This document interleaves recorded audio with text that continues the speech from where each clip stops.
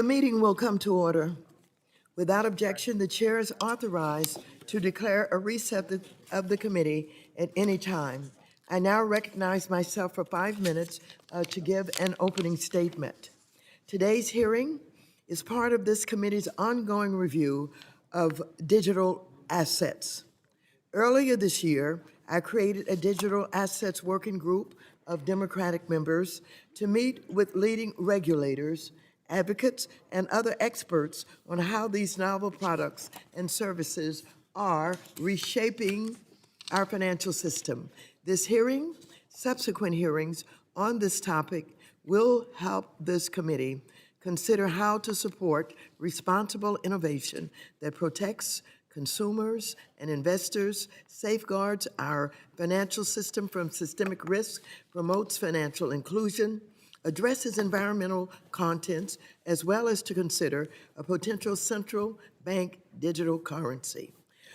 We have also held several subcommittee and task force hearings earlier this year to better understand the landscape of this industry. At today's hearing, which I worked with a ranking member, McHenry, to organize, I look forward to engaging directly with this panel of cryptocurrency CEOs whose companies issue stablecoins and provide an exchange to buy and sell digital assets to understand where they think their products, services, and technologies are heading. Americans are increasingly making financial decisions using digital assets every day. Even some pension funds are beginning to invest in cryptocurrencies on behalf of retirees, despite the track record of volatility of cryptocurrencies as investments. The pandemic has also continued to contribute to working families looking for alternatives to rebuild their nest egg by investing in cryptocurrency. The rapid growth of this industry has also become more visible with celebrity endorsements and ATMs that exchange cash for cryptocurrency. However, several questions remain as to how traditional rules apply and whether regulators have sufficient authority to protect investors and consumers while maintaining market integrity and encouraging innovation. Currently, cryptocurrency markets have no overarching or centralized regulatory framework, leaving investments in the digital aspect space vulnerable to fraud, manipulation, and abuse.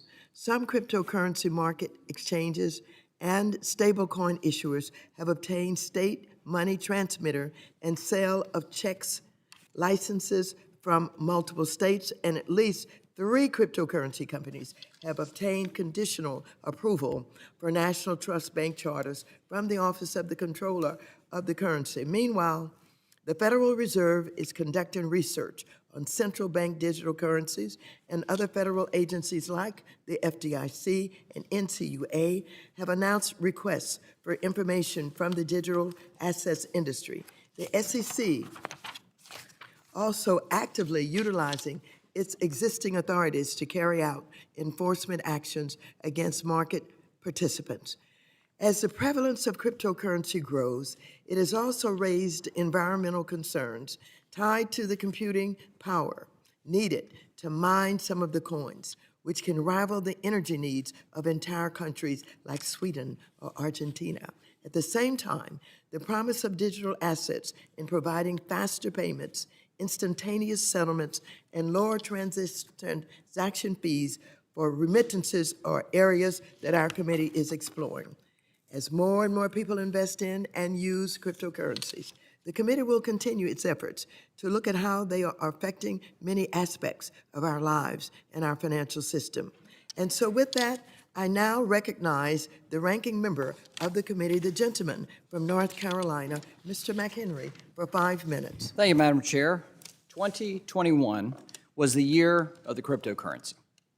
More Americans than ever are taking notice of this transformational technology. DeFi, DAOs, NFTs, Web3, jargon that was really once just used on crypto Twitter, they are quickly becoming part of the lexicon. Technology and its adoption are moving fast. Entrepreneurs and innovators are building and deploying the next generation of the internet. And firms like the ones before us are the on-ramp for many Americans to participate in the digital asset ecosystem. But this panel is only a bit of that broad ecosystem, and this is the first time Congress is having a hearing about cryptocurrencies in its fullness. But as with any new and fast-growing industry, there are questions that need to be answered. I want to be clear, though. This technology is already regulated. Now, the regulations may be clunky, they may not be up to date. I ask my friends, my policymaker friends here on the Hill, this question. Do you know enough about this technology to have a serious debate? Now, if the answer is no, then we need to first seek to understand, to build up that understanding of this new technology so we can have a serious debate on how we appropriately respond and update regulations and perhaps laws. But I should be clear, the goal today is to listen, learn, and ask questions. This technology is new and exciting. It promises a new direction for financial economies, services, and products. I further ask this question, though, how do we make sure as American policymakers that this cryptocurrency revolution, this technology revolution, happens in the U.S. and not overseas? There are a lot of questions we have to answer. But of course, we need reasonable rules of the road. We know that. We don't need knee-jerk reactions by lawmakers to regulate out of fear of the unknown rather than seeking to understand. And that fear of the unknown and the move to regulate before understanding will only stifle American ingenuity and put us at a competitive disadvantage. Throughout history, we've seen examples, countless harmful examples of overregulation around the world by governments. In the late 1800s, England reacted to the rise of cars with laws that required 3 people to operate vehicles at all times. 1 to drive, a 2nd to fuel up the vehicle, and a 3rd to stand in front of the car and wave a red flag. Now, Congress should not be dumb enough to raise a red flag around this technology revolution. We should embrace it, we should understand it, and we should be the international leaders in this space. Further example I would tell you is Skype, the video conferencing platform that may still be a little clunky, but was vital during the COVID shutdowns that we just experienced. And it was vital for some of our kids to even go to school or even have hearings on this massive screen here. Skype was illegal in most of the world when it was launched. There wasn't a regulatory infrastructure in place that allowed this novel technology, this new technology.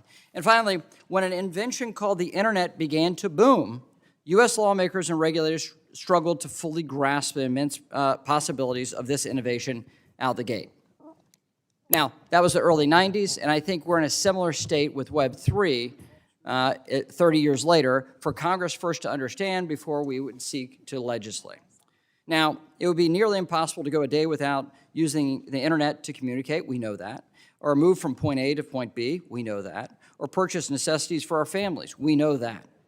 I would argue that the nascent technology we're discussing today will have just as much impact on our daily lives, perhaps more. And that's why we must get this right. My fear, however, is that we'll have a partisan divide here.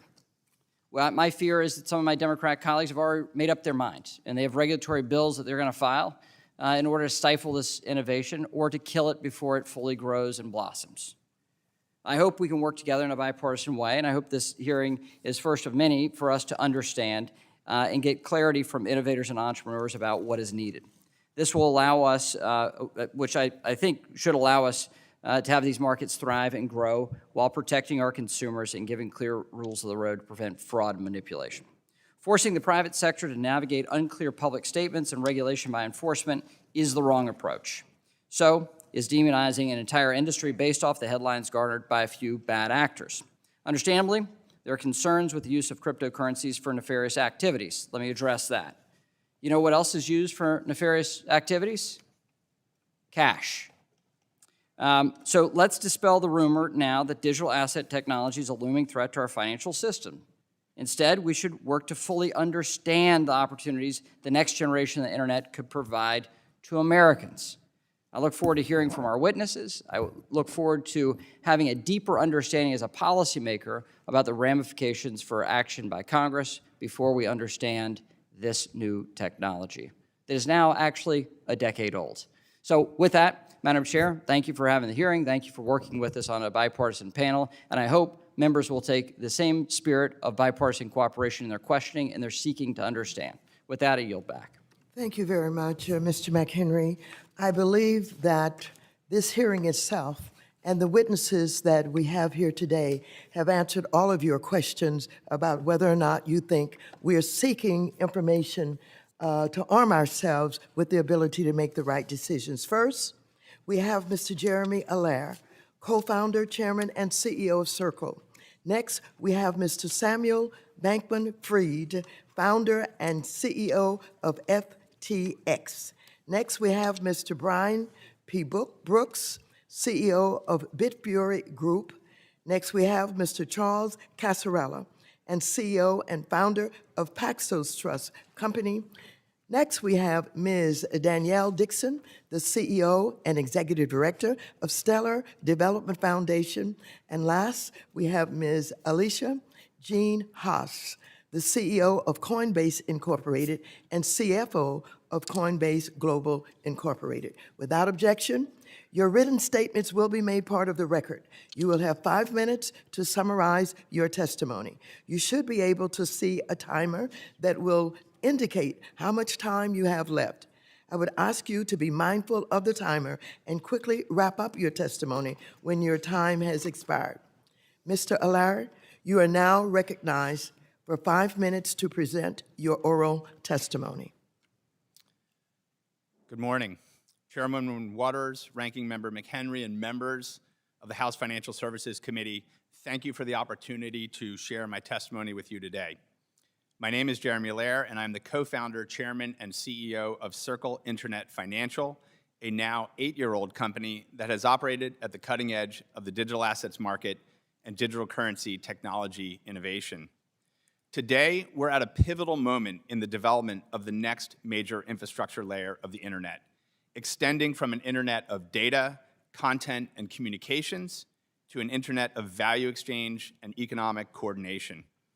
In a world where money becomes a core feature of the internet, the United States should be aggressively promoting the use of the dollar as the primary currency of the internet and leverage that as a source of national economic competitiveness.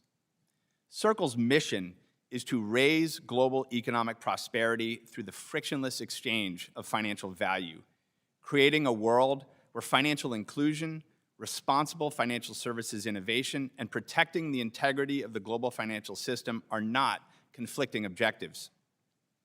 Today, I'd like to address some of the key policy issues facing the United States around the rapid growth and use of dollar digital currencies, also known as stablecoins. Circle is the sole issuer of USD Coin, or USDC, an innovation that brings the benefits of digital currency, fast, inexpensive, highly secure, global, and interoperable value exchange over the internet, without the downside of extreme volatility that has plagued most cryptocurrencies. USDC is helping to pave the way for digital dollars to be the leading currency of the internet. While stablecoins got started as a dollar settlement layer for digital asset trading markets, their use in everyday payments is expanding rapidly. Just in the past several weeks, Circle has signed on institutional customers who are using these services for small business payments, international remittances, and efficient payments for remote workers. Soon, we believe that dollars on the internet will be as efficient and widely available as text messages and email. As the recent President's Working Group report on stablecoins highlighted, not all of these payment instruments are created equal. But by the same token, not all of them are part of an unregulated Wild West, as has often been portrayed. In our case, we have prioritized building, designing, and guarding the prudential standards for USDC inside of and conforming with prevailing US regulatory standards that apply to leading fintech and payments firms. This approach has helped USDC to reach over $40 billion in circulation and has powered more than $1 trillion in on-chain transactions. The reserves backing USDC are held in the care, custody, and control of the U.S. regulated banking system. These are strictly held in cash and short-duration U.S. government treasuries, and we have consistently reported on the status of these reserves and their sufficiency to meet demands for USDC outstanding with third-party attestations from a leading global accounting firm. With this growth comes an increasing responsibility to foster financial inclusion. To that end, we aim to deploy cash deposits across the country where we will allocate a share of USDC reserves, hopefully accruing to billions of dollars over time, to minority depository institutions and community banks as a way of improving their balance sheets, but also ensuring that the future of payments and banking is more inclusive than the past. The President's Working Group report on stablecoins has put forward a set of recommendations for establishing national regulatory supervision of firms such as Circle. We support this effort and believe there can be strong nonpartisan support for the appropriate federal supervision of this highly strategic payments infrastructure. Well prior to the President's Working Group report, we announced our plans to pursue a national banking charter from the OCC, and we continue prioritizing active engagement with all of the relevant federal and state banking regulators. There's much work to do in defining the critical statutory requirements for stablecoins. At the same time, the technology of blockchains and digital assets are not standing still. And whatever the ultimate policy and regulatory outcomes, it is crucial that policy embraces and enables the United States to be global leaders in the development of the Internet of Value. As the committee works in earnest on these issues, we welcome active engagement and believe this to be one of the most important areas for economic infrastructure and growth in the coming decade. Thank you again, Chairwoman Waters and Ranking Member McHenry, for the opportunity to present to you today. I look forward to the committee's questions. Thank you, Mr. Allaire. Mr. Bankman-Fried, you are now recognized for 5 minutes to present your oral testimony. Thank you, Chair Waters, Ranking Member McHenry, and all the members of the committee for having me here today to testify. It's an honor to be here. A little bit about my background first. I grew up in Stanford, California, went to MIT where I majored in physics, and spent 3.5 years as a quantitative trader after college. My goal has been to find ways to have positive impact on the world and to maximize that, and to do so by supporting some really fantastic organizations. In 2017, I felt like it was time to try starting up my own thing. So I, left my job and I moved out west and ultimately got involved in the burgeoning cryptocurrency ecosystem. I spent about a year trading, and in late 2018 began with my co-founders building out FTX. FTX is a global cryptocurrency exchange. We are the second or third largest exchange globally, depending on what metrics you use, processing about $15 billion per day of trading volume on the platform. About a year and a half ago, we started up FTX US, our United States-based and servicing operations. A few points on FTX and the broader cryptocurrency industry. The first is that I think that the industry has the potential to improve a lot of people's lives. There are a lot of ways that this can happen. I think that the payments side of this gets a lot of attention, and rightfully so. Every time that a common consumer goes to a market to purchase goods, they pay multiple % in fees to intermediaries, and that's if they're lucky. When you look globally, trying to send money back to your loved ones at home is extremely difficult. It can cost tens of % in fees. It can take weeks to arrive. It can get embezzled by various third-party scams in the middle. And in general, the global financial ecosystem is not one where sending assets to those who are important to you is easy to do. And this hits the people who are least off the hardest, who have the least access to the financial ecosystem as it exists today. When you look at the number of people who are underbanked or unbanked, both in the United States and globally, It's indicative of a system that does not work for everyone. And this is a product of the intermediation involved. It's a product of how the larger institutions have evolved. And it's a product of payments infrastructure that is difficult and clunky enough to use that it just does not work for most people. Cryptocurrencies do provide a potential way to address a number of these issues, making it easier, cheaper, faster, and more equitable for people to do what they need to do to manage their financial lives. A little bit about FTX. We are a cryptocurrency exchange. We have a different structure than the traditional exchanges do, as do many digital asset venues. We provide open and free market data to all of our users. On a traditional venue, you pay tens of millions of dollars per year if you want access to the data of the market that you're expected to be placing orders in. You have minimal access to the same tools and order types that sophisticated trading firms have if you're accessing it through the normal set of intermediaries. On FTX, all of our users have full access to the platform. They have full access to the same sets of tools that institutions do. And they have full access to all of our market data, which we make publicly available for free. This is true whether you're accessing it via API as a sophisticated institution, via our website, or via our mobile app. We've also put a lot of work into the risk controls on our platform. This is true from the financial crime side, where we conduct sophisticated know your customer diligence on all of our users. In order to identify any illicit activity, we monitor via multiple solutions all blockchain transfers into and out of our exchange. It's true of our risk engine, which is a 24/7 risk engine that is unlike the traditional financial ecosystem where risk builds up overnight, where there need to be separate risk models for weekends and overnight activity and holidays, where hours or days can go by with no ability to mitigate risk to the system. We have a transparent system where all of our data all of our public market data is openly available and free, where risk parameters are transparent. And we are already regulated and licensed. We have many licenses globally. Here in the United States, we are regulated by the states under the money service business and money transmitting regime. And we are regulated nationally by the CFTC, where we have a DCO, a DCM, a swap execution facility, and other licensure. We strive to conduct all of our business in a transparent and regulated manner.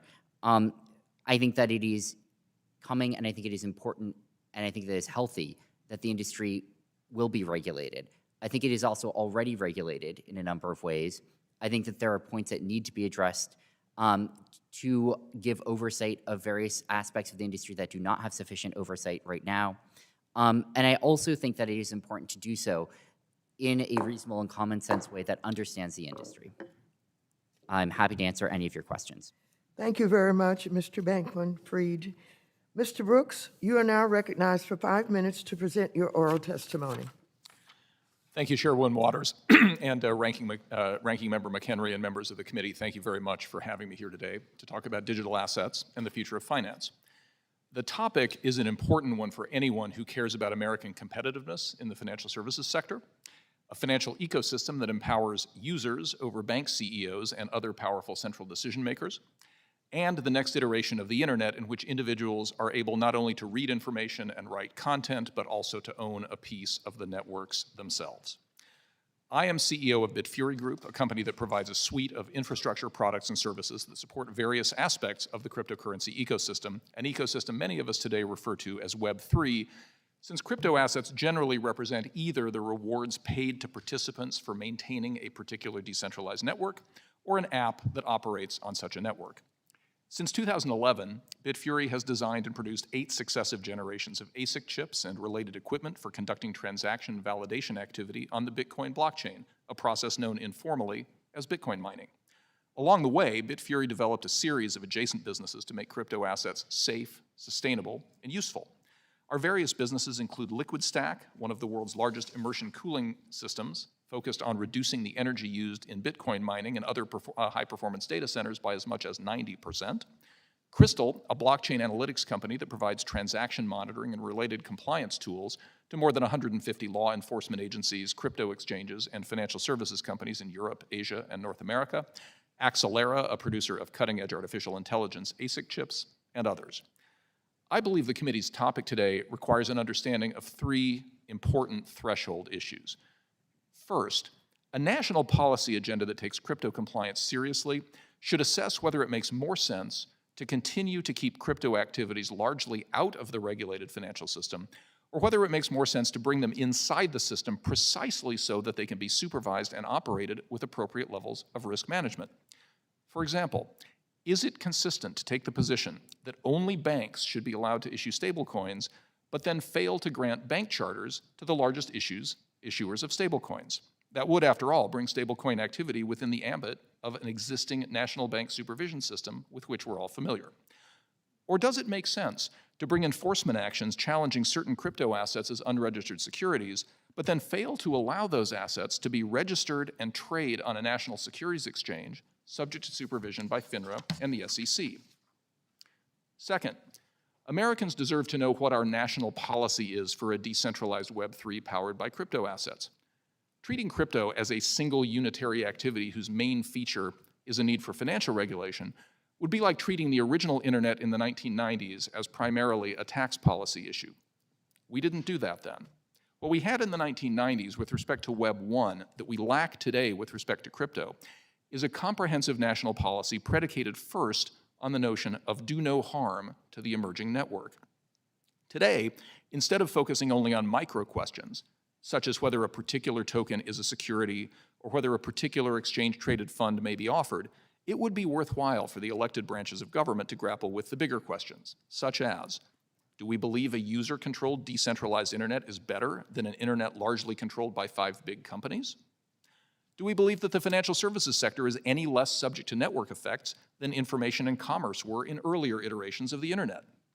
Do we trust big banks more or open source software more as a tool for maintaining ledgers of account and allocating credit and capital? Can we recognize the difference between crypto projects failing for lack of demand, just as many publicly traded companies fail, and the difference between individual crypto projects actually being scams unworthy of being presented to the fair but sometimes harsh judgment of markets? Third, crypto policy should take into account not only any new risks introduced into the system, but also the risk in the present system that are solved by decentralization. Having issued almost $1 billion in civil money penalties against banks and bank executives during my tenure leading the Office of the Comptroller of the Currency, it is clear to me that the present financial system has plenty of examples of risks and costs and safety and soundness problems that are being addressed in the current system. Shouldn't we take seriously the possibility that algorithms and open source software that take a measure of human error, greed, negligence, fraud, and bias out of the system might actually make the system better on net, even if there are some new risks being presented that need to be understood and regulated? Apart from those three overarching considerations, I'd like to very quickly make 2 points specific to my current perspective on the crypto economy. One relates to the effect of US crypto regulation on American competitiveness in both the technology and capital market sectors. There are a number of examples of US regulatory decisions that have driven legitimate activity offshore in ways that harm US investors, innovators, and workers. Can anyone explain, for example, why Fidelity Investments, one of America's best-known investment advisors, had to go to Canada to offer a Bitcoin ETF? Or why physically settled crypto ETFs are safe and legal in Germany, Brazil, Singapore, and elsewhere, but somehow not in the United States? Can anyone explain why crypto exchanges, stablecoin issuers, and others can receive e-money licenses to access the payment system in the United Kingdom, but in the United States are reserved exclusively for chartered banks, with the result that the GDP cost of the payment system in the US is roughly 4 times the cost in the UK? For that matter, why is there no clear path for crypto-focused insured depositories chartered in the state of Wyoming to access Federal Reserve payment services like other insured depositories? These are the big questions that I hope to address today.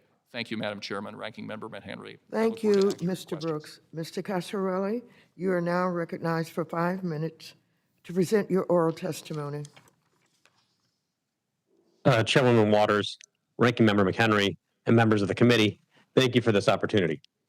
My name is Charles Cascarella. I'm the CEO and co-founder of Paxos. During my 22-year career in financial services as an analyst, investor, and entrepreneur, I have witnessed the shortcomings and systemic risks of our financial market infrastructure firsthand. Paxos is a regulated financial institution and blockchain infrastructure platform. Paxos's customers include Bank of America, PayPal, MasterCard, Interactive Brokers, Credit Suisse, and many others. We help financial institutions provide their clients with reliable, regulated access to digital assets. Paxos also offers a uniquely structured and regulated stablecoin, the Pax Dollar. Each Pax Dollar is fully backed by $1 US. As a result, it is not volatile like other types of digital assets. However, it retains the same properties that make digital assets so appealing. It can be transferred nearly instantly, overnight, and on weekends, and it is programmable, secure, and traceable. Digital assets and blockchain technologies can create a more efficient, secure, and innovative financial system, and a more inclusive and equitable global economy. In the existing financial system, a person needs a bank account to safely store money, establish credit, earn interest, and borrow. Yet according to the Federal Reserve, 18% of all Americans, and 40% of Black adults, and 50% of adults without a high school degree are unbanked or underbanked. The current system is expensive and slow. International and even domestic money transfers can take days. At any given time, there are trillions of dollars worth of capital held up in transactions that have not yet settled. Digital assets are vastly more accessible. Anyone with a smartphone can download a wallet app to send and receive assets. No bank account is required. Transferring digital assets is instantaneous and convenient. They can be sent or received 24/7. There's no waiting around for wire transfers or money orders to arrive, or for banks and stock exchanges to open. And transfers are often very inexpensive, in some cases costing just a penny per transfer. Digital assets can also reduce bias in finance. At its heart, blockchain is just a math equation. It is agnostic to a user's race, gender, nationality, or income. And blockchain permanently and publicly records transactions, reducing errors, fraud, and systemic risk. A blockchain-based financial architecture could settle trades on the same day, thus mitigating counterparty risk and eliminating the need for costly central clearinghouses. For our part, Paxos recently completed a successful pilot to offer same-day security settlement in support of SEC Chair Gensler's goal of reducing settlement times. Paxos believes regulation is essential for increasing public trust in digital assets and ensuring adoption. That's why we sought oversight by a primary prudential regulator, even though we were not required to do so. Paxos became the first regulated trust for digital assets in the country when it was approved by the New York State Department of Financial Services in 2015.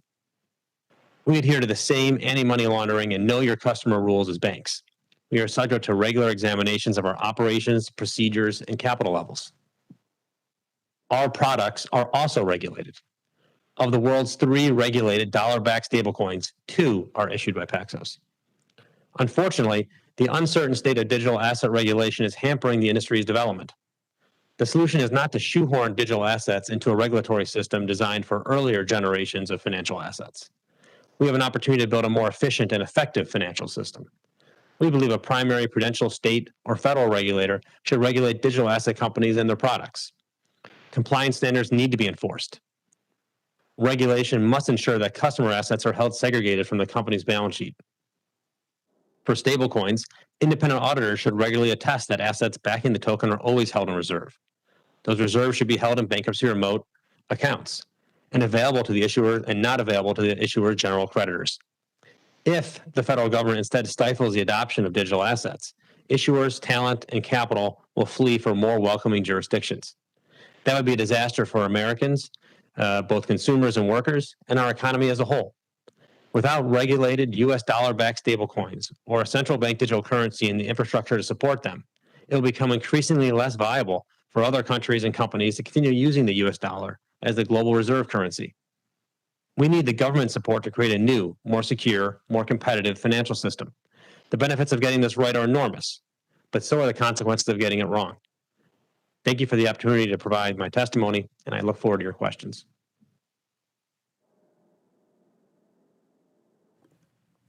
Thank you very much. Ms. Dixon, you are now recognized for 5 minutes to present your oral testimony. Good morning, Chairman Waters, Ranking Member McHenry, and members of the committee. Thank you for inviting me to be here today. Could you move your microphone a little bit closer? Thank you. Thank you for inviting me to testify today. I'm honored to be here. My name is Danelle Dixon, and I am the CEO and Executive Director of the Stellar Development Foundation. I took this role and joined the blockchain industry more than 2.5 years ago. Prior to that, I was the Chief Operating Officer of the Mozilla Corporation, where I spent a lot of my time advocating, among other things, openness and interoperability in web technologies. It's those same policy priorities that drew me to blockchain, an industry that I believe can learn from past mistakes made in other areas of web development. Stellar is an open, permissionless, decentralized network that is optimized for payments. There is no single entity, including SDF, that controls the code base of the network or its growth. You don't need permission to use this technology. Just like the underpinnings of the internet, it is ready and available for use to anyone. Importantly, and especially in the context of this hearing, Stellar was designed for asset issuance, making it possible to create, send, and trade digital assets backed by nearly any form of value. And also was designed with compliance tools built in to help those asset issuers meet their own compliance obligations. The Stellar platform is a pioneer of tokenization, optimized for fiat-backed asset issuance before stablecoin was even a word. And over the last few years, an ecosystem of businesses and users have built use cases around Stellar-based stablecoins due to their incredible utility to solve many of the problems we see in today's payment landscape. Despite the headlines, what's happening in the world with blockchain, with cryptocurrency and stablecoins is not just lending, trading, and borrowing. Other use cases are active and focused on solving real-world challenges using the technology. So let me start with MoneyGram International. MoneyGram is building a solution on Stellar that enables seamless conversion between cash and digital assets. MoneyGram's network integrates with the Stellar blockchain to enable cash funding of digital accounts and payout in different currencies of the consumer's choice using stablecoins. It's using Circle's USDC coin. In real terms, consumers will be able to send value in the stablecoin and easily convert to local fiat currency for instant pickup of thousands of participating MoneyGram locations globally. This is in pilot phase right now in the US and is expected to be widely available in 2022. Another example, Leaf Global FinTech has built a solution for refugees and cross-border goods traders who are vulnerable to theft while carrying across borders. So with Leaf's wallet, these users can save their money in multiple currencies, benefit from cross-border transfers, and pay for goods and services. That functionality is only possible because they leverage Stellar's ability to issue assets, to issue stablecoins, and exchange value with low transaction fees and high speeds. This use case is live and operational today. The last use case I'd like to touch on is one that is in development.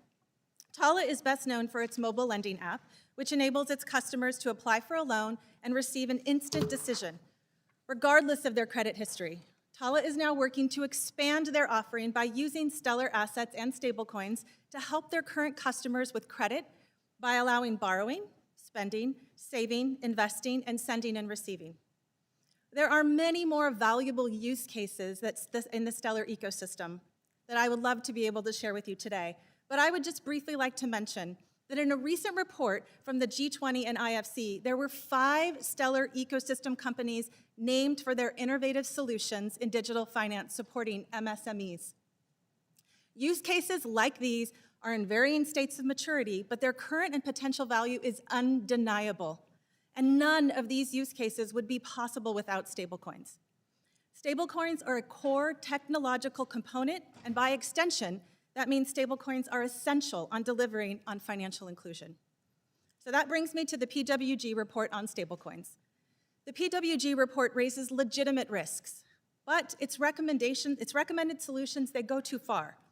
Specifically, to limit stablecoin issuance to insured depository institutions is not narrowly tailored to the actual risk of stablecoin arrangements for the simple reason that although there are outliers, most stablecoins, unlike bank deposits, are fully reserved.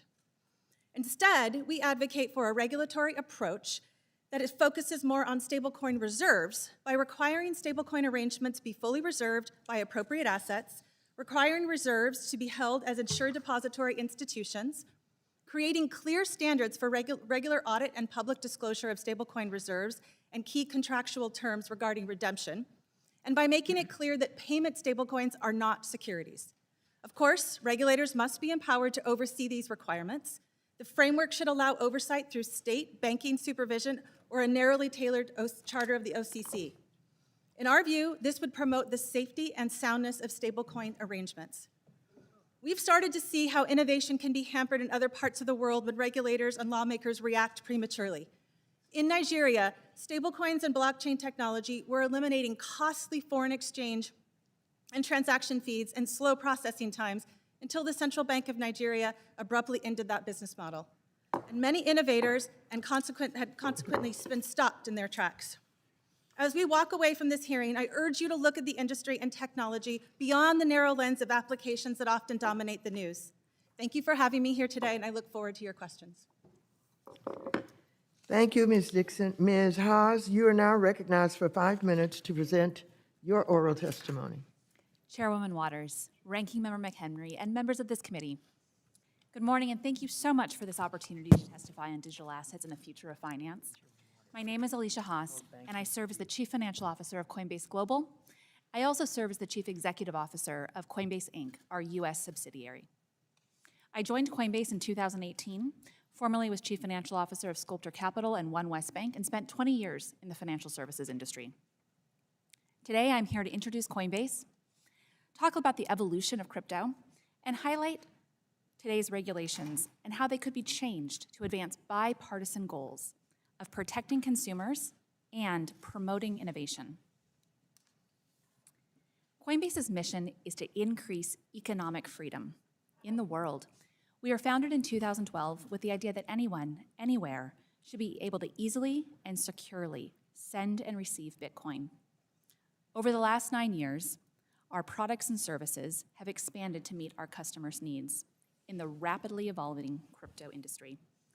We have customers in every state except the state of Hawaii, and as a remote-first company, we have employees in 45 states and in the District of Columbia, including 24 of the 25 states represented by this committee.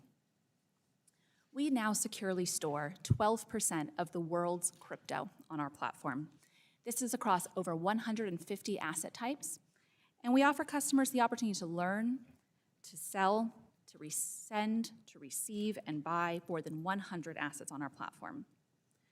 Additionally, we offer customers the opportunity to spend, to borrow, to earn, to stake, and transact on select assets. We serve more than 73 million customers globally, including 10,000 institutions and 185,000 application developers.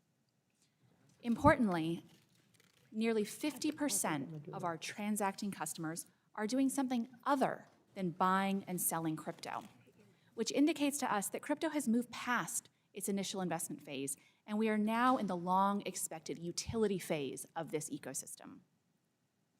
Since our founding, Coinbase has strived to be the most secure, trusted, and legally compliant bridge to the crypto economy.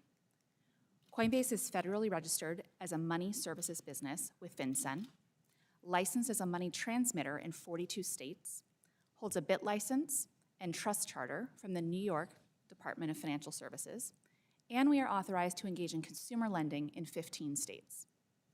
We have a robust AML BSA program, and we are one of only 2 digital asset members of the Department of Treasury's Bank Secrecy Act Advisory Group.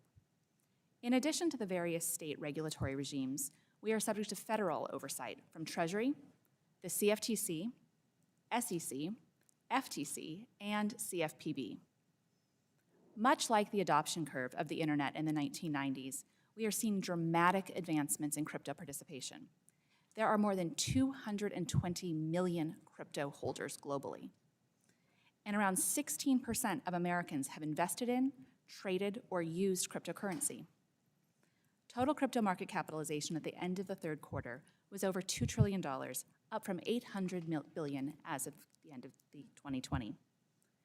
Coinbase's platform is powering the crypto economy, a new financial system for the internet age, which we believe is a critical infrastructure layer to Web 3.0.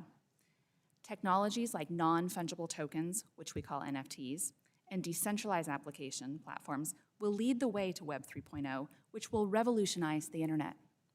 Much like the industry was revolutionized when it went from static content to the dynamic engagement content we have today. We believe sound regulation is central to fueling crypto innovation and adoption. That is why we introduced our digital asset policy proposal, which we refer to as DApp. The DApp assessed the challenges of the existing regulatory framework and proposed a 4-pillar solution. First, we believe the government should recognize digital assets under a new, comprehensive framework that recognizes the unique technological innovations underpinning digital assets.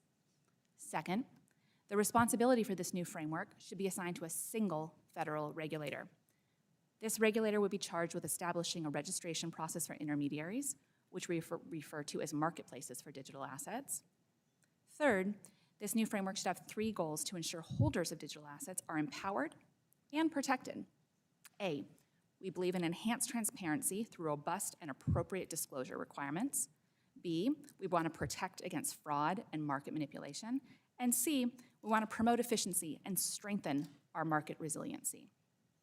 Our 4th and final pillar is to ensure that regulatory solutions promote interoperability and fair competition. In conclusion, Coinbase believes crypto will drive transformational change across society in positive ways. This is why our mission is to promote economic freedom around the world. Disruption always challenges the status quo, but we believe sound policies can improve the system for everyone. We applaud Chairwoman Waters, Ranking Member McHenry, and the members of this committee for holding this important hearing.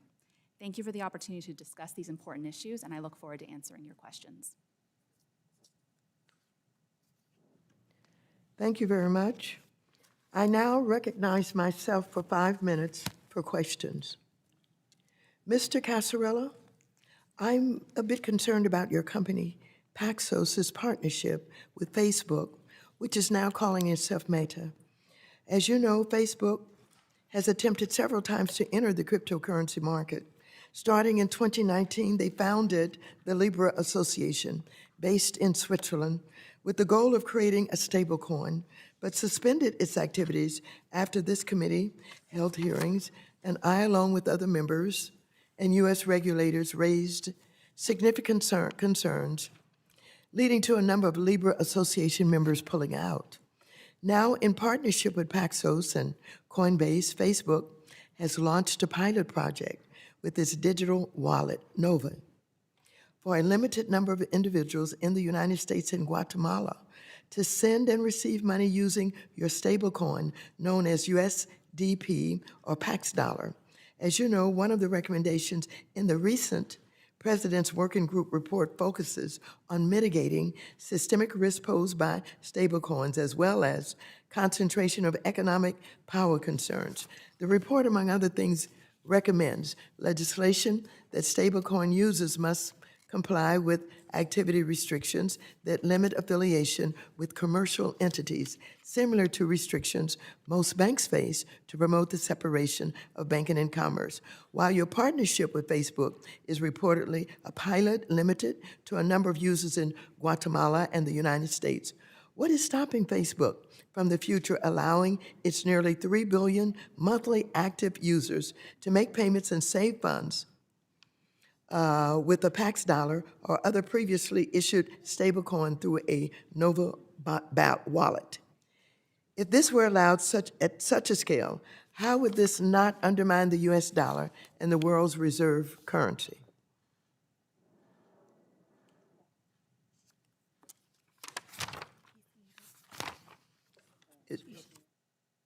Casarella, are you still muted?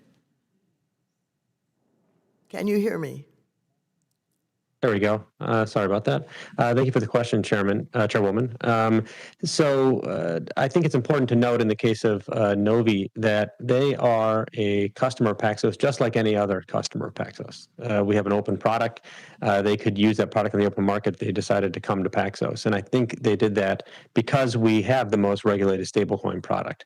And I think that was an important decision for them, that they wanted to use a well-regulated product. And I think another important point here is is Novi is our customer. That's a subsidiary of Facebook Meta. But Novi itself is a regulated money services business. They are regulated to operate in almost all states in the United States. And we have done extensive due diligence on their controls and the regulatory oversight that they have. And we feel very confident that they're following those. And so in terms of the Novi usage of our product, it's just like anybody else, just like if they had a bank account, which they do, and they were using.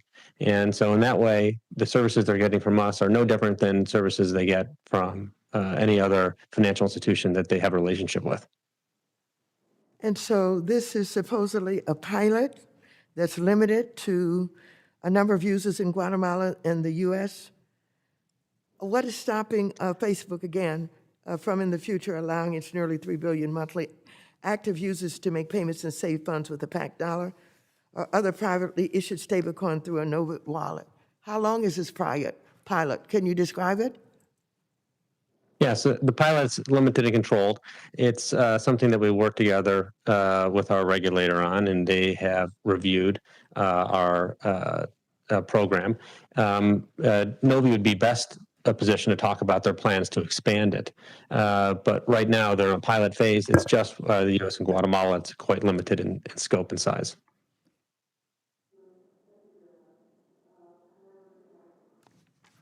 I now recognize the gentleman from North Carolina, Mr. McHenry. Well, thank you. Who is a ranking member of the committee. You are now recognized for 5 minutes. Thank you. Mr. Brooks, let's step back from digital assets and blockchain for a moment. Let's talk about where the internet was, where it's come to, where it's going, right? We're trying to level set here for policymakers. So originally, the internet was a read-only format, in essence. We're consuming information. And then there's additional layers that we place on. It became much more interactive. But counterintuitively, much more interactive, but much more centralized in Web 1, Web 2. What we're hearing now is Web 3. Policymakers need to understand the nature of Web 3. This is a hearing about a component of Web 3. Now, along those lines, what are the characteristics that defined Web 1 and Web 2? Mr. McHenry, thank you very much for that question. I think that's critical to understanding what we're all trying to build here. So the characteristic of Web 1, if people remember their original AOL account, was an ability to look in a curated walled garden at a set of content that was not interactive but was presented to you on AOL the way that Time magazine used to show you the articles they wanted you to see inside of their magazine. Just you could see it on a screen. The innovation of Web 2 was that suddenly you could not only read content, but you could also write content. This is when the blogosphere became a big thing. People remember this from the late 90s, the early 2000s. The reason for the centralization of the internet, of course, was that all of that activity was being monetized by a very small number of companies. Facebook, as the chairwoman mentions, Google, and 2 or 3 other companies. What makes Web3 different is the ability to own the actual network. And that's what crypto assets themselves represent, is an ownership stake in an underlying network. So when you hear people talk about, for example, layer 1 tokens, what they mean is this is your reward for providing the ledger maintenance services, the computing power to the network that on Web 1 and 2 was done by Google, right? So now people in my hometown of Pueblo, Colorado can actually own the Ethereum network, but they can't own the internet. That's owned by Google and a few other companies. That's what the project of crypto is all about, is allowing people to directly own the networks that have native assets that are supporting it, and that's the nature of decentralization, where the token holders are the people who control the asset, not so Google. Token holders, for our language here on the Hill, those are digital assets, right? Which are the keys to open up the ledger for you to participate, right? Correct. So describe to us how those digital assets fit into this internet revolution, Web 3. So the concept is that you have sort of application layer tokens and you have protocol layer tokens. So if I'm an owner of Bitcoin, let's say that I'm a miner of Bitcoin, somebody who actually creates Bitcoin. The Bitcoin is the reward I receive for doing the work to keep the network operational, and that allows me to own a piece of the Bitcoin blockchain. Or take Ethereum, which is easier to understand. The Ether token represents an ownership stake in the network, but on top of that network are all kinds of apps that get built on the network, much like the apps on your phone depend on the underlying network existing that lets the phone operate. And so people will make judgments about which network is likely to win, and they will invest in the tokens in that network much the same way you might invest in Google stock because you think Google is going to scale access to the original internet. The difference being here, you can vote on what happens in the future of a proof of stake network, for example. You can get rewarded through a proof of work token for maintaining a ledger on something like Bitcoin. But the real message here is that what happens on the decentralized internet is decided by the investors, versus what happens on the main internet is decided by Twitter, Facebook, Google, and a small number of other companies. Okay, so getting this layer on digital assets right, for Congress to understand this, everything is built upon that on-ramp to this new internet. So very important for us to be sensitive to how this develops and any actions we take in terms of laws and updating laws to incorporate these new technologies. Yeah, Mr. McHenry, couldn't agree more, and I think when you hear about all of the problems of different big tech companies, the importance of an owner-controlled network becomes clear. Okay, owner-controlled network rather than a cooperative, right? And Yes. thinking in those terms. Absolutely. Right? So if you're not a part of management, you're not making a decision in Web 2. If you are a participant in the network, you're cooperating in the making of those decisions. Exactly right. Okay. So I ask this not to be insulting to the panel, but to have a level set here so we have an understanding of what we're talking about. This is not simply about you on this panel. It is about trillions of dollars of assets that did not exist before Satoshi wrote his white paper 13 years ago. It's about $3 trillion in notional value at this stage around the development of a whole new range, whole new suite of technology that will be developed across the globe, whether or not the United States embraces it and wants to compete, or if it's pushed offshore. So as policymakers, we need to understand what we're talking about here. This is a small panel, important as you may be, a small panel about the discussion about Web 3. And so with that, Madam Chair, thank you for having this hearing, and I hope that we can have more understanding by policymakers about these important concepts. Thank you, Mr. Brooks. Thank you very much. The gentlewoman from New York, Mrs. Maloney, who is also the chair of the House Committee on Oversight and Reform, is now recognized for 5 minutes. Thank you, Chair Waters, for having today's hearing.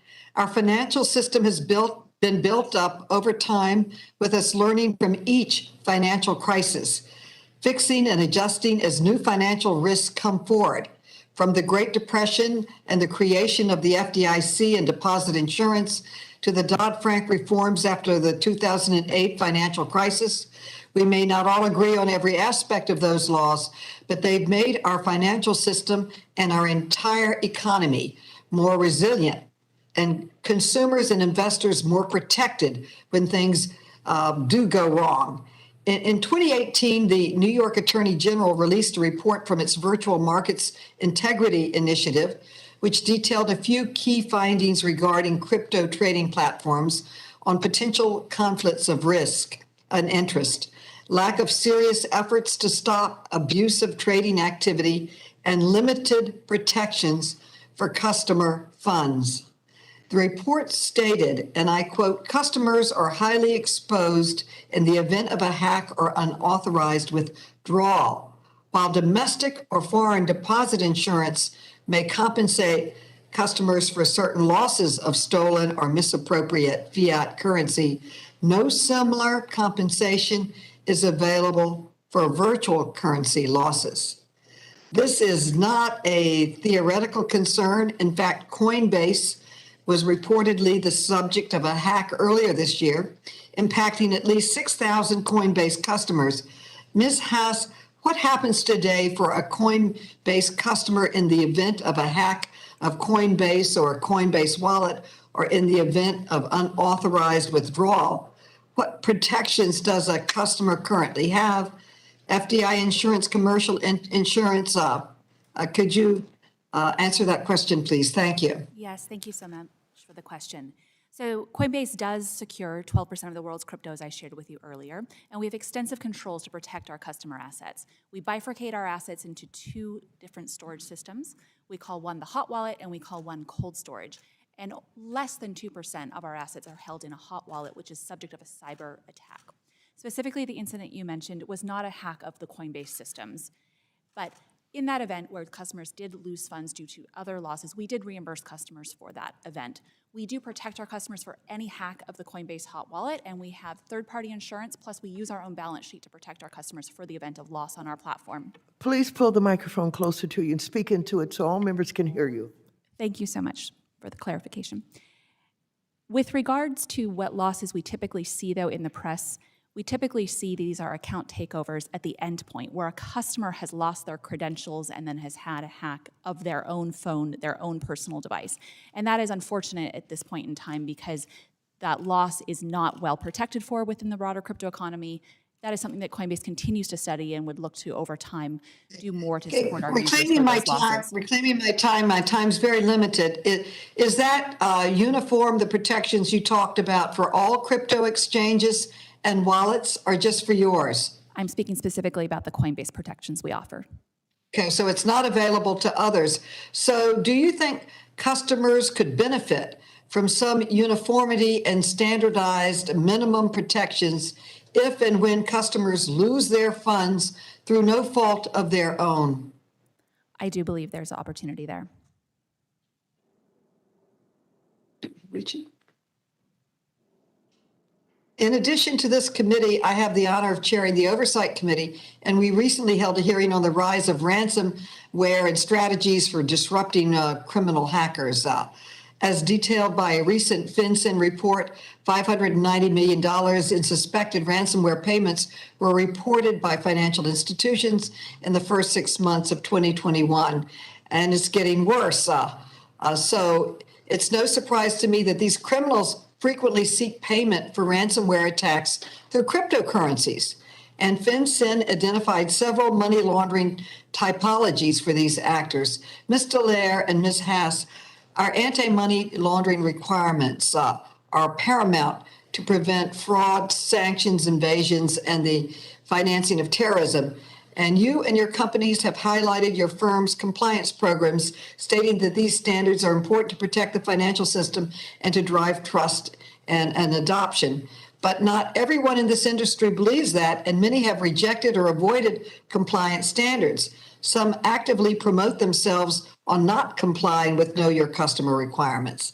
This is an entire financial services ecosystem, and one weak link exposes the entire system to money laundering risks, as highlighted by the FinCEN data I just mentioned. Could you share why your firms have taken your anti-money laundering compliance approach and the benefits of doing so across your firm's products and services? And what steps can we take to bolster our anti-money laundering efforts and ensure all crypto marketplaces comply?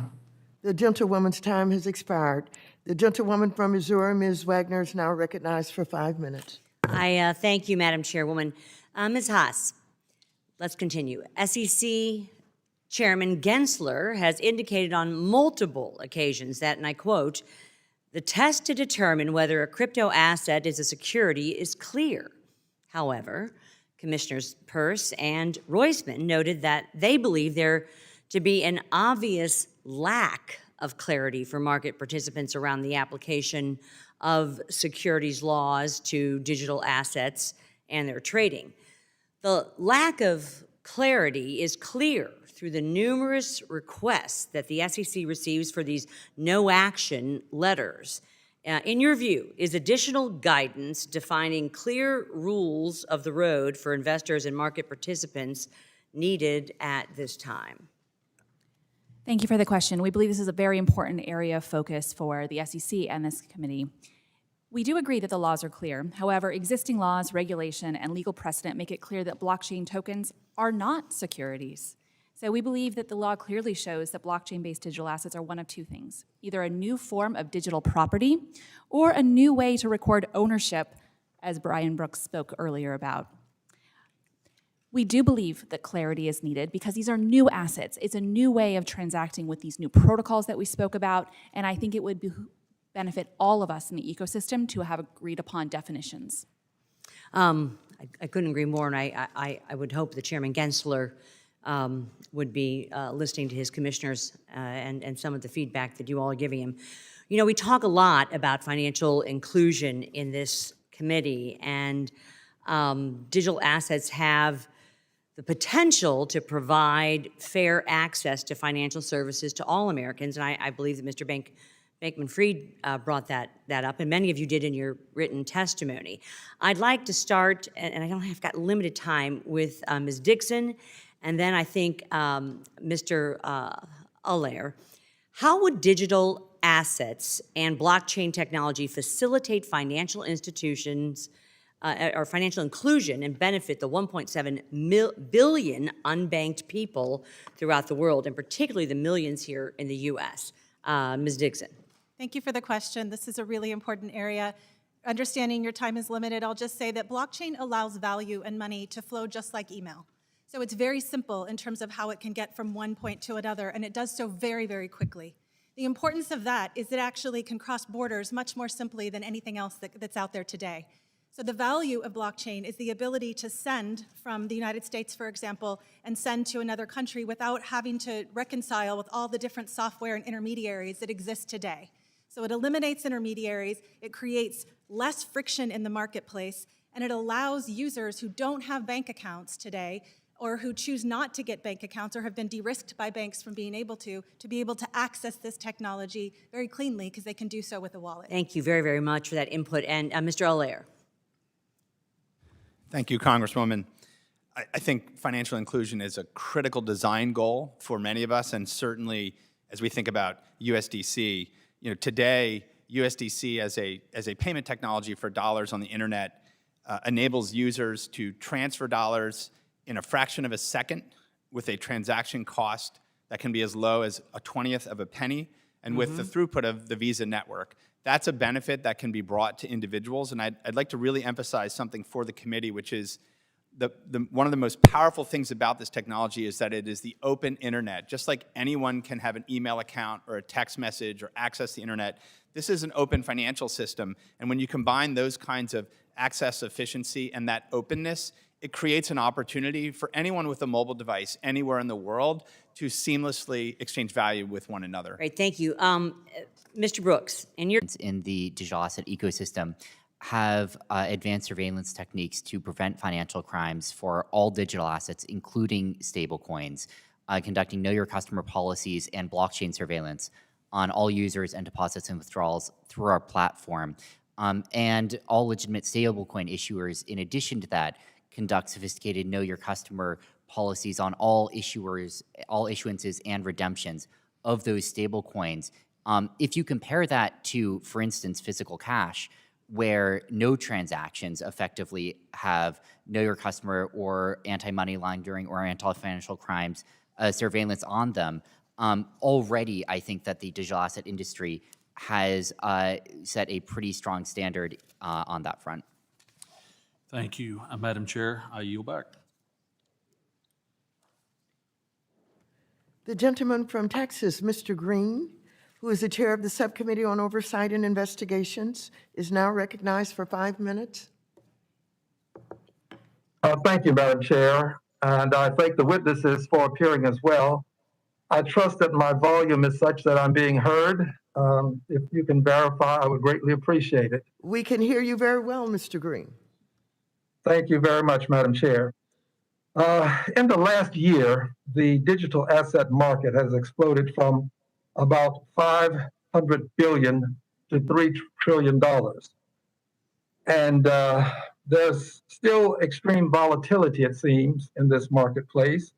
Bitcoin, for example, lost half of its value over 2 days in March. And it rebounded, of course, later on. But there are many problems leading up to the global financial crisis that seem to be manifesting themselves in the market currently.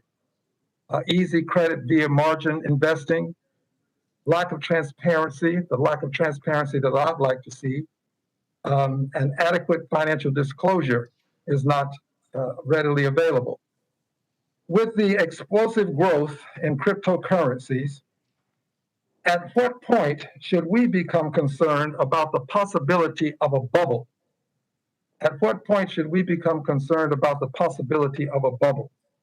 Let's start, if we may, with Mr. Brian Brooks. Well, thank you, Congressman Green. It's terrific to see you again, and I always find your questions extremely perceptive. What I would say about that question is a lot of the price volatility of cryptocurrency has to do with the early stage of the market and the thinly traded nature of the asset compared to, for example, U.S. real estate, global equities, or anything like that. I think the message I'd land with this committee in response to your question, however, is some of the things that make U.S. equity and debt markets more stable and less volatile have to do with the fact that there's a lot more price discovery in those areas. And what I mean by that is, you know, in the U.S. we have regulated equity mutual funds. We have derivatives products and futures products that allow the free trading on a 24/7 basis that provides the market with forecasts of what's happening in the ecosystem. In the world of crypto, the U.S. hasn't responded by developing those tools for price discovery yet, and so the result in a relatively new, relatively thinly traded market is that one person unwinding their position can have a massive effect on the price. The last point I would just make very quickly is something like 80% of Bitcoin holders have never sold a Bitcoin. And so when you hear about a day when there was a giant price drop in Bitcoin, often it turns out that there was one or two large traders who were unwinding a leveraged position, and the vast majority of holders have enough confidence in it that they've literally never sold a unit of it. So I would argue we need more liquidity and more price discovery to tamp down volatility, not less. Thank you. Let's go to Ms. Dixon, please.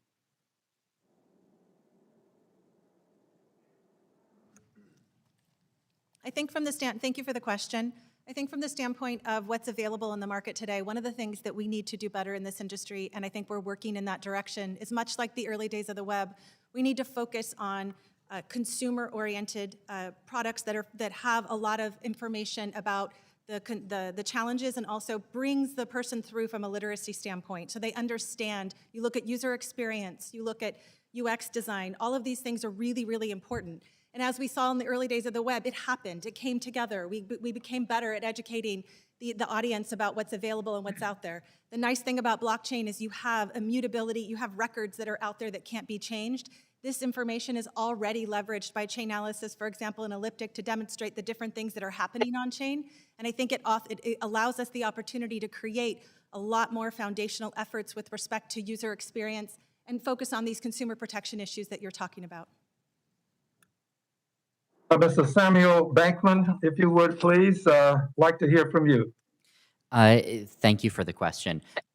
One of the really innovative properties of cryptocurrency markets are 24/7 risk monitoring engines. We do not have overnight risk or weekend risk or holiday risk in the same way traditional assets do, which allow risk monitoring and de-risking of positions in real time to help mitigate volatility. We've been operating for a number of years with billions of dollars of open interest. We've never had customer losses, clawbacks, or anything like that, even going through periods of large movements in both directions. We store collateral from our users in a way which is not always done in the traditional financial ecosystem to backstop positions. And the last thing that I'll say is if you look at what precipitated some of the 2008 financial crisis, you saw a number of bilateral, bespoke, non-reported transactions happening between financial counterparties, which then got repackaged and re-leveraged again and again and again, such that no one knew how much risk was in that system until it all fell apart. If you compare that to what happens on FTX or other major cryptocurrency venues today, there's complete transparency about the full open interest. There's complete transparency about the positions that are held. There's a robust, consistent risk framework applied, and we're excited to work with the CFTC on our U.S. licensed and regulated venue to bring a lot of this to U.S. customers as well. Thank you. My time has expired. Thank you, Madam Chair. I'll yield back. You're welcome. The gentleman from Texas, Mr. Sessions, is now recognized for 5 minutes. Madam Chairman, thank you very much, and to the panel, we appreciate this opportunity to hear from you. I think it's very important for us to hear from you. You're not the inventors necessarily, but you're the people that are going to make this work. I am tremendously impressed that from what I see, a lot of ingenuity, a lot of entrepreneurial spirit, and lots of advice about the future, about where this can grow is, I think, very important for us to listen to. I'm in favor of what you do. I'm not sure I want to go as far as you do on robustness of how much oversight you really want, because I think that in your perhaps emphasis, perhaps in your modeling, what makes you better is what you are, and I respect that. The question I would ask, and I don't know which one of you to ask this, so I would just say we're always interested in a traditional financial model of identifying risk. What is a risk? We get very little into value, but a lot into risk. And so I would ask you that the value of much of this could be compared to stocks, IPOs, when they first come out. They might come out and be worth this amount of money, and 1 year later they're worth a lesser amount of money. I'm more concerned with the term fraud, of the value that we're selling of all these different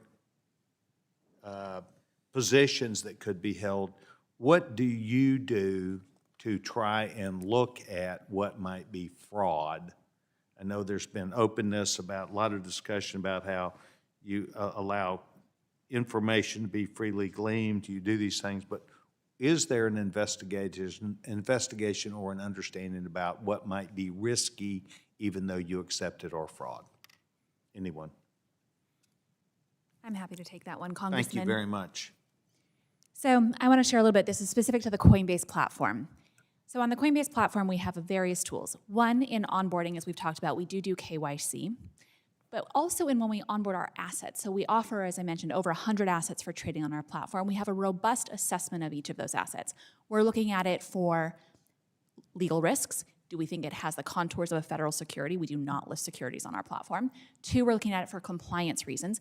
Is this a scam? Are there real people behind those? Right. People behind them on the OFAC list. We don't want to list that token. So we're doing a full compliance review of the founders of the coin, the developers on the project, and then we're looking at it from a security risk. Can we safely secure and store this on our platform, or is there underlying technology risk that would be rising to a hack? So one way we look at fraud is when we list an asset to make sure it's not a fraudulent asset. Two, through our market rules, we do have traditional exchange rules for looking for spoofing, for wash trading, for all sorts of market manipulation on our platform, that we have third-party tools as well as employees that came from former regulators or from traditional financial services that do 24/7 monitoring. Much like Mr. Bankman-Fried responded to the risk models, we do compliance monitoring on a 24/7 basis.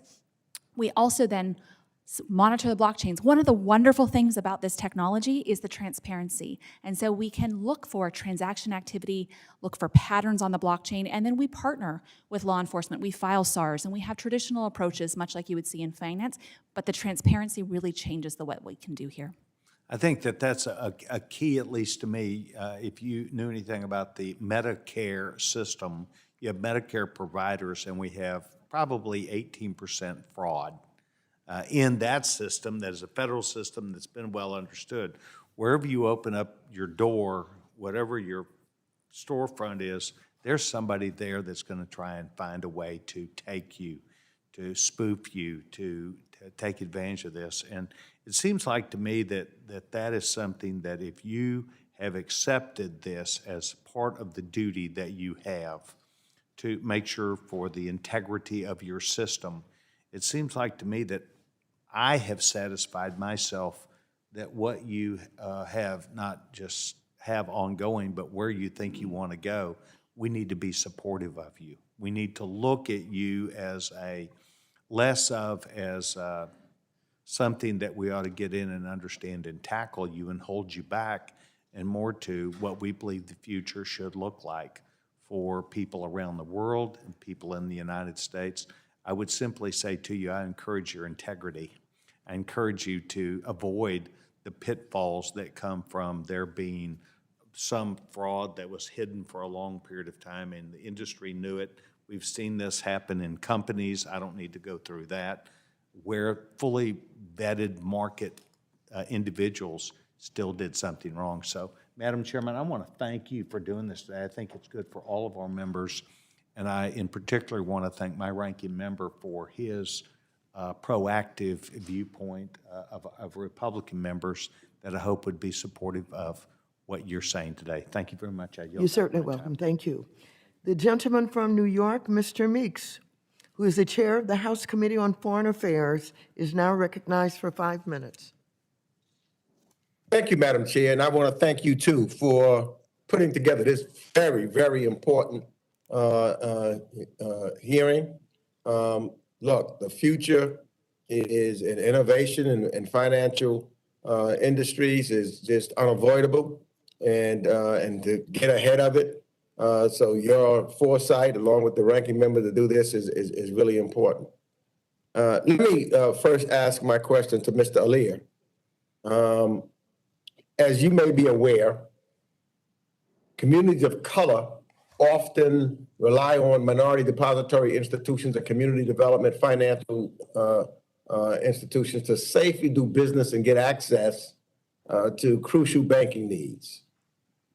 And given their important role as well as the challenges that they face, I've been a long advocate for robust partnerships whereby MDIs and CDFIs can leverage new technologies to better serve their communities, as well as I applaud Circle, actually, for using and exploring such partnerships and creating an initiative to deploy and share USD coin reserves into these MDIs and CDFIs, enhancing financial inclusion.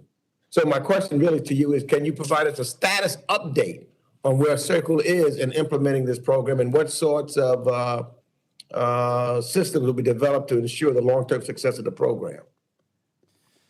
Thank you, Congressman Meeks. I appreciate the question very much. For those on the committee that are not familiar, we recently announced a new broad-based company initiative called Circle Impact. It includes several key initiatives.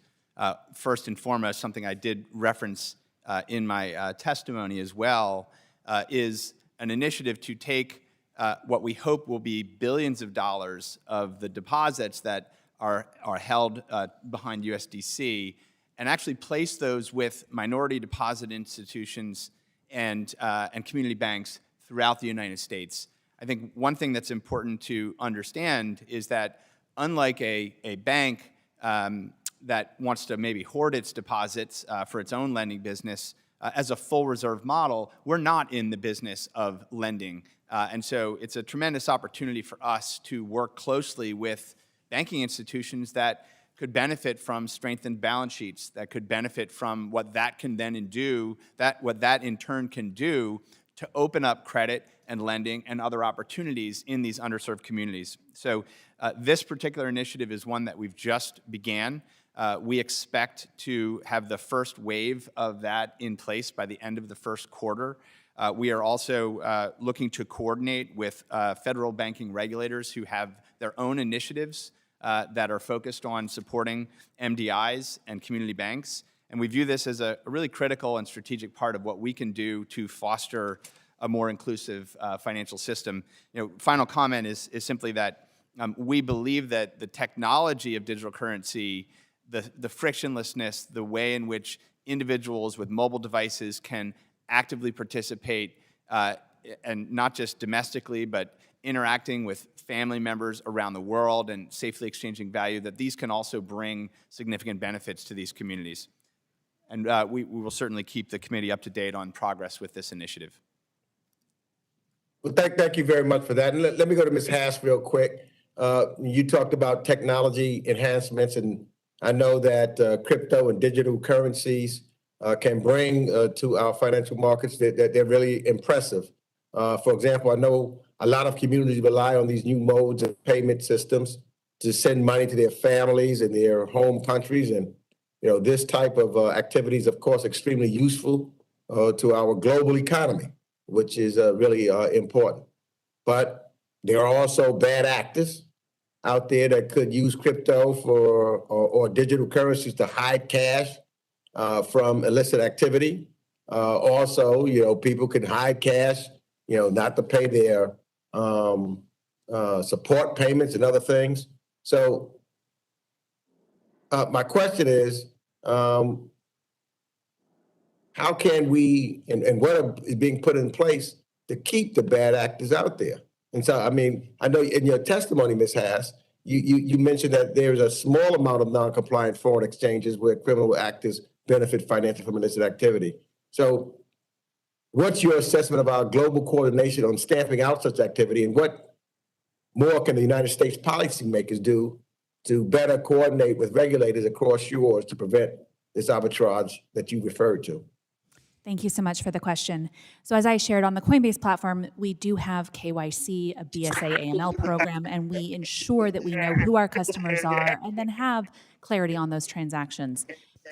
I know other US regulated exchanges that we speak to have similar controls, and everybody on this panel here today, I think, shares those views. There are players who do not follow these, and I think that that is where regulation should be focused, to make sure that there's an expectation on what it is to perform as a digital asset marketplace, and that was part of our policy proposal. The gentleman's time has expired. Thank you. The gentleman from Missouri, Mr. Lukemeyer, is now recognized for 5 minutes. Thank you, Madam Chair. In 2019, the average daily turnover value of the U.S. dollar constituted 88% of foreign exchange market transactions globally. This dominance by the dollar in global marketplace is a key reason why the dollar remains the reserve currency of the world. Mr. Brooks, welcome back to the committee. It's good to see you again. I think we've actually talked about this subject before in the past. But as digital assets become more common in the global marketplace, with the total digital asset market reaching almost $3 trillion, as Ranking Member McHenry just said, how do we ensure the U.S. dollar remains the reserve currency? Well, Mr. Lukemeyer, it's terrific to see you again, and I'd give you a couple of thoughts on that important question. One is, if we start with stable coins before we talk about other crypto assets, I've said for a long time that the secular reduction in dollar holdings as a percentage of global central bank holdings is alarming. And this has been going on for more than 10 years at this point. So dollars as a share of the European Central Bank, the Japanese Central Bank, et cetera, has shrunk from 80+% to more like 60+% in a short amount of time. What that tells me is that in the future, with the rise of China and other major economies, the US dollar can't take its primacy for granted, and we need to start thinking about competing on utility, on features, not just based on a post-World War II monetary system that we could take for granted for the last 2 generations. And that's one of the reasons that I've been such a supporter of internet-enabled dollars, which allow us to compete on features, not only on history. I think that's really critically important. The second thing I would tell you is, as we enter year 11 or 12 of a highly inflationary environment, after all, we've been printing enormous numbers of new dollars since the financial crisis, there will come a time, gradually then suddenly, when the attractiveness of the dollar relative to other currencies could change. One of the benefits of the crypto economy is that it creates some counter incentives on the part of the Fed to do that kind of policy, because people will flee to other kinds of assets. And that sort of market competition is something that I think will ultimately shore up our monetary policy and keep the dollar where it rightfully ought to be, which is as the dominant reserve currency it's been for all of our lives. Yeah, it's very concerning to me that if we lose that position where our economy, our whole country, our way of life is at risk. Mr. Allaire, you made a comment in your testimony with regards to promoting the dollar as a primary currency. I assume you've got a thought on this as well. Thank you, Congressman. Absolutely. I think, as I introduced in my initial remarks, we're at a really interesting moment in time. We're seeing this infrastructure layer, these blockchains, proliferate globally at incredible speed. It seems likely to us that the ability to access and interact with these blockchain networks will reach billions of users over the next 2 to 3 years. And the question is, in that time frame, will the United States support the dollar and digital dollars in the form of stablecoins, because they're in the market and operational today, to help the United States dollar be the competitive currency of the internet? I think that's the opportunity. I think it's in front of us right now. And it's one of the reasons why we're so focused on this as a national economic, and not just a national economic priority, a national security priority, Because clearly, if this is the new infrastructure, economic infrastructure of the internet, we want the dollar to play a critical and strategic role. And partnering closely with private companies and using open internet technologies becomes a way for the United States to compete versus states that are seeking to nationalize that infrastructure, operate it themselves in a surveillance-oriented model. Well, it's interesting that you were talking a while ago, I think Ms. Velasquez asked questions about reserves. And I think you were talking about basically a one-to-one amount of backing of your coin, of your asset with U.S. Treasuries. So you're looking, I think, at the value of your that you're backing up your digital coin with is basically the full faith and trust of the United States government. Would that be correct? That is exactly correct. And I think, in many respects, the assets that back these dollar digital currencies are in many ways far safer than the dollars in a bank account, because dollars in a bank account, as we know, are fractionally reserved and lent out. And so this is I don't interrupt, but I got one quick question for Mr. Brooks with regards to, you talked about a minute ago with owner controls the network. We had Mr. Zuckerberg in here when he was trying to talk about his Libra. And the control of that, the value of it was going to be with a commission. My concern is who controls the internet. We've seen Twitter, we've seen Instagram, we've seen Facebook control people on their platforms. How concerned are you about outside forces controlling the platform on which the digital dollar is traded? Well, Mr. Lukemeyer, I'll do you one better on your hypothetical, which is we've now seen major banks deplatforming both industries and individual customers for not sharing the right point of view. So these are scary ideas. The point of crypto is to have true decentralization, and the projects that succeed will be the projects that achieve that. Bitcoin succeeded because there are literally millions of participants in the node network, and so there is no CEO of Twitter to deplatform you. There's no CEO of JP Morgan to take away your credit card. It's user controlled. Some of these won't achieve that. They'll be consigned to the ash heap of history, I predict. Thank you very much. I'll yield back, Madam Chair. Thank you. The gentleman from Colorado, Mr. Perlmutter, who is also the chair of the Subcommittee on Consumer Protection and Financial Institutions, is now recognized for 5 minutes. Thanks, Madam Chair. Mr. Brooks, good to see another Coloradan on the panel. But I want to start with a couple questions for you, Mr. Bankman-Fried. And Ms. Haas mentioned knowing your customer. They avoid getting into the securities transaction business to the best of their ability. That's one of the things they look for. So, Mike, I've got several questions for you, and then one of them will be from completely left field, all right? So get ready for that one.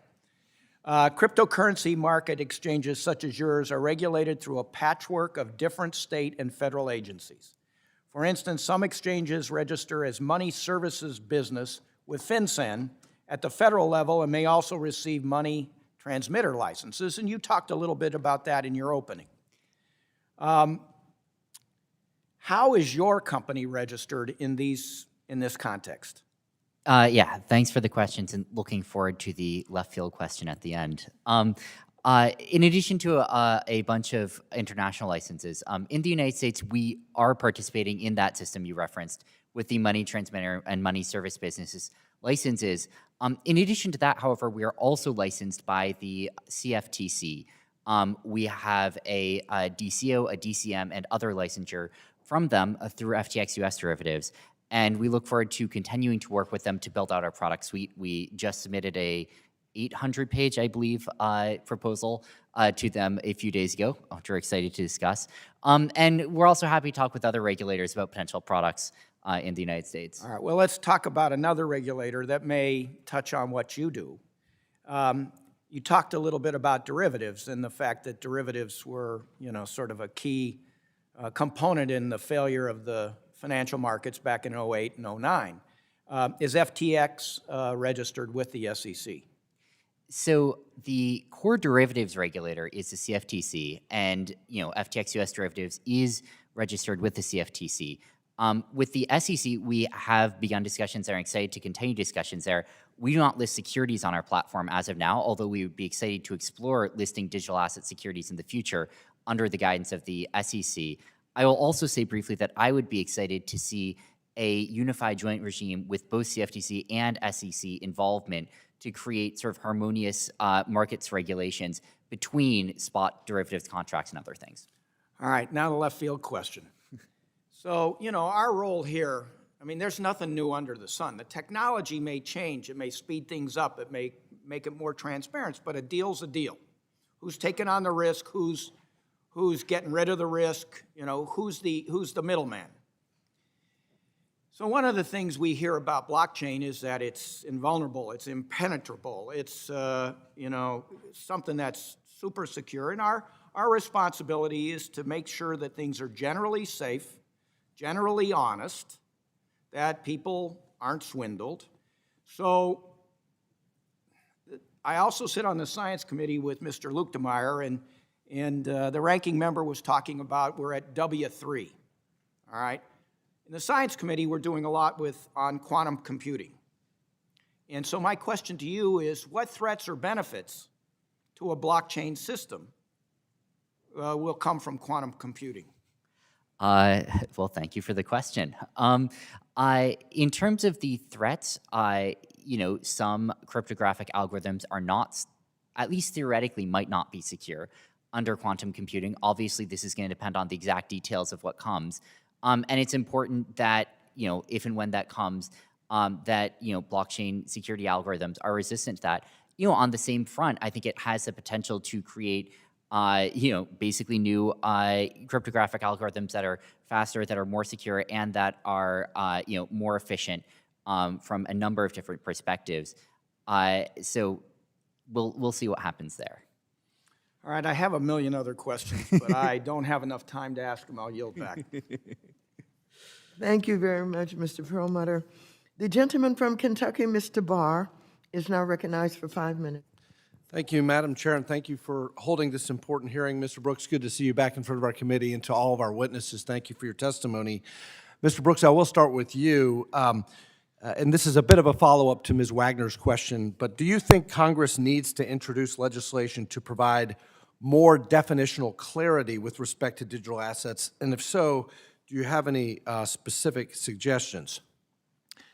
Well, I really appreciate that question. That is the most important issue in the short term for the industry. And so let me just pick up where Mrs. Wagner left off.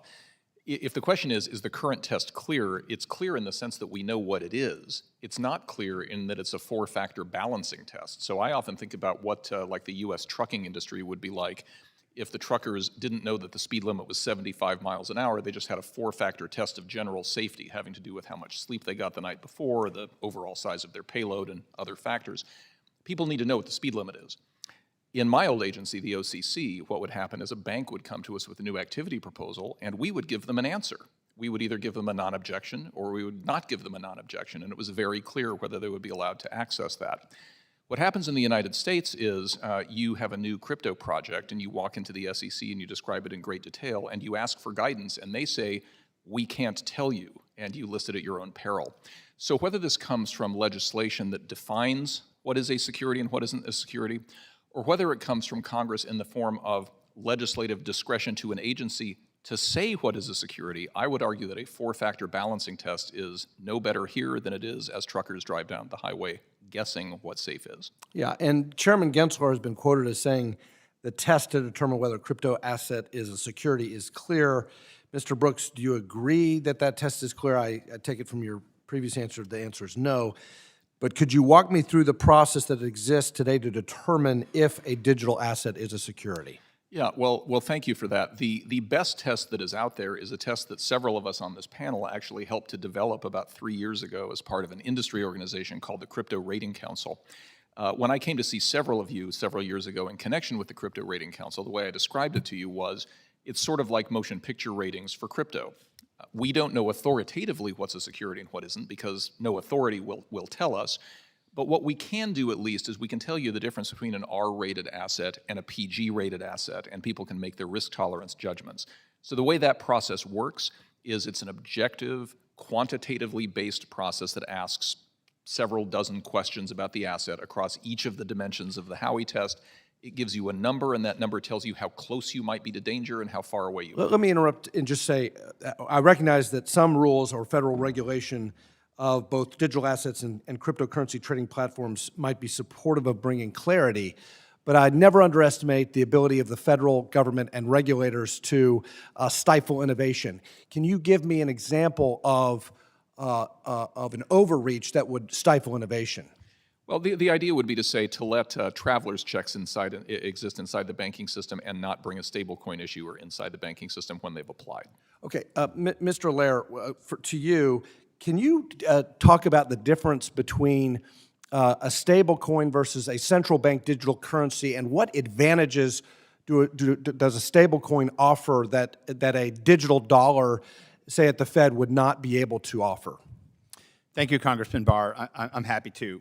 I think the first difference is that stablecoins are operational and growing in the market today, and they're built on an open internet technology model. So when we think about all of the things that we've seen built on the open internet, on these open protocols and networks, whether it's ubiquitous information exchange, communications, interaction around the world, that same open internet model is the foundation for stablecoins. And so I think that's a fundamental difference. A CBDC, which is a concept right now, it's not operational, would very likely be a very closed loop technology that's tightly administered and run by the government, and would unlikely be accessible in the same way that these open networks are accessible. And so I think that's a critical difference. But I would come back to the most important, which is that most payment system innovations in the world have been driven by the private sector.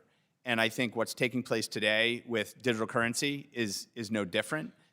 Could stablecoin and your product, could it address some of the concerns about China's advances in terms of, and the threat that China's advances pose to sanctions enforcement and protecting the dollar as the world's reserve currency? I think so, yes. I mean, coming back to this, and I'll try and make this point concisely, the United States and the US dollar is winning the digital currency space race today.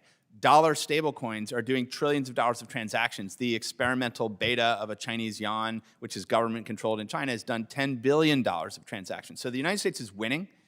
This has the potential to grow at a very significant speed around the world and benefit the US dollar and benefit American businesses and households. And so I think that's one really, really critical thing to understand. And I think the primacy of this infrastructure and the development of this infrastructure, it is a strategic national security and national economic priority for the United States, and we need to get going on it right now.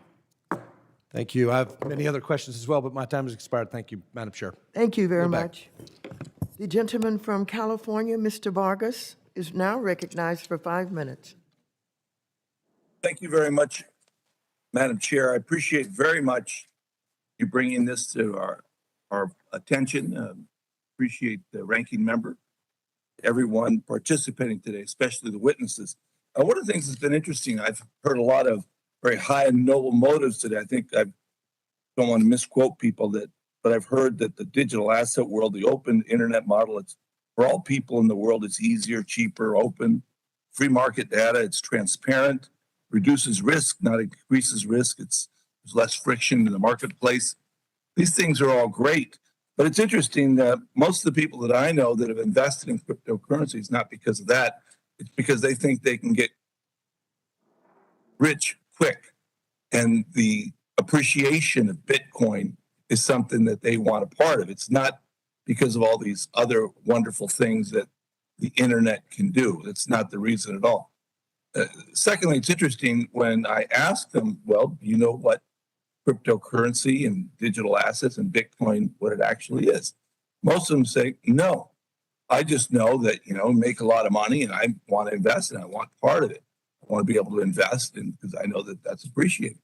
Now, we've seen this before, unfortunately, and it led to, I think, a financial crisis around the world when you were investing in derivatives and other things that people didn't know what the hell they were investing in, and then it became very problematic. So I do see the risk in this. Now, I have to say, when this was a B problem or a B issue, $1 billion problem, didn't seem as such a big deal. But now that it's become $1 trillion issue, and I do think it's challenging the really the supremacy of the dollar around the world, I do think it's potentially a big problem. I do have concerns. I want to follow on to what Mr. Barr said. The issue of the dollar being the reserve currency, this seems it does challenge it. Does someone want to comment on that?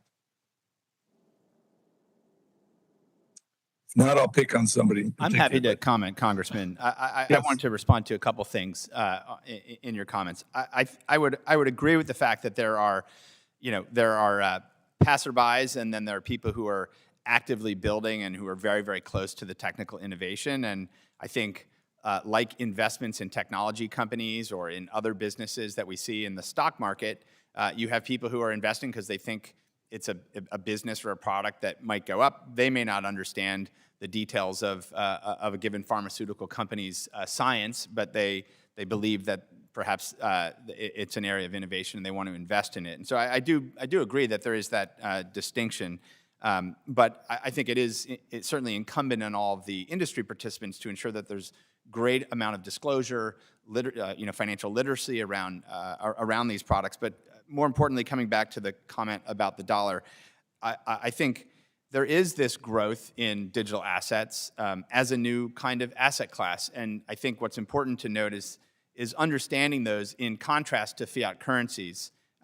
Many of the digital assets, in fact, I think the overwhelming majority of the digital assets are commodities that have utility, that are used to power some kind of technology network or protocol, more thought of like an oil or gas than a fiat currency. So they exhibit those properties. And I don't think those will ever rival the dollar. I think they'll grow in value because they're utilized to help facilitate all kinds of activity on these Web3 applications and networks. And I do believe that with innovations like stablecoins and dollar digital currencies, we could actually see a dramatic amount of growth in the use of the dollar globally. I'm gonna reclaim my time just for a second, because one of the things that I see is that we have the digital dollar already. I mean, the digital dollar can do all the things that you guys were talking about today, with the exception that it is a fiat currency that wouldn't be as easily manipulated by some nefarious group, because it would be controlled by the Fed and the United States of America. I mean, I do have great apprehension that you have these cryptocurrencies that are used by drug traffickers, or used by people trafficking other human beings, and there's no good way to control it. So I'm all for digital currency, but why not the dollar? Why can't the dollar be the digital currency? Why can't we once again dominate not 60, 80%, but maybe even higher with a digital dollar? That to me makes much more sense, and it's much more protected, and people won't have the risk. But anyway, I yield back my time, but I did find this a very interesting discussion. Thank you. Thank you very much. The gentleman from Texas, Mr. Williams, is now recognized for 5 minutes. Thank you, Madam Chair. And for those of you who don't know me, I'm a small business owner in Texas, and still own those businesses. I'm a car dealer and a former professional baseball player. And when I'm trying to wrap my head around a new topic like cryptocurrencies, I try to relate it back to something I understand, like baseball or business. Now, some of you may know this, but modern-day baseball can really be attributed to Babe Ruth. He brought in the live ball era of the time and introduced power to the baseball diamond. And before this, teams would play small ball that was very conservative, where teams would literally play for 1 run a game. The entire objective was simply to get the ball in play so they could try to steal their way around the base paths. And there was nothing wrong with this old way of playing, but when the White Sox won the World Series in 1906, the entire team had a total of 6 home runs all year. But Babe Ruth came along. Babe Ruth came along and totally changed everything. In 1920, he set the American League record of home runs with 54. To put that into perspective, how fantastic this feat was at the time, the previous mark to be set was by Sox Seabold in 1902 with just 16. This introduced an entire generation of new baseball fans, and for the first time ever, the New York Yankees, over 1 million fans came to see them in a single season. Now, with that being said, many of you are becoming the Babe Ruth in the financial services space. You're introducing a blockchain technology to the financial services industry and working to upend the tradition and the traditional way of doing business.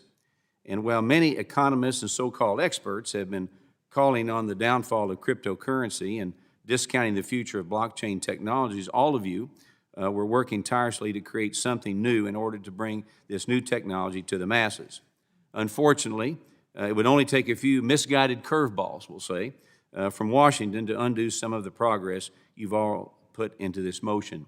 So my first question to you, Mr. Brooks, can you talk about some of the negative consequences that could happen if we take a heavy-handed approach to regulating this developing technology? Well, Mr. Williams, as a long-suffering Dodgers fan, I share a lot of the things you're talking about, and I think the era you're talking about was an era when baseball went from focusing on not losing to an era where it focused on winning. And winning and not losing are not the same thing. So I come back to Mr. Vargas's question a second ago, which I think is the right way to answer your question. Mr. Vargas asked the question of people have the potential to lose a lot of money. These things are volatile, they're risky. How do we protect them from those kinds of issues? There are two ways of answering that. One is to prevent as many people as possible from accessing this amazing technology.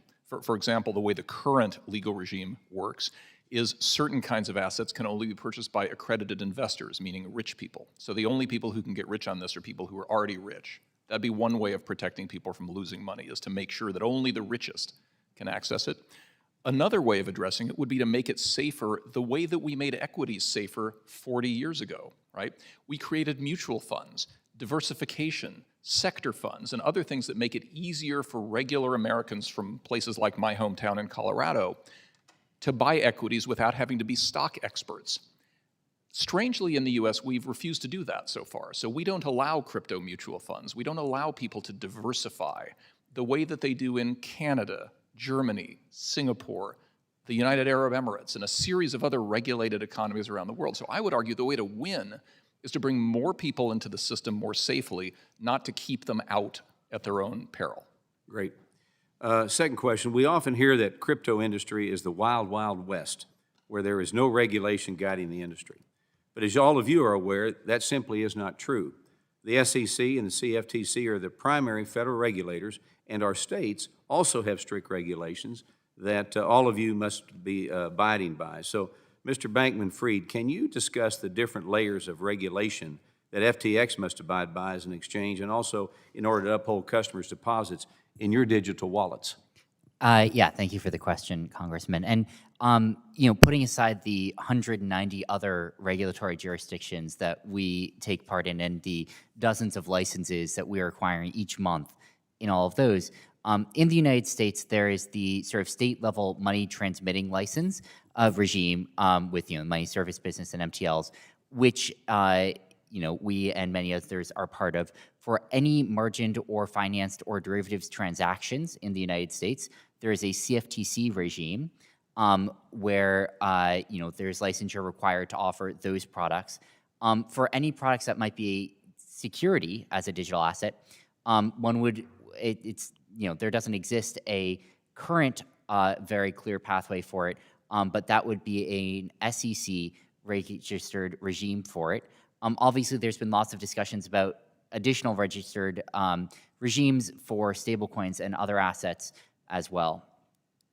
Thank you. I think my time is up, Madam Chairman. I yield back. Thank you very much. The gentleman from Illinois, Mr. Caston, who is also the Vice Chair of the Subcommittee on Investor Protection, Entrepreneurship, and Capital Markets, is now recognized for 5 minutes. Thank you, Madam Chair, and I came up vastly before I thought I was going to, which means that you'll have to humor me for my ill-formed thoughts. I really appreciate our witnesses coming here, and I also feel terrible for you, because we could have an entire hearing on stablecoin, we could have an entire hearing on blockchain, we could have an entire hearing on CBDCs, I suppose, and we could probably have an entire hearing on whether or not things that have forced scarcity are inherent stores of value, except that I think we resolved that 100 years ago, but yet we still sort of need to debate it periodically. All that said, I want to start just focusing on stablecoins, if I could. And Mr. Allaire, want to start with you, and I'm sure you've seen the Presidential Working Group's report. raising all sorts of issues with stablecoins, primarily around do they really look like money, right? Do they have sufficient reserve assets behind them? What are the redemption rules? Is there transparency around permissioned blockchains, the custody of reserve assets? You've read the report, I'm sure. I see you nodding, could go on.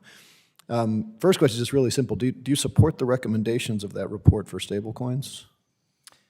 So I support a number of things, but not uniformly. I think there are a number of challenges with the report. I think the first maybe to discuss is really this question of what form of federal charter ought to be in place around a large-scale dollar stablecoin issuer. I think the report recommends that it would be an insured depository institution, but I think one of the really critical things to discuss there is an FDIC-insured bank is FDIC insured because the bank is taking risk with deposits. And if I could, and I'm apologize to cut you off, but I want to just narrow sort of specifically to the issue of if I deposit something in a bank that is indexed to $1 and I perceive as a customer that I've eliminated the FX risk, right? But now I'm left saying, is it actually there when I want it and are there sufficient setting aside how we get it done, broadly speaking, are you supportive of the idea that if this is going to look and feel and attract investors with the expectations that this has all the risk and liquidity profiles of $1, that we should make sure that it actually has those features? Absolutely. So full reserve, disclosures, transparency, I think definitions around what those reserves are and the liquidity mandate on it, those are all really critical features that need to come in place. If it's full reserve, is it an FDIC insured product or is it a statutory set of constraints around what the reserves are? So those are some of the things that I think have to be worked through. And I want to get to two more questions, so apologize if I'm being quick, but in the absence of those protections being in place, it seems to me that somebody who is currently holding a stable coin perceives that they are holding a currency, but in reality is holding something that is subject to a lot of exogenous risks beyond their control, which feels a lot more like a commodity. So if we agree that as of right now, it's not really a currency, would you also be supportive of saying, well, we should regulate it as a commodity until such time as we have the protections in place to give it the robustness of a currency that the market is expecting of it? So I don't agree with that, but I think it raises a couple of key points. So the first is, and I can only really speak on behalf of Circle here, USDC, for example, operates under the same stored value electronic money and electronic money transmission statutes that govern Square and Stripe and PayPal and the balances there. So today, there are consumer protections. There are reserve requirements around holding of those assets, one-for-one redeemability, anti-money laundering requirements, surety bonds that need to be posted to protect consumers, segregation of client funds and for benefit of customer accounts. So there's a great deal that's there.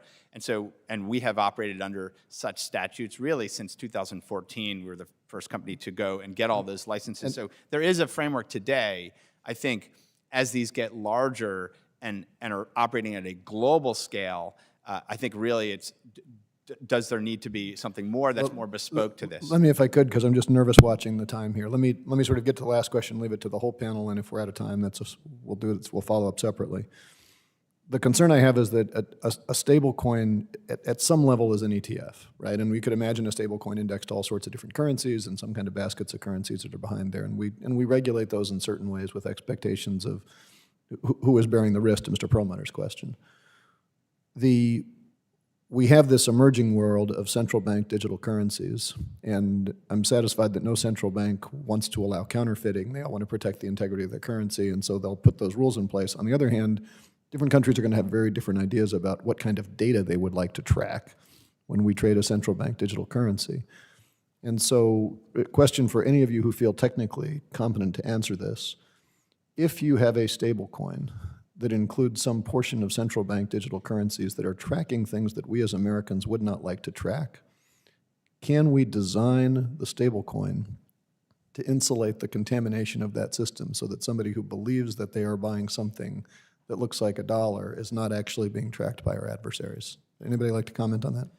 I'll make one quick comment, which is one of the benefits of this technology is these stablecoins, all of the code that they that they provide and how they interact is all public and open source. And so everything that functions inside of that is visible to everyone that interacts with it. And so there is the ability to have, I think, greater transparency into how are these things functioning, including a foreign issued coin. I'm out of time, but I do have some, I think there's some Gentleman's concerns time about the has encrypted expired. rules as well. Thank you. If anyone would like to follow up, I'd love to. The gentleman from Ohio, Mr. Davidson, is now recognized for 5 minutes. Thank you, Madam Chairwoman, and thanks to the ranking member, thanks to our witnesses, and frankly, many people who've worked literally years to get to this point to have a hearing.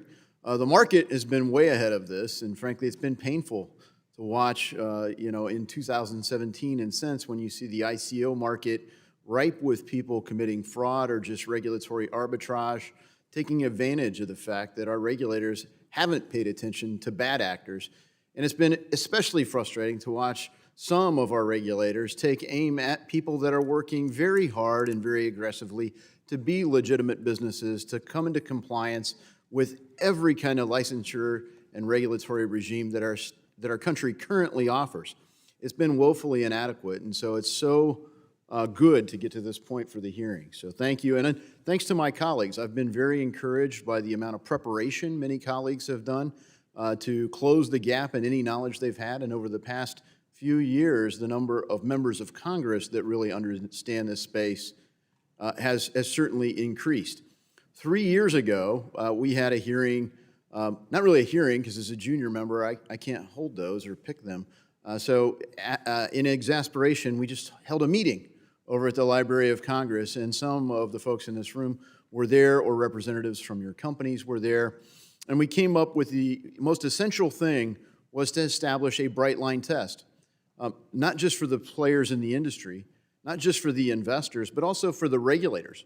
So that if somebody at the SEC, for example, says this looks like a security, it's not a form of interpretive art to say, does it really fit this test? We came up with 4-part test that said it's already created, it exists, that it is recorded on a distributed, secure, and immutable ledger, that is not controlled by a central authority, that permissionless peer-to-peer transactions can be done without an intermediary, and it does not represent a financial interest in any entity. More important than that particular test is the fact that there is, as Mr. Brooks, you highlighted, a speed limit, so that there's some clear thing, not just, as I say, for the investors, not just for the participants in the market, but for the regulators themselves, so that we have continuity. If only there were such a body that could provide this clarity. My hope is that the next time we have a hearing, we will notice some bills, and we'll be able to talk about particular text towards that. Mr. Brooks, when you look at stable coins, which maybe is the lowest hanging fruit, some of those are established well in long-standing things like New York trusts.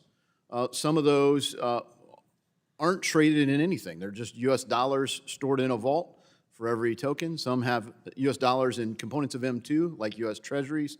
Some have other things. When you were at the OCC, you provided some clarity there, and you also dealt importantly with self-custody. Mr. Allaire, you mentioned that the code is literally online. Any of us right now during the hearing could download code and could begin to self-custody a digital asset. So as you look at that, how important is it to provide this clarity, Mr. Brooks? Well, specifically on the issue of custody and self-custody, this is a way that crypto tries to make an advance over the current system. So the issue with custodial assets we've seen, and this committee's looked at many, many times. Think about the financial crisis when there was an issue of foreclosures, and it was difficult for custodians to produce the original note that proved whoever was entitled to enforce that transaction and foreclose on a property because the piece of paper had gone missing or the custodian had merged with another custody company or whatever. One of the things crypto's trying to do is to use technology so that you can safekeep your own assets for free versus having to pay somebody else to custody it. That also provides a layer of financial privacy, something that this committee usually favors, but sometimes, strangely, doesn't favor. So self-custody is one of the key things, along with self-ownership and self-determination on this Internet of Value, that's really critical to the nature of the network. Yeah, thank you. And as we've digitized information, it's frankly, amazing that we've finally digitized money in a way that we can move not just a store of value, but a means of exchange. The use case for digital assets has partially been that it's this stable store of value. Certainly stable coins solve that. Some have pointed out that Bitcoin, for example, doesn't. And, Mr. Bankman-Fried, one of the ways that people have speculated that the volatility is created in the market isn't by holders of the asset or hodlers, hold on for dear lifers, as has become known in the space, but by the other big group that owns these assets, which are traders. Many of them trade on leverage. And so when you look at leverage, you made a lot of news by saying, we're capping people at 20 times leverage. That's a lot of leverage. But you also pointed out that the average leverage on FTX was around 2x. So could you talk about the importance of leverage in volatility? Thank you for the question, Congressman. The first thing that I'll say is in cryptocurrencies, in digital assets, as like essentially every other financial asset in the world, more volume trades through futures contracts than through the spot asset. The reason for this is basically it's more economically efficient. It's much more capital efficient. The lack of an immediate delivery requirement on the physical creates a much easier ability for people to hedge exposure, for people to express opinions. And so for all those reasons, I think that they're an important part of the digital asset ecosystem, as they are of every other ecosystem.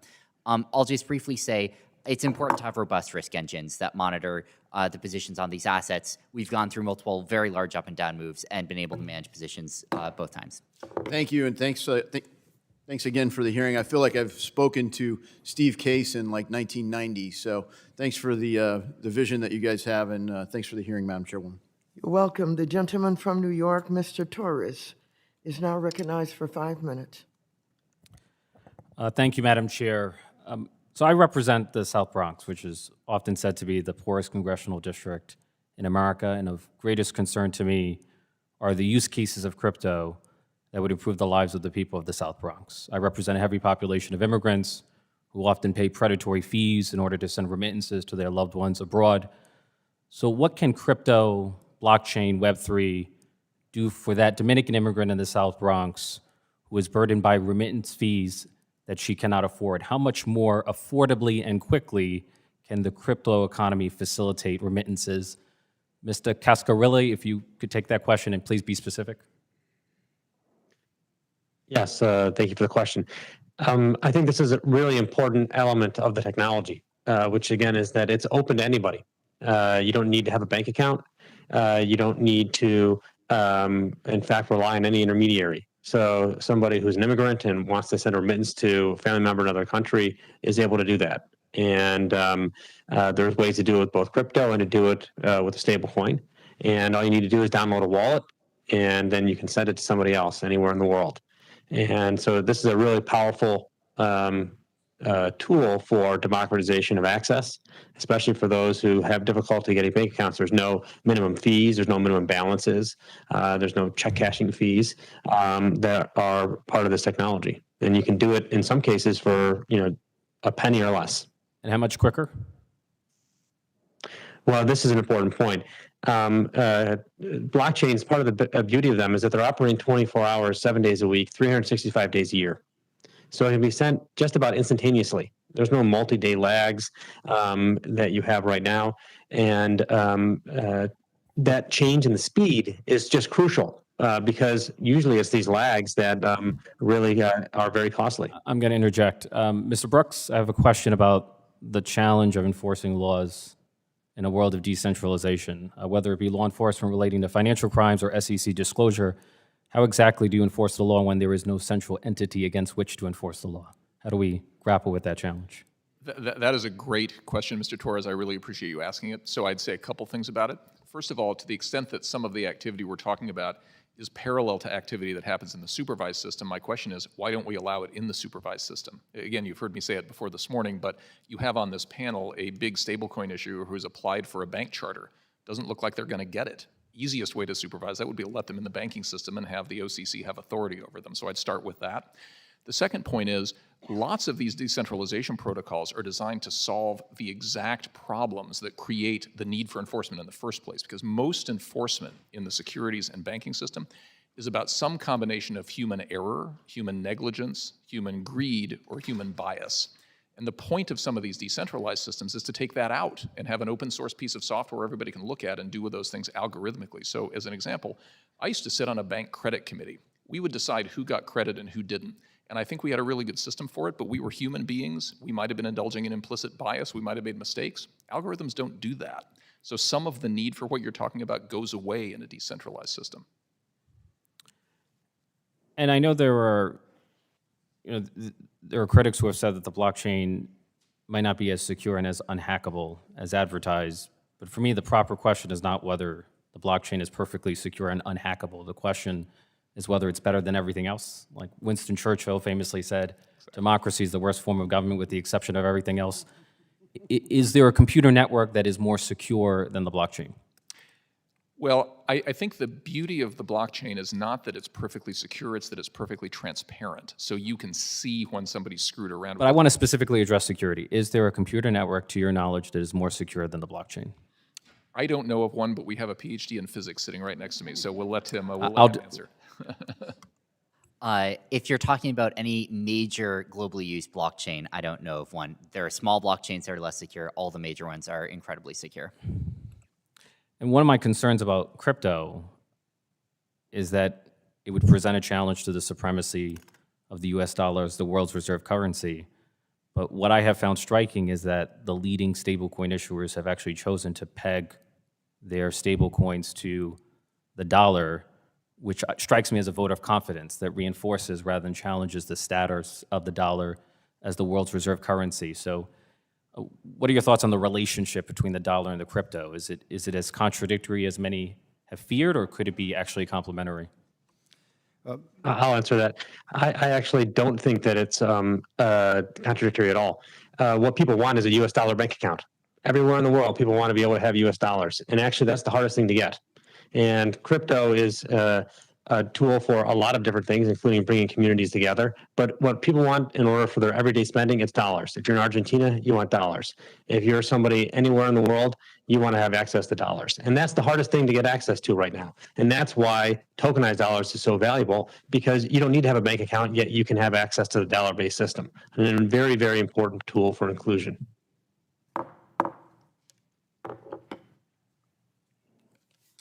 The gentleman's time has expired.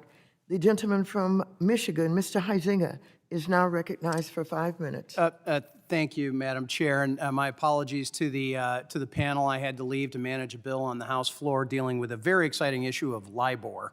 I will not. Thank you. You're welcome. We're getting there, Madam Chair. But to my colleague from New York, I do want to point out that this isn't quite the same, but the same idea exists.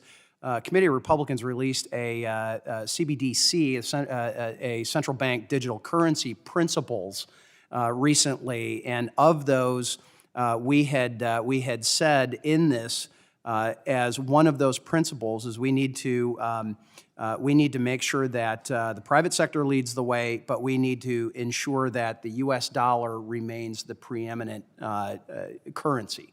And so that is a common goal, certainly, and we've been very aggressive in trying to lay that out. I've got a short amount of time. I'm going to try and go through as quickly as possible, and I'm going to peek around my colleague from West Virginia here, trying to get to Mr. Bankman-Fried real quickly.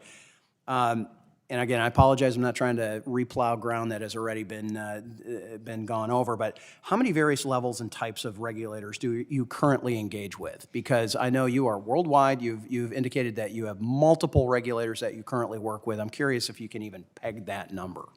Yeah, so I mean, there are dozens, probably soon hundreds worldwide that we're engaging with. And you know, that includes all across Europe, all across Asia. And then, you know, within the United States, we're engaging with state money transmitter, money service business licensure. We have a CFTC license for derivatives. We're engaging with the SEC.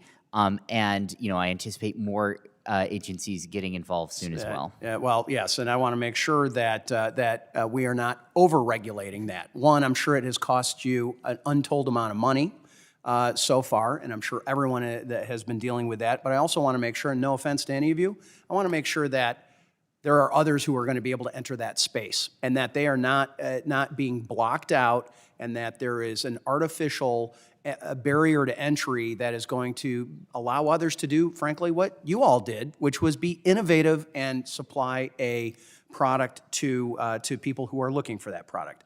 I'm going to have to move really quickly. I'm going to go to Mr. Brooks on a couple of things. Would you describe why establishing these clear rules of the road is important before we, an important step before we add additional regulation and consider that regulation? Well, Mr. Huizenga, it's good to see you again. I think the most important reason of many is international competitiveness. So other countries make this easier. Okay, let me just make clear, other companies make this easier, other countries. I just came yesterday from the Middle East, where in Dubai and Abu Dhabi, they have super clear derivatives regulations, super clear ETF regulation. They're trying to lure Americans over there to build these products, and they're moving there. So how are they viewing these crypto assets differently than traditional assets? I mean, what Rubicon have they crossed that we haven't? And why is it important to think about digital assets differently? Well, I think one of the things that they've figured out is that crypto actually is less fundamentally different than equities and debt than you think it is. It's a risk-on asset that people want to invest in. They want to invest it in Canada, so Canada builds a regime for it. They want to do it in Germany. We're the last country standing that hasn't figured that out. It's a risk-on asset that people want exposure to as part of asset diversification. As opposed to traditional assets. Correct. Okay. I've got a minute left here. So, Ms. Haas, if you indicated in your testimony that, quote, every asset listed on Coinbase platform is subject to rigorous legal, compliance, and security review, close quote. Could you provide us specific details on what Coinbase's process has been to be able to make that type of statement? Thank you for the question. Yes, so specifically for the legal review, we assess each asset under the Howey test, where we, as Brian Brooks spoke about earlier, through the Crypto Ratings Council have established a framework where we look at the risk factors and we determine whether or not it meets characteristics of the Howey test. It's a risk-based assessment. It is not a black and white test. But based on our assessment, we believe it's lower risk that these are securities and before we list them on our platform. We separately do a compliance review. Our compliance review includes looking at the developers of the token, ensuring they're not on an OFAC sanctions list. We look at to make sure it's not a scam, that there's actual people using this coin, that it was developed in sound manners. And then we look at a security review to understand the underlying code to say, can we provide custody for this? Is this at heightened risk of an attack or someone pulling the value from these assets? So it's security, legal, and compliance before we list an asset. Okay, and I'm hoping that the chair will grant me leave for my LIBOR work to just end with a closing statement as my time is up here. A number of you have brought up the unbanked and underbanked. And despite rhetoric that gets thrown around, all of us on this committee are very concerned about it. I happen to represent the second poorest county in the state of Michigan, which is in the top 100 poorest counties in the nation. And I understand what it means for these unbanked and underbanked folks to be involved in the process. What I want to make sure is what we do, not just here today, but in the future. We tend to be lag indicators at the government level and with regulators rather than on that front end. And I'm hoping that we do nothing to harm their opportunity to engage in the process. With that, I yield back. Thank you very much, and thank you for LIBOR. The gentleman from Florida, Mr. Lawson, is now recognized for 5 minutes. Thank you, Madam Chair, and Ranking Member Henry. This is a very extraordinary meeting, and I would like to, again, as everyone else, welcome all our people who are testifying today to this committee, which is very important. I'm not sure, probably it would take me a long time to understand what all we mean by cryptocurrency. And I just heard some testimony stating that how we lag behind all other countries in making changes.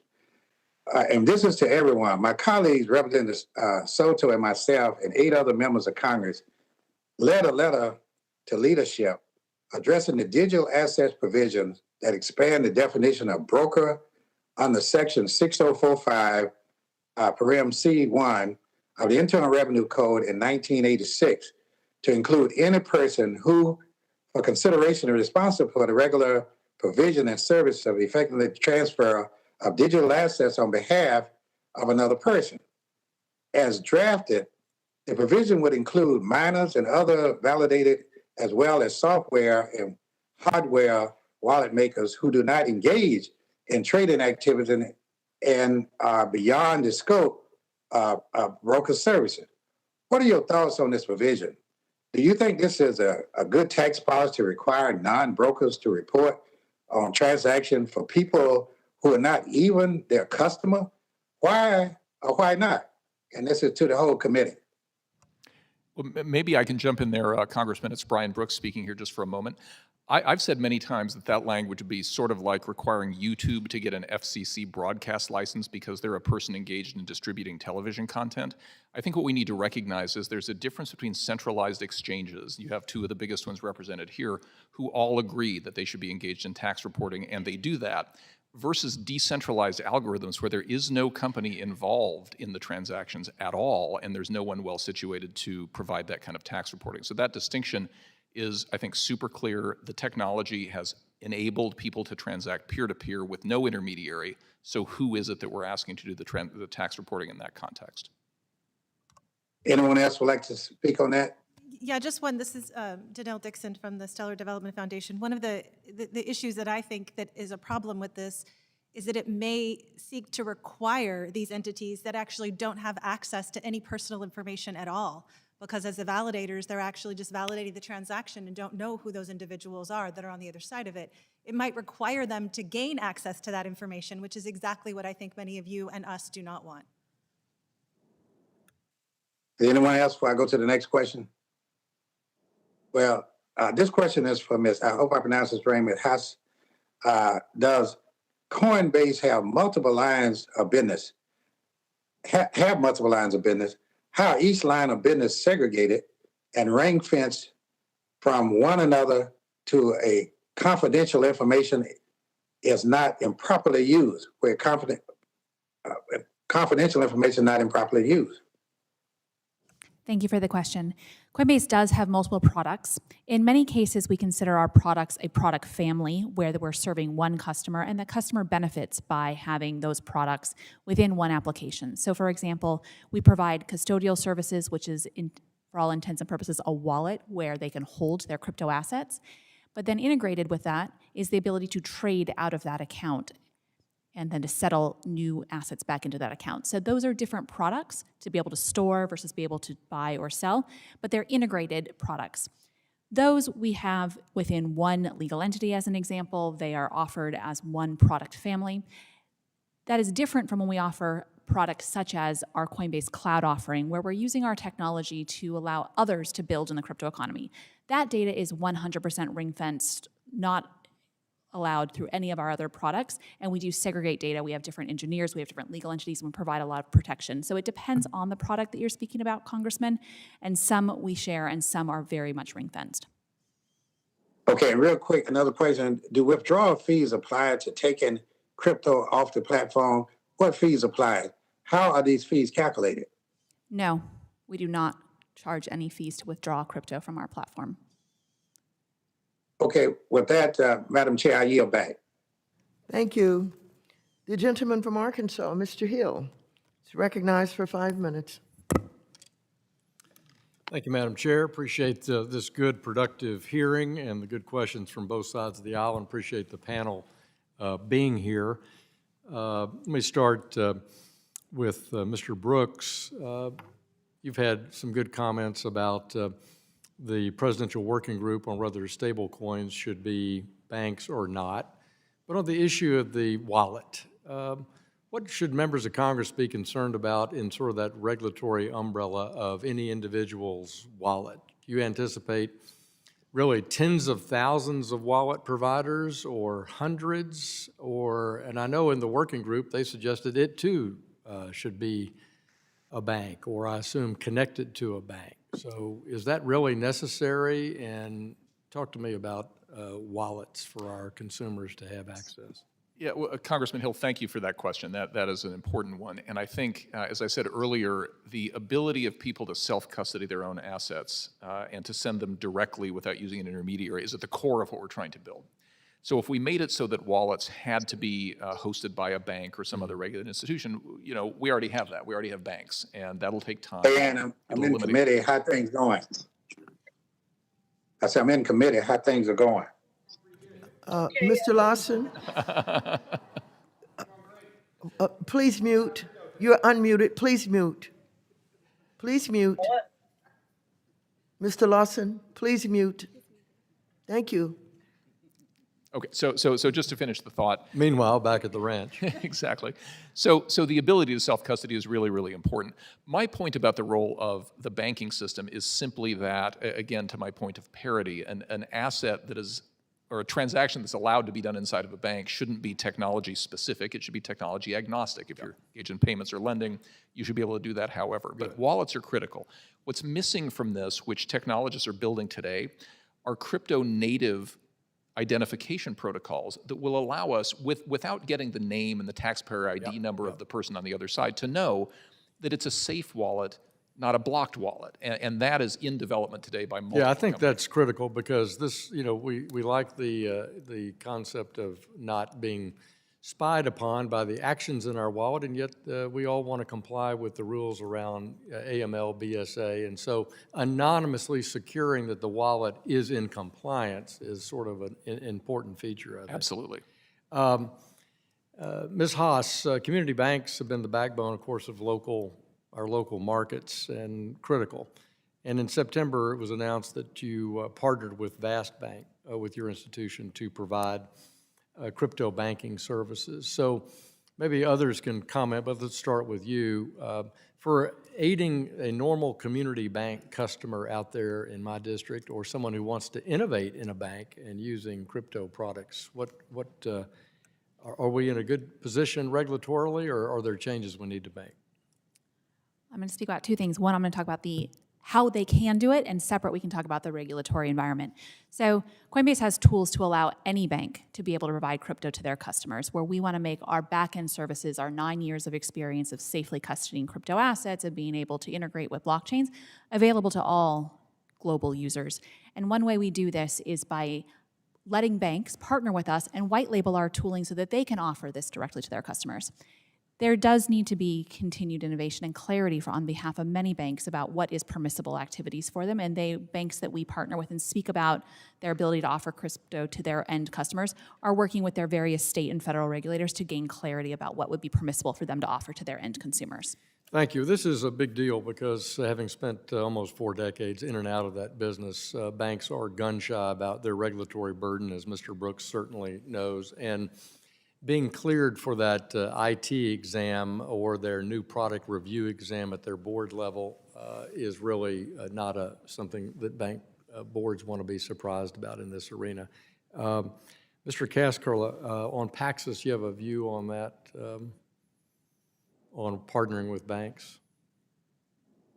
Yes, as maybe some members know, we have a number of partnerships with banks, and they work with us today. I think we're an infrastructure provider, so for us, banks are an important customer set. I think that they're trying to upgrade their infrastructure to be able to adapt to this new technology. There's a recognition that the way the current financial system is working today is not really adapting to the 21st century needs of a digital economy. And so I think that there are important ways in which the current financial system can upgrade itself. Traditional assets can now move on blockchains, dollars, gold, securities. And it's not just about crypto, which, as exciting as it is only one piece of this broader transformation that's happening. Thanks. What one regulatory issue would be important to you at that community bank level? And if you would, respond to me in writing. Thank you. I yield back. Thank you. The gentleman from Illinois, Mr. Foster, who is also the chair of the Task Force on Artificial Intelligence, is now recognized for 5 minutes. Thank you, Madam Chair, and to our witnesses. I'd like to focus on what I think is the crucial importance of having a secure digital identity for crypto asset transactions. First, regarding controlled anonymity for prevention of criminal activities. It seems to me that if we wish to prevent crypto assets from being used, for example, for ransomware or other criminal payments, that there is no logical alternative to having all crypto transactions associated with a legally traceable identity, someone who can be extradited if they do something criminal. And which these can be pseudonymous to market participants and to the public, but they must be capable of being de-anonymized pursuant to the action of a court in a trusted jurisdiction. Do any of you disagree with that conclusion? That this is a necessary condition for preventing, for example, ransomware? So let the record show that no one raised objection to that statement. So I think that's very significant. So we have to start planning for a system where in a court, in a suitable jurisdiction, can actually de-anonymize any legitimate crypto asset. Okay, and now that is relevant to crypto assets such as stable coins or CBDCs that have stable valuations but still could be used for criminal activities. But for crypto assets which are speculatively traded, then we also have an additional worry, which is abusive trading practices. In that case, we need to know not only the beneficial owner behind a trade, but there has to be a uniquely identified beneficial owner. There has to be a regulator that can see, oh, this is a wash trade because, even though they look like separate pseudonymous IDs, they are in fact the same person.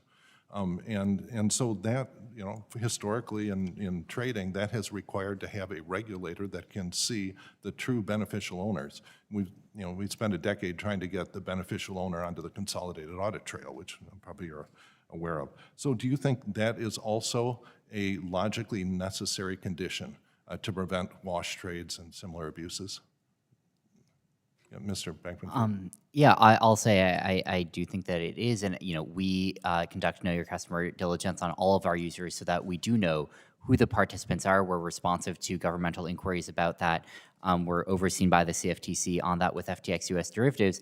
I also think that this is a powerful argument in favor of having harmonized regulatory and market frameworks, in particular between different asset classes, where if you end up with a different regulatory framework for the market's regulation of Bitcoin derivatives, stablecoin derivatives, Ethereum derivatives, and other assets, you end up making it not just riskier and harder and more annoying for the user to access and more overhead for the industry, but you make it hard to have consistent regulatory oversight of a fractured regime.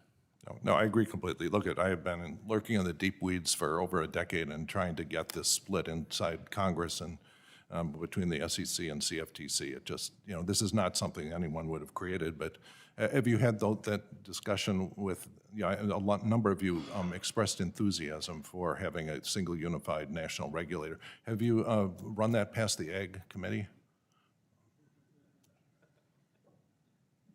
No, look, I know the answer to that. I mean, this is one of the original sins of Congress as it's constituted, and financial services have been suffering from it for a while. Now, in terms of tax payments, it seems to me that if there was simply the requirement for any digitally traded asset to be associated with a pseudonymized, basically a tax ID, that you have an API provided by the government that says, I want to give me a pseudonymous tax ID, and that be put publicly on the blockchain, then and that blockchain be listed with the tax authorities, that then the tax authorities could just run a piece of software and calculate how much tax everyone's owed. It seems like that's a very lightweight requirement, even on a startup in this business. Is there anything wrong with that concept? Congressman Foster, I think you've raised a number of really critical issues here around identity and the importance of that for law enforcement and transparency and auditability. I think it's a critical area. I think there's some critical things that have to be balanced, of course. I think most of us would agree, I hope, that privacy, security, limiting the leakage of personal identifiable information and data breaches, these are real challenges. Blockchains provide a very powerful way to have assured data. They also provide auditability and transparency. And so there's actually a risk of, if you connect too much personal identifiable information to these, that could be abused. Yeah. And so Well, I think the only personal identifier is it's pseudonymous. You can cryptographically inspect it, make Right. sure it's valid, issued by a whatever government you claim to be domiciled in has issued this, and then that's all you need to know. I would agree with that. I think really a critical next step for this industry are digital identity standards that allow, using cryptographic proofs, using crypto technology itself to prove that someone has been KYC'd, prove that someone has an I agree, thing. and this is we have legislation on that subject, and thank you, and I was, of course, yield back. Thank you. The gentleman from Minnesota, Mr. Emmer, is now recognized for 5 minutes. Thank you, Chairwoman Waters, and thanks to our witnesses for joining us today. Congress really needs to better understand the great opportunities that your businesses are bringing to this country. Mr. Bankman-Fried, I have several questions for you and would appreciate as much as you can quick answers so we can make the most of the time that we have. FTX US offers crypto commodity derivatives products such as futures and options contracts.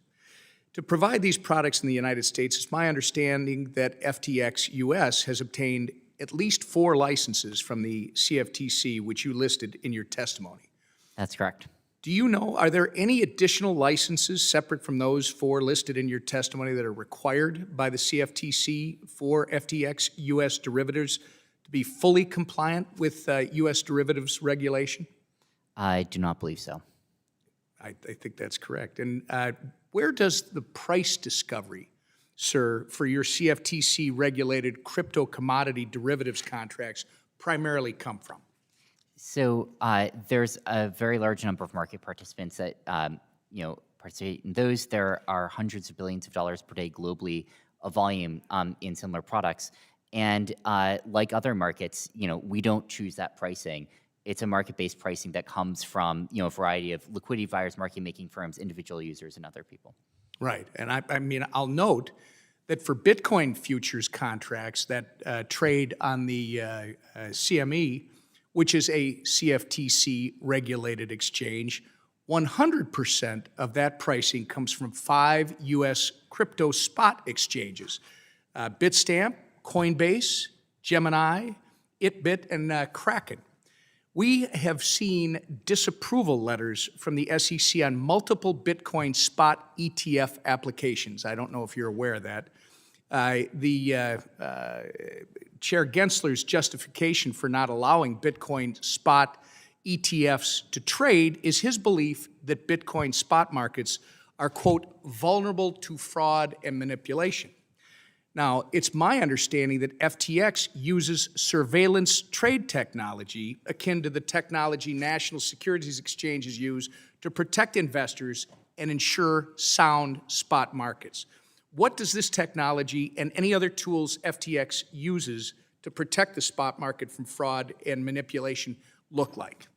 Yeah, so, like other exchanges, we do have these technologies in addition to the, know your customer policies that we can identify individuals associated with trades. We have surveillance for unusual trading activity. We have manual inspections of anything that, gets flagged either by the automated surveillance or by manual inspection. And we do this with the trading activity, with the deposits, the withdrawals, and everything else. Sounds like you're doing a lot to make sure there is no fraud or other manipulation. Thank you, Mr. Bankman-Fried. Thank you. Again, for helping us understand the extensive guardrails a cryptocurrency exchange like FTX has in place to ensure sound crypto spot markets for investors. The SEC has approved several Bitcoin futures ETFs that get 100% of their pricing from U.S. crypto spot markets. So I guess I'm left incredibly confused by how the SEC's concern over spot market vulnerability applies to Bitcoin spot ETFs when it doesn't apply to Bitcoin futures ETFs. And by the way, this is not a partisan issue. I've been working closely with Darren Soto on our blockchain caucus co-chair on this very issue. Why? Because the bottom line is that Americans deserve access to a wide, diverse range of investment products. They deserve to choose what investment vehicle they want to put their hard-earned money into. But the SEC is not providing Americans this choice when it comes to crypto commodity ETFs for reasons, again, that just don't make a lot of sense. especially after highlighting the extensive measures crypto exchanges take to protect their spot markets. Our strong crypto and Web3 markets have been in the United States, have been giving the United States up incredible capital market success. These markets are also teeing Americans up for incredible capital formation opportunities. But our regulators simply aren't capitalizing on the opportunity here, and it's my constituents and all of your constituents who are taking the hit because of this, and it must change. Again, I want to thank the witnesses for being here. I hope this is the first of many of these discussions we have as Congress tries to put together a thoughtful, light touch guide framework for the industry. Thank you. I yield back. Thank you very much. We've been joined by Mr. Sherman from California, who's been on the floor working on his beloved bill on LIBOR. And I understand it's been put up for a vote, and we're all looking forward to voting for this bipartisan legislation. So this gentleman from California, who is also the chair of the Subcommittee on Investor Protection, Entrepreneurship, and Capital Markets, is now recognized for 5 minutes. Crypto is many different things. Cryptocurrency is an incredibly volatile investment that aspires to be a currency that might displace or at least compete with the dollar. A stable coin aspires to be incredibly stable and is tied to the dollar.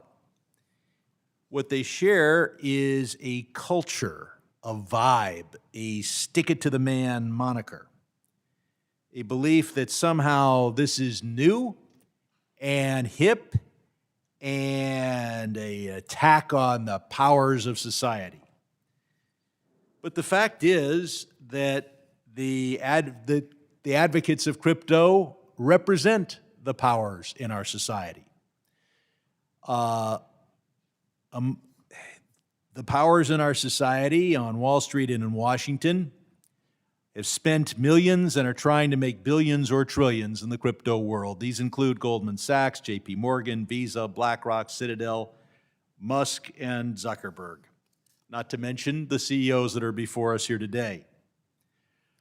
Everyone before us today is a crypto advocate. We will at some point hear from the crypto critics. We won't hear from CEOs. We'll hear from academics with their pencils and pens. Today we hear from the CEOs with their lobbyists, their PACs, and their power.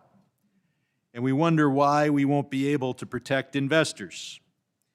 The regulators need to listen to this hearing very carefully. With all the money and power on one side, we will not be able to pass meaningful legislation. Don't cop out and say, well, you're not going to do anything until we pass meaningful legislation. And if you wonder about where the power is, Zuckerberg had to come here himself and sit there. Brian Armstrong sent his number 2. And Tether doesn't bother to show up at all. Zuckerberg did not have a day in the park. He did not enjoy it, but he had to come. Armstrong didn't, and Tether ain't here at all. Now, the number one threat to cryptocurrency is crypto. Bitcoin could be displaced by Ether, which could be displaced by Dodge, which could be displaced by Hamster Coin. And then there's Cobra Coin. And what could Mongoose Coin do to crypto coin? In the area of fiat currency, the dollar will always be more important than the Uruguayan peso, and the Uruguayan peso is not a joke. There will always be an Uruguay, and the Uruguayan peso will always have some value. Will Mongoose Coin always have a value? I don't know. I just made it up. It's a joke. Although I said that about Hamster Coin, and then I found out there really was a Hamster Coin. It's not fair to compare fiat currency's current system to what cryptocurrencies aspire to be.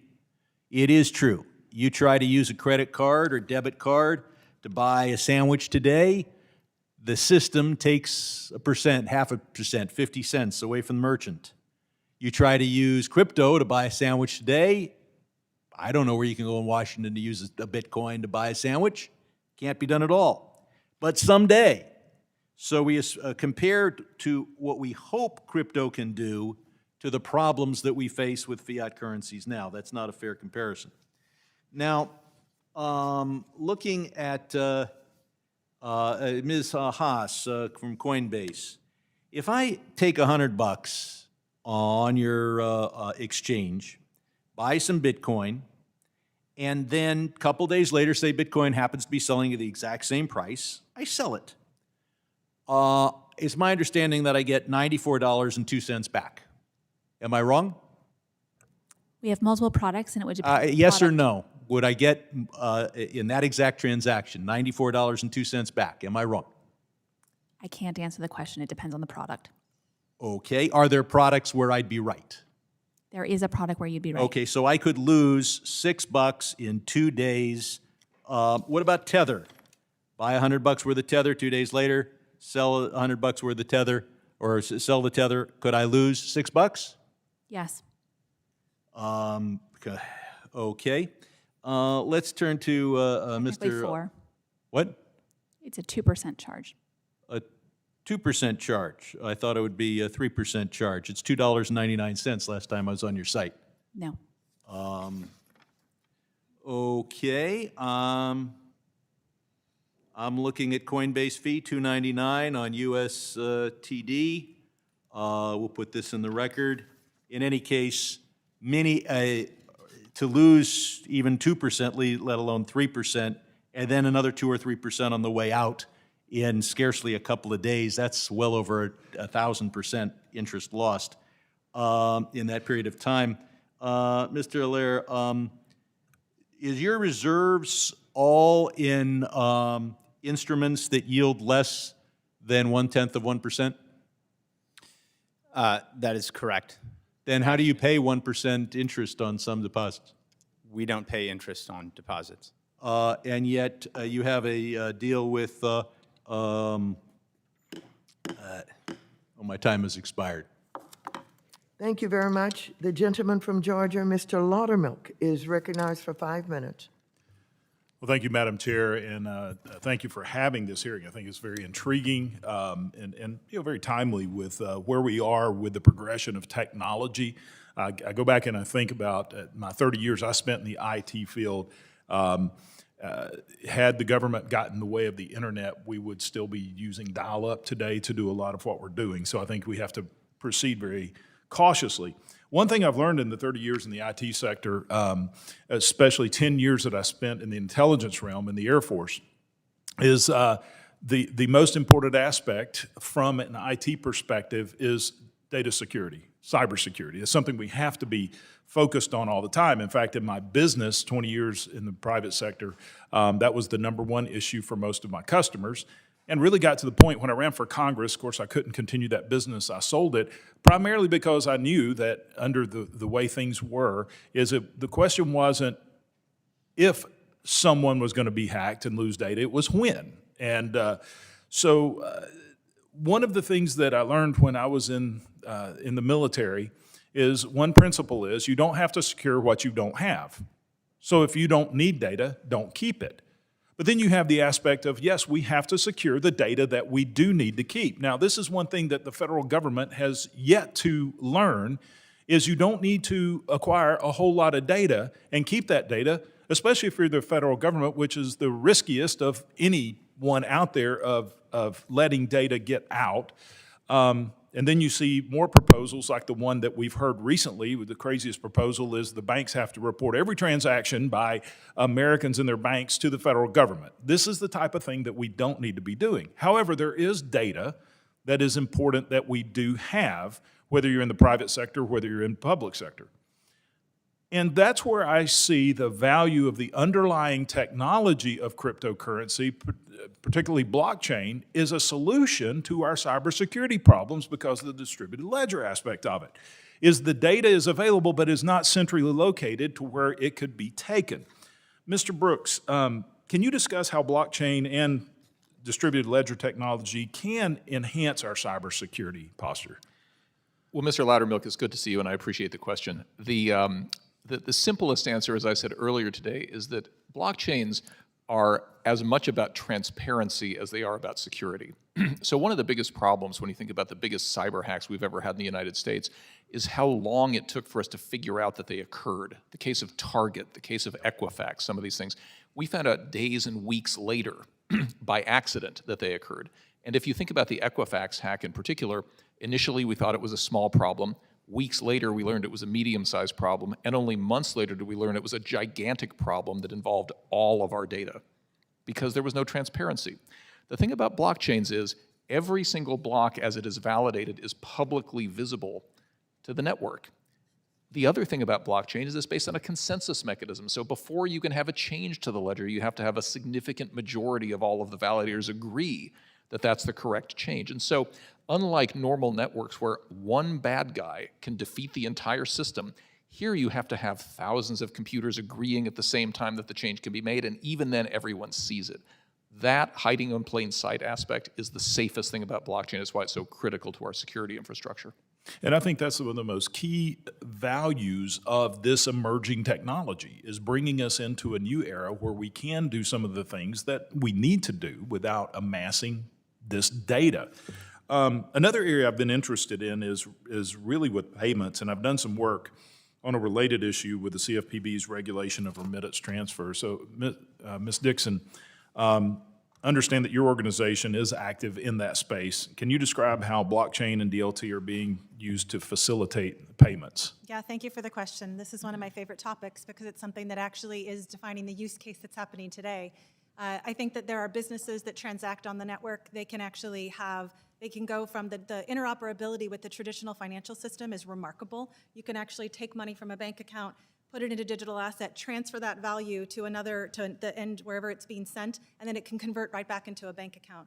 The fact that you have such complete interoperability with the existing financial infrastructure should give us all the ability to take excitement about elevating that technology to the right level so that we continue to innovate there. So payments are something that are constantly being leveraged on the Stellar network. They're done with business payments. They're also done with remittances from the personal standpoint. When you live in California, for example, and you want to send money to your family in another country, you can do so in 3 to 5 seconds and 100,000 transactions for less than a penny on the Stellar network. It's a remarkable use of this technology. And this is what can happen if government doesn't get in the way of the development of technologies that benefit the individual. And so there are several other questions I have, but I see my time has expired, and I want to be respectful of everyone. So with that, Madam Chair, I yield back the Thank you. balance of my time. The gentlewoman from Iowa, Ms. Acne, who is also the Vice Chair of the Subcommittee on Housing, Community Development Insurance, is now recognized for 5 minutes. Thank you, Madam Chair, and thank you all for being here. Mr. Bankman-Fried, I'd like to start by asking you the first question. FTX US has a derivatives platform and recently bought Ledger X as part of that. Is that correct? Yes. Okay, thank you. And that platform is registered with the CFTC. Is that correct? Yep. Okay, perfect. So I just want to clarify something, and this isn't to say anybody's doing any wrong, it's just to get the lay of the land. You also have an exchange for Bitcoin and other tokens, but that is not registered with either the CFTC or the SEC. Is that correct? That's correct. Currently, neither of them are primary markets regulators for spot Bitcoin to USD markets. Okay, thank you. And I know you're registered as a money transmitter, but that's not the same kind of oversight that we'll see from a federal market regulator. I also sit on the Agriculture Committee, which oversees the CFTC, so a gap like this is especially concerning to me. And the big problem that I see here, from what I understand, is that the CFTC doesn't have regulatory authority for spot trading of commodities, just their derivatives. So that leaves consumers with inconsistent protections, which is a concern that I have. So Mr. Bankman-Fried, you and both Ms. Haas run exchanges, but the investor protections basically can be whatever the companies separately come up with, and they won't necessarily be the same. Is that correct? I completely agree with your worry. We do, in fact, have much the same investor protections on our spot markets as on our derivatives markets, but I would be very much supportive of a similar regime for spot commodities markets like Bitcoin USD markets as we see for the derivatives markets. Oh, very good. I like to hear that. Thank you. Okay, so when it comes to oversight, a couple more questions here. Do you report your full order history publicly either you, Mr. Bankman-Fried, or Ms. Haas? And are there public standards for that to make sure it's accurate?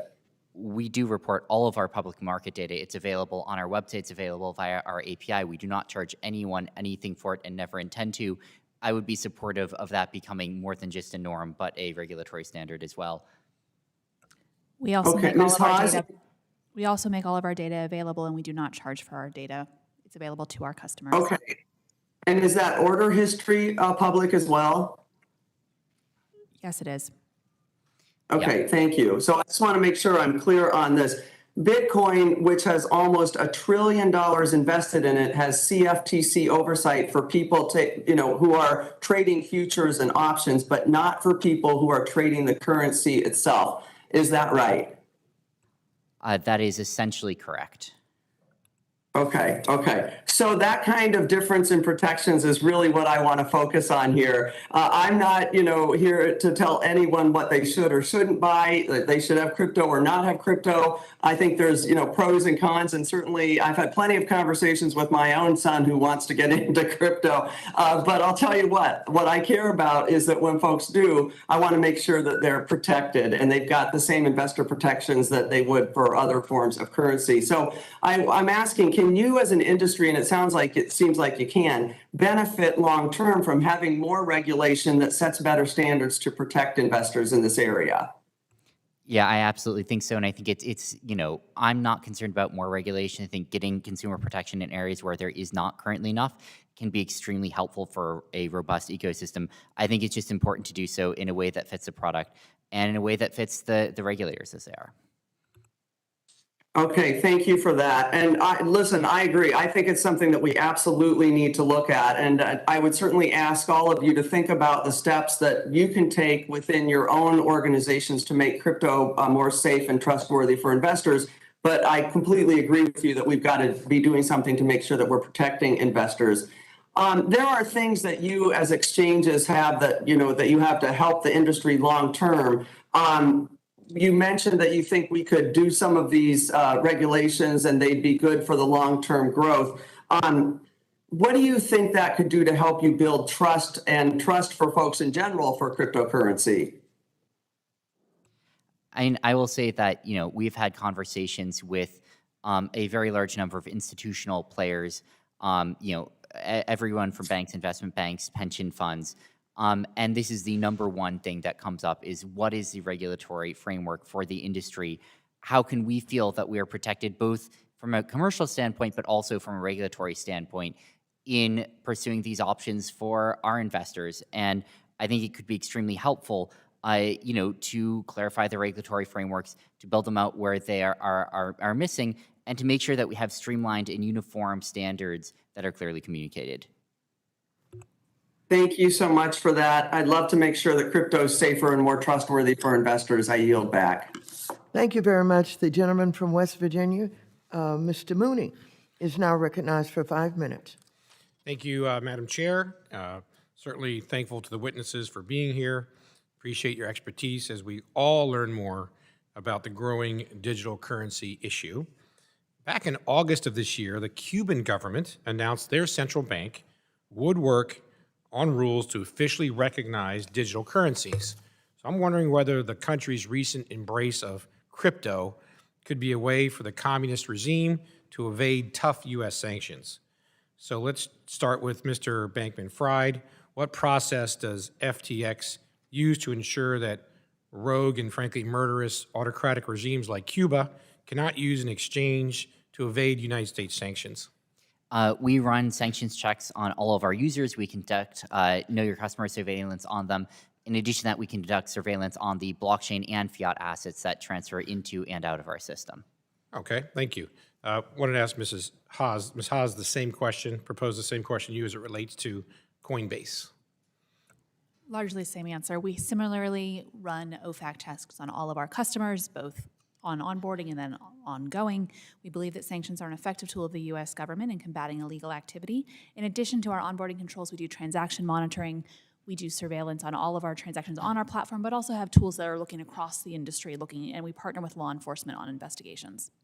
Okay, so second question, let me set it up for you. One of the ways that bad actors or rogue states could try to fool exchanges is by using technology like VPN that spoof IP addresses, fooling others into thinking that they're in a different location. So let's go with Mr. Brooks on this one. Can you speak to the importance of moving away from IP addresses to verified location? And follow up to that, what is an alternative way of verifying location? Well, a couple of quick answers. So on the compliance side, I think the use of VPNs to avoid geolocation and to avoid sort of geofencing is something that 3 years ago was effective and useful, and the industry has developed lots of technologies that make that much, much harder today. So, some of these decentralized tools, several of the companies have been mentioned already, Chainalysis, Elliptic, and some others, have an ability to actually trace IP addresses based on probabilistic sort of network information. So it's not just that that IP address might have been issued by an ISP in a given jurisdiction, it's also that that IP address is associated with lots of other transactions that could only be Cuba or could only be Libya or whatever. And the probability assessment is one of the things that makes this much easier. That's why the network is so important. Okay, well, thank you. I referenced Cuba. The Cuban government's continued tyranny is personal for me and my family. My mother fled communist Cuba when she was 20 years old to come to the United States. She even recently wrote a book about the horrific experiences and the aftermath of the revolution there, including her time as a political prisoner in the Castro regime. And the Marxist Cuban government cannot be allowed to continue to oppress the Cuban people. Former President Trump's tough sanctions restrict access to resources for Cuba's rogue government. And I want to work with the members of this panel to ensure that the digital marketplace does not enable the communist Cuban regime or other bad countries around the world who hate us and kill their own people and are tyrannical. I'm sure we all share that goal. I know there are those who think that that's a role for the federal government to come in and issue a whole set of regulations because you can't do it yourselves. But I think it's better if we work with you, and if you can do it yourselves better than the federal government, that might be the answer. So thank you, Madam Chair, and I yield back the balance of my time. Thank you. The gentleman from New York, Mr. Gottheimer, who is also the Vice Chair of the Subcommittee on National Security, International Development, and Monetary Policy, is now recognized for 5 minutes. Thank you, Madam Chairwoman, and thank you for all our panelists for being here today. Very grateful. If I can start with Mr. Bankman-Fried first, please. From my role on the National Security Subcommittee on Financial Services, I'm committed to ensuring bad actors like terrorists and drug dealers cannot access the financial services sector for purposes contrary to U.S. interests. And while obviously I support cryptocurrency and its potential benefits in the digital payment space, one area remains particularly concerning for me: the theft of cryptocurrency and its potential use in illicit or terrorist financing. These issues are also related insofar as stolen funds may be used for nefarious purposes. I introduced my bill, H.R. 3685, the Hamas International Financing Prevention Act, in part because of the increased reporting around the use of cryptocurrency donations to support Hamas. 2 questions, if you don't mind. First, what are exchanges doing today to both ensure that consumers are protected from hacking and theft and to prevent bad actors such as Hamas and other terrorist organizations from accessing cryptocurrency markets? And in what context, too, in what context would you flag a transaction to law enforcement, and have you ever flagged transactions for law enforcement agencies? Yeah, so I guess I'll first briefly talk about the security aspect of this, about stopping breaches to accounts, where we mandate that all users have 2-factor authentication for all of their accounts. We have a very broad suite of security practices that all users can access on the site, in addition to all of the Know Your Customer policies. On the bad actor side, we conduct KYC surveillance on all users of the exchange. We do that on all deposits and withdrawals using multiple tools on the blockchain and for fiat currencies. And, to address, I think, your question about law enforcement, we work cooperatively with law enforcement here in the United States and globally on, tracking down any bad actors. We are in constant communication. We strive to be as helpful as we can be. The combination of the Know Your Customer surveillance that we do, plus the transparency of the public ledgers of blockchains, actually can make it a really powerful tool for tracking down any funds from illicit activity. We've used that. We have been, participating in freezing a substantial amount of assets on our platform in cooperation with law enforcement, and look forward to continuing to work with them globally. Thank you so much. Mr. Allaire, the President's Working Group's recent paper on stablecoins included a recommendation that all stablecoin issuers be required to become insured depository institutions such as banks. I understand that Circle has stated that it intends to become a bank, but currently backs the USDC in circulation one-to-one with reserves held at partner banks. I'm working on a bill that could potentially implement a number of these recommendations. If I can ask, do you think it is necessary for safety and soundness for stablecoin issuers to themselves be insured depository institutions, or is partnering with insured depository institutions sufficient? And what are the pros and cons of each model, please? Thank you for the question, Congressman. I think it's a very important issue. As noted, we have decided to pursue a national bank charter and are open to being an FDIC-insured bank as well. I think however, there's some subtlety in this topic, and I think it's important for the committee to consider it. A full reserve digital currency model, such as USDC, where 100% of the assets are fully reserved in high-quality liquid assets such as cash and short duration U.S. Treasuries, is not the same as a bank deposit, where the bank is in turn taking the deposit and rehypothecating it and lending it. And really the purpose of FDIC insurance is for that fractional reserve lending that takes place. And so I think the real question in our minds is, I think it can be really powerful for a stablecoin issuer to have a federal bank charter, to be able to access the Fed and hold cash at the Fed in terms of the ultimate form of safety and soundness for those cash assets, but not necessarily being lending banks that are rehypothecating capital. The form of insurance perhaps could be investigated. I know that the FDIC itself has been thinking about what are potential appropriate forms of insurance on stablecoin issuers, and so I think it's a live issue. But just applying the kind of apples-to-apples model on a full reserve banking model, I think does raise some questions. So I think ultimately, coming back to your question, I think that statutes in the United States should support stablecoin issuers that are operating at a state level, at a federal level, and support money services businesses as well as banks being active participants in the stablecoin ecosystem. And I think it's important that the barrier to entry in the stablecoin space not be so high that startups that are innovating as money services businesses can't participate in this innovation. Thank you so much, and I yield back. Thank you. The gentleman from North Carolina, Mr. Budd, is now recognized for 5 minutes. I thank the chair. The United States has a huge opportunity with crypto, but my fear is that this regulatory state, it's going to crack down on an industry that the regulators, they really don't understand yet, and it's going to force the next generation of financial tech to be created outside of our country. Well, we can't let that happen. So, Mr. Brooks, it's good to see you again. Where do companies draw the line and say that enough is enough with this anti-innovation, quote, regulation by enforcement, and then just decide to take their industry elsewhere to another country?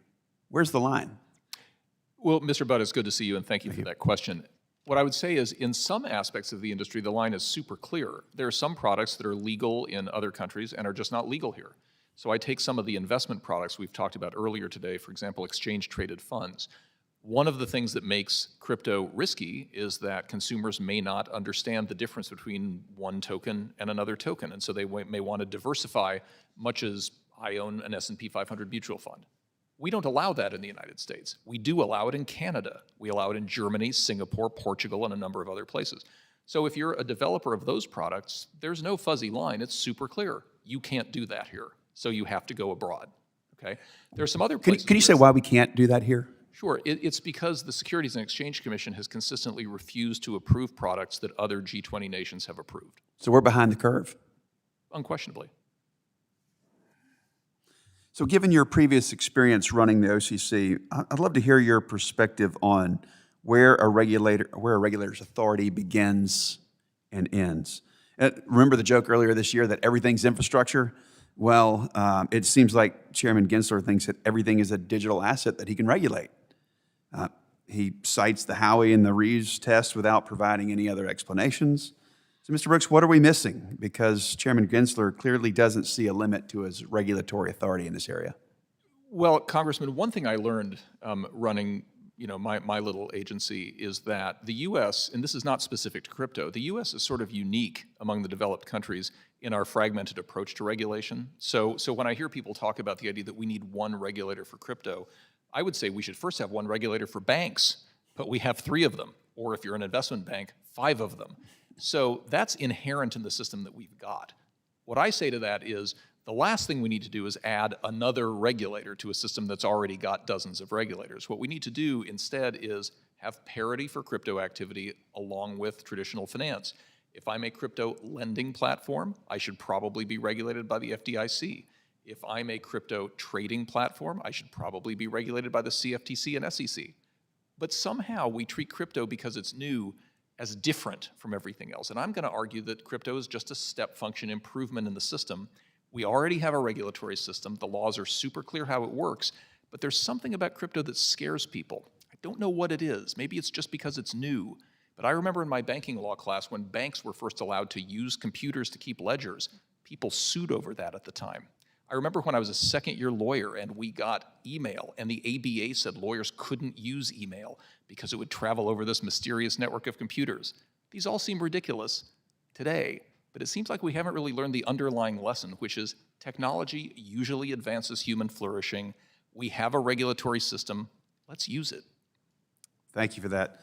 Ms. Haas, as you're aware, the infrastructure bill was signed into law last month and had lots of problems for digital assets. So I was very vocal about a need for a fix for this, and I was proudly supporting Ranking Member McHenry's bill to make those fixes. So would you please address some of your concerns and why those flaws would be so bad for the crypto community? Thank you, and thank you for your support on this important bill. So first of all, I want to make it clear that Coinbase supports tax payments in crypto. We think that everybody should be paying their taxes, and we think that centralized entities like Coinbase should be reporting, no different than a Schwab, no different than a Fidelity. It's important value-added service for our customers. But what concerned us about the drafting of the infrastructure bill, specifically to the tax provisions, was that these are complex issues. Crypto taxation is complex, the technology has new players in the space, and that we didn't have the public comment period that we would typically have for something so complex. And so what happened was the risk of an unintended consequence. And I think that we can still solve this. I think that we are not to the place that it could be scary. But the definition of a broker was potentially overly wide and could be interpreted to include players such as miners, such as the hardware wallets that do not have access to this information, that have no ability to comply with reporting regimes, and then could be consequence. There could be penalties, there could be federal risk to them. So we thought it was overly broad. And then separately in 6050I, we thought that there was additional reporting risk that was privacy and also could be deemed overly broad and pull in parties that were not necessarily deemed to be covered by this rule. Thank you very much. Chair, I yield back. Thank you very much. I think you need to make a correction. You referred to Mr. Brooks as having been at SEC, and he has been saying all along he was at OCC. I never made that reference, but thank you. Well, all right. Thank you very much. We appreciate your presence here today and your expertise in banking law. Thank you. The gentleman from Massachusetts, Mr. Lynch, who is also the chair of the Task Force on Financial Technology, is now recognized for 5 minutes. Thank you, Madam Chair. Great hearing. I want to thank all of our witnesses as well. Prior to the creation of the subcommittee on financial services, we had a terrorist financing task force that I chaired for about 8 years. So I'm keenly sensitive to the issues around Know Your Customer and AML. And I worked a lot with FinCEN, the Financial Crimes Enforcement Network, on traditional banking protections with regard to terrorist financing and money laundering. And I know that at the end of last year, FinCEN actually issued a rulemaking proposal to require banks and money service businesses to submit reports and verify the identity of customers involved with wallets for virtual currency. And so this particular rulemaking focused on those wallets that were hosted in low compliance jurisdictions and were identified by FinCEN as wallets which were not hosted by a financial institution, called unhosted wallets. And the requirements that FinCEN came up with are sort of similar to what we use now for money transmitters. So, Mr. Armstrong and Mr. Allaire, your firms in particular were vocally opposed to that rulemaking. And I heard your responses to Mr. Foster and to others regarding identity. And I want to try to understand, can you share why the transactions involving virtual assets and payments involving those wallets that are quite similar to Western Union transmissions or MoneyGrams, why you objected to what looks like a fairly similar regulatory approach? Mr. Allaire, if you might take a crack at it. Thank you, Congressman Lynch, for the question. It's a very important question.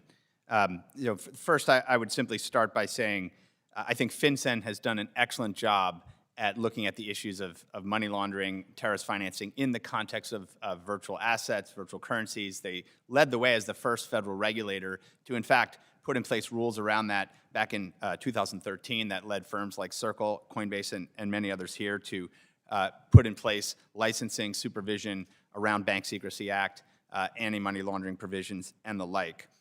I think the specific issue at hand, which you are correct, we had some significant objections to, was really twofold. One was there was an introduction of a 11th hour rulemaking that did not have significant public comment. And I think at the bottom of that issue is there are some really significant things about the way digital assets and blockchains work that we want to make sure, if we're going to be introducing rules around reporting, that they take account of the unique things with public blockchain infrastructures in particular. Notably, public blockchain infrastructures are in some ways like the public internet or the World Wide Web or email. They're open networks that anyone can connect to, join, and use. And it's one of the really powerful things that has made information exchange free. And I think it's one of the things that we believe with digital assets on blockchains can make value exchange much more frictionless for people around the world. And a part of that is that there are the ability for an individual to self-custody assets with a piece of hardware or a piece of software. That piece of software could be downloaded from an app store, and they're self-custodying a stablecoin like USDC or a Bitcoin. And that's the software maker itself is not involved in facilitating a customer transaction. They're really just a software developer providing technology that end users can use. And I think the rule as it was outlined would kind of be a square peg, round hole, or a bit of a blunt force instrument. And what we argued, and I think is hopefully going to bear fruit significantly over the next year, is that what we really need are ways to provide proof of digital identities. A firm like Circle or a firm like FTX or Coinbase or Paxos or other members, other folks testifying here, could provide a cryptographic proof that someone has been KYC'd. And that proof could actually be carried around with them in a hardware wallet or a software wallet. And then you'd have the ability to know that you've got legitimate actors, to be able to have the right information about users without having essentially more PII or personal identifiable information being broadcasted really broadly. And so I think our view was give the industry more time to develop technology that can allow these forms of transactions to happen, but still preserve privacy and take advantage of the really significant security benefits that come from cryptography. Okay, that's fair. I know my time has expired, so thank you, Madam Chair. I yield back. Thank you. The gentleman from Tennessee, Mr. Kustoff, is now recognized for 5 minutes. Thank you, Madam Chair, and thank you also for convening today's hearing. Thank you to the witnesses. I know we've been here for some time, but it's been very informative, and I appreciate it, and I know we all do. Ms. Haas, if I could with you, could we talk about the Crypto Rating Council that I believe Coinbase and other industry players created to determine what digital assets look more like securities and which ones don't. If you could you talk to me about how the council makes its determination and who's involved in the process? Thank you for the question. So the Crypto Rating Council is an independent entity that works to serve industry participants such as Coinbase with an assessment of digital assets underneath the Howey test. So it's looking at the white papers that new asset projects put forth and making a determination under the Howey test whether or not that new project is more likely than not to meet the definition of a security under U.S. federal securities laws. Independent law firms are the ones who are doing this assessment, who are U.S. securities laws experts, and looking at facts and circumstances to make an assessment. Thank you. If I could ask you, could you talked about securities, can you talk about what degree, if any, the SEC and other stakeholders have been involved in, what the discussions have been with in terms of the framework? Thank you for the opportunity to address this. So at this point in time, the SEC has not provided a clear definition about what is or is not a security. They've asked us to rely on the Howey and Reeves test, and we, companies like Coinbase, companies like FTX and others, pay careful attention to ongoing litigation that is existing in the space, news that we see, but we are left to interpret based on our interpretation of law for what is and is not a security at this time. Thank you, Ms. Haas. Mr. Brooks, if I could to you, thank you also for being here. If I could, I think there are, obviously there are people who believe that cryptocurrency is difficult, maybe even impossible to track. Can you talk about that as it relates to the blockchain? And while we talk about illicit activities, alleged illicit activities, oftentimes would be investigated by federal authorities, could you explain maybe the fallacy in that as if you were talking to our local police chiefs or local sheriffs? Sure. Well, thank you for the question, Mr. Kussoff. I actually do this talk at local Rotary clubs and things around the country all the time, so I think I can do that pretty well. I think the easiest way to understand it is let's contrast blockchain transactions with normal banking transactions to see how much easier it is to trace them on a blockchain than it is in a banking transaction. So let's imagine for a moment that I would never do this because this would be flagrantly illegal, but let's say I bought you lunch, okay? And let's say that afterwards you wanted to Venmo me your payment back, right? So you hit your Venmo button on your iPhone and you sent me money. What many people don't understand is that there are 7 or 8 different steps in the Venmo transaction. So all Venmo does is send an instruction to your bank. Your bank then receives that instruction, they write it down in their books and records, and then they then send an instruction to an underlying transfer network. It could be the automated clearinghouse, could be the Fedwire system or something else. That system then contacts my bank. It inquires whether my bank has enough money to pay you. Once that's been done, then there's a debit from my account. It's very complicated. And in any one of those steps, information could be lost, there could be a breach, something bad could happen. Versus in a blockchain, there are no intermediaries. I'm not sending instructions to a third party to send instructions to another third party to eventually send you money. I've sent you money. And when the block is validated, I can see that my wallet address transferred that value to your wallet address. Simple as that. The easiest way for people to understand how easy this is, because we've had a lot of talk of hacking and cyber security issues, the reason that we found the bad guys in the Colonial Pipeline hack was because they asked for Bitcoin.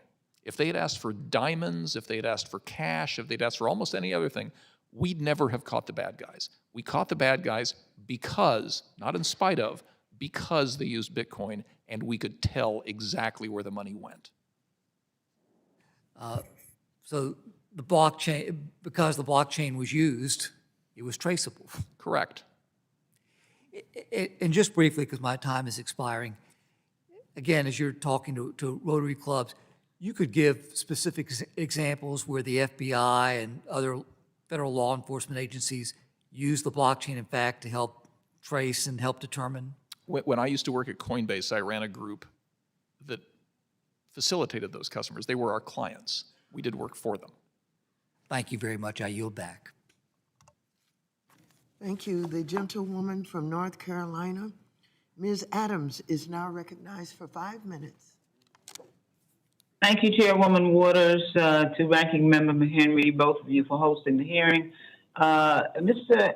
Cascarilla, I want to touch briefly on the risk that stablecoins might pose to our broader financial system. The President's Working Group report, which we spent plenty of time talking about today, expressed concern that any perceived instability could trigger a run-on on that stablecoin.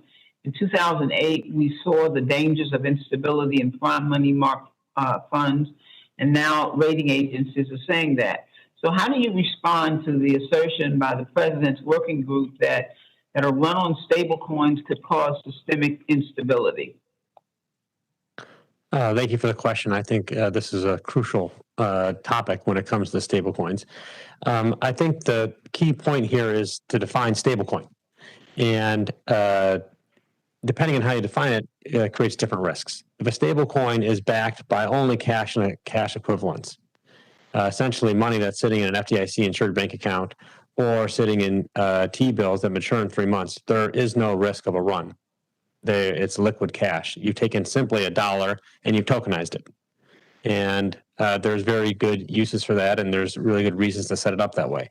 Of course, you could decide to back your stablecoin with other assets, and certain issuers do. It could be loans, it could be CDs, it also could be other types of securities. And in that case, you start to have not really a stable coin, but you have something that looks more like maybe a bank deposit. And in that case, it would make a lot of sense, I think, for a banking regulatory regime to oversee it. And also, it could be that it looks more like a money market fund because it's backed by certain types of securities, and it would make sense for the SEC to oversee it. So we are a trust company.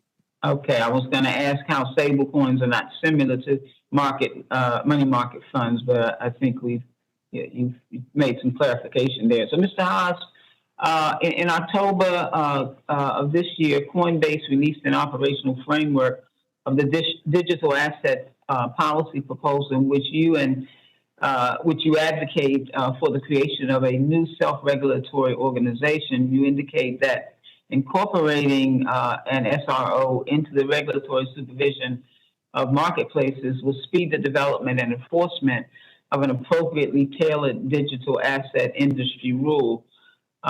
So in your view, how can Congress and industry best come together to begin laying the foundation for a successful regulatory framework for digital asset trading platforms such as yours? Thank you so much for this question. So I want to clarify that first in our proposal, we are seeking one single federal regulator. It could be an existing federal regulator. We're not asking for the creation of a new federal regulator. And the value that we think of having an SRO would be, this is complex. There is new innovation happening in crypto every single day. We haven't even touched on NFTs or DAOs in this committee hearing today.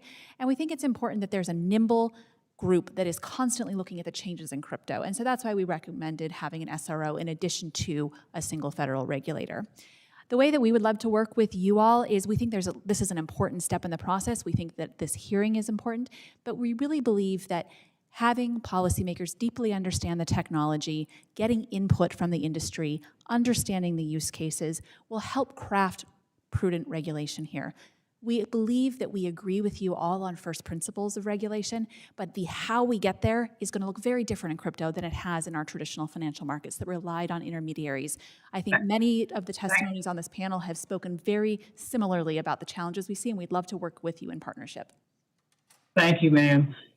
This is to all the witnesses, and it can be a yes or no. Would you commit to, as a two-time HBCU graduate, I care deeply about making sure that your companies reflect the diversity of our country. So yes or no, would you commit to sharing data about the racial and gender makeup of your companies? I want everyone, if you can, to answer it quickly, yes or no. Yes. Are you committed to doing that? All right. Yes. Yes. Yeah. We'd be happy to follow up with your office. Well, great. We would appreciate that very much. It is a concern of not only this committee, but certainly of one of our co-chairs, Joyce Beatty, and myself, and some others. So thank you very much, and thank you for your responses. And Madam Chair, I'm going to yield back. Thank you. The gentleman from Indiana, Mr. Hollingsworth, is now recognized for 5 minutes. Well, good afternoon. I appreciate everyone being here and certainly appreciate the dialogue that has been engendered thus far. I will admit to you my erudition on such matters is very, very low, and so I'm on a genuine fact-finding mission, not on a confirmation of my preconceived notions about how this could be used, or alternatively, how it should be treated by regulators. I think specifically to Mr. Allaire to start with, would you define stablecoin for me? Sure. Thank you for the question, Congressman. There are many types of stablecoins. Right. There are stablecoins are called stablecoins because they are intended to hold a stable value. I think the name. Can you clarify and be more specific? A stable value relative to what? Well, relative to some underlying reference asset. Right, but that reference asset in and of itself may, in fact, be volatile, right? If I said this had 100% correlation with 1 ounce of gold, Sure. right? That would be stable relative to gold, right. but not stable relative in an absolute sense, I should say. That's exactly right. Okay. So say the purchasing power of a dollar is changing rapidly with inflation, and so, or in other countries, hyperinflation, or there's deflationary assets and so on. Right. So the reference asset obviously has a huge So impact. you brought this up, and I wanted to delve further into that, and I appreciate that. So not a lot, maybe not even the majority, some non-trivial portion of stable coins are backed by US dollars and are transferable to and from dollars, right? So in essence, explain to me the value proposition to me owning a stable coin that I can convert into dollars as opposed to owning the dollars themselves. What's the value proposition to a consumer?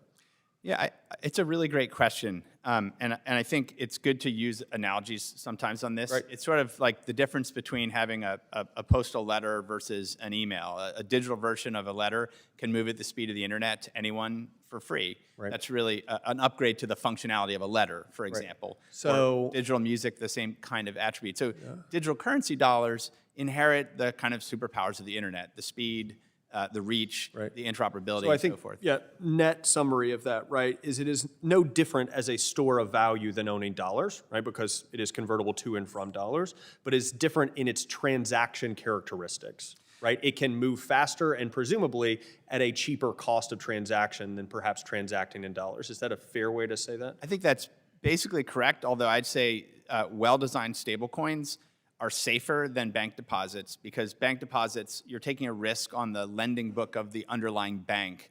And so you have run risk, you have default risk of all of the deposits and loans that might sit in a bank. A full reserve form of money, which is what a dollar digital currency such as USDC represents, is actually a safer form to hold, not just store value, but as a transactional medium as well. Right, assuming that you hold your dollars in a bank account. That's right. Yeah, there is some level of counterparty risk. We have worked hard, frankly, in this country and through a regulatory environment of minimizing that and through federal government guarantees, but that remains non-zero if trivial, right? So walk me through the transaction value of owning a stablecoin, right? And here's my view just outside of this, right? I understand the notion that if I go to a retailer that accepts that stablecoin, right, then I can transact with them, presumably at a lower cost to that retailer. Hopefully my prices are lower on account of that, and I can transact faster with them. But there is a non-zero transaction cost associated with getting into that stable coin, right? So I've kind of traded this notion of accelerating my pace of transaction and lowering the cost once I get into the system, but there are costs to get into the system, right? I have to buy whatever that stable coin is from dollars, right? Yeah, so I can speak in the case of USDC. Please. So if an institution wants to transfer dollars into USDC, we don't charge a fee for that.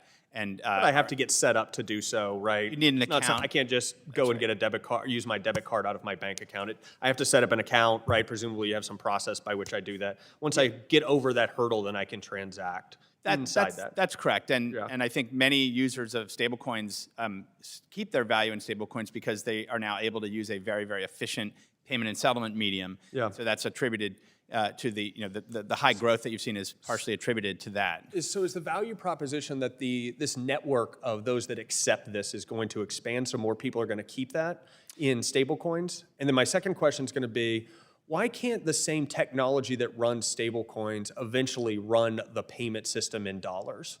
right? Won't we eventually cut out the middle step of having to convert to a stablecoin and then transact in this frictionless and speedier environment? Won't we eventually have to figure out, run that through the existing payment system?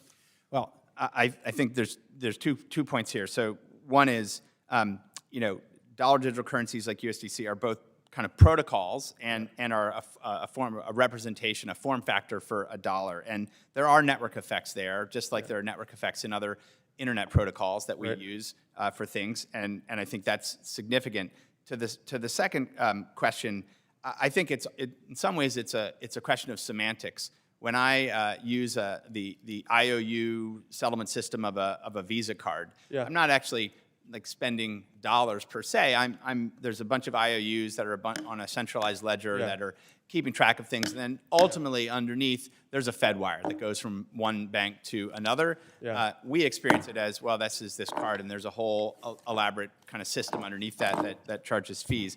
I think what we see, well-regulated stablecoins are an upgrade to those kinds of payment systems to be ready for the internet era. I appreciate the chair's indulgence. Thank you. Sorry. The gentleman's time has expired. The gentlewoman from New York, Ms. Ocasio-Cortez, is now recognized for 5 minutes. Thank you, Madam Chair, and thank you to all of our witnesses who are here today at this hearing. Before I get into the heart of my questions today, there was a slight discrepancy in some of the testimony and questioning from earlier today. I just wanted Ms. Haas to clarify very quickly. Earlier today in the hearing, Representative Velasquez asked about proprietary trading on the Coinbase platform. And in that moment, I believe you had told her, quote, that Coinbase does not engage in proprietary trading on our platform. All prices are established, et cetera. However, in looking at the Coinbase rules under Section 3.21 under Coinbase Corporate Ops, it says, Coinbase Inc., which owns and operates Coinbase Pro and Exchange, also trades its own corporate funds on Coinbase Pro and Exchange. And I just wanted to give you briefly the opportunity to clarify. Thank you so much for the opportunity to clarify. There's a few things that we do in our business. So one is we do have a corporate investment portfolio that every month we make an investment of crypto and add to our balance sheet. We've not sold that. We don't trade it actively, but we do increase the investment on a monthly basis on pre-established investment protocols. We do buy those on our exchange. Got it. Understood. Thank you very much. So to the heart of the matter. Crypto, as we know, is a growing industry. It's rising in market value from $500 billion last year to more than $3 trillion as of November of this year, 2021. There are a lot of advocates, proponents of the cryptocurrency industry that discuss the creation of new digital currencies, I should say, and building safer, more inclusive system outside of the traditional financial sector. But I kind of want to explore this assertion a little bit more. Mr. Allaire, a substantial portion of the buying and selling of cryptocurrencies is done with stable coins, correct? A significant amount is traded with stablecoins, yes. It's about 75%. Does that sound about right to you? I don't have the data in front of me, but it does sound roughly correct. And these stable coins are designed to be backed by certain reserve assets, whether they are primarily USD or safe, highly liquid cash substitutes. Essentially, a coin to be stable in value so that people can kind of use it in a larger world of crypto where other coins could perhaps be a little bit more volatile in their value. I can certainly speak to the design of USDC. I can't really speak to others. Mm-hmm. So yes, USDC is designed as a payment instrument under electronic money law in the United States. And so it's cash and short duration US government treasuries, which is the underlying instruments for the stored value. In fact, your firm recently announced a transition to one-to-one backing in dollars of USD coin after it was found that only 60% of the coin was backed by cash or cash substitutes.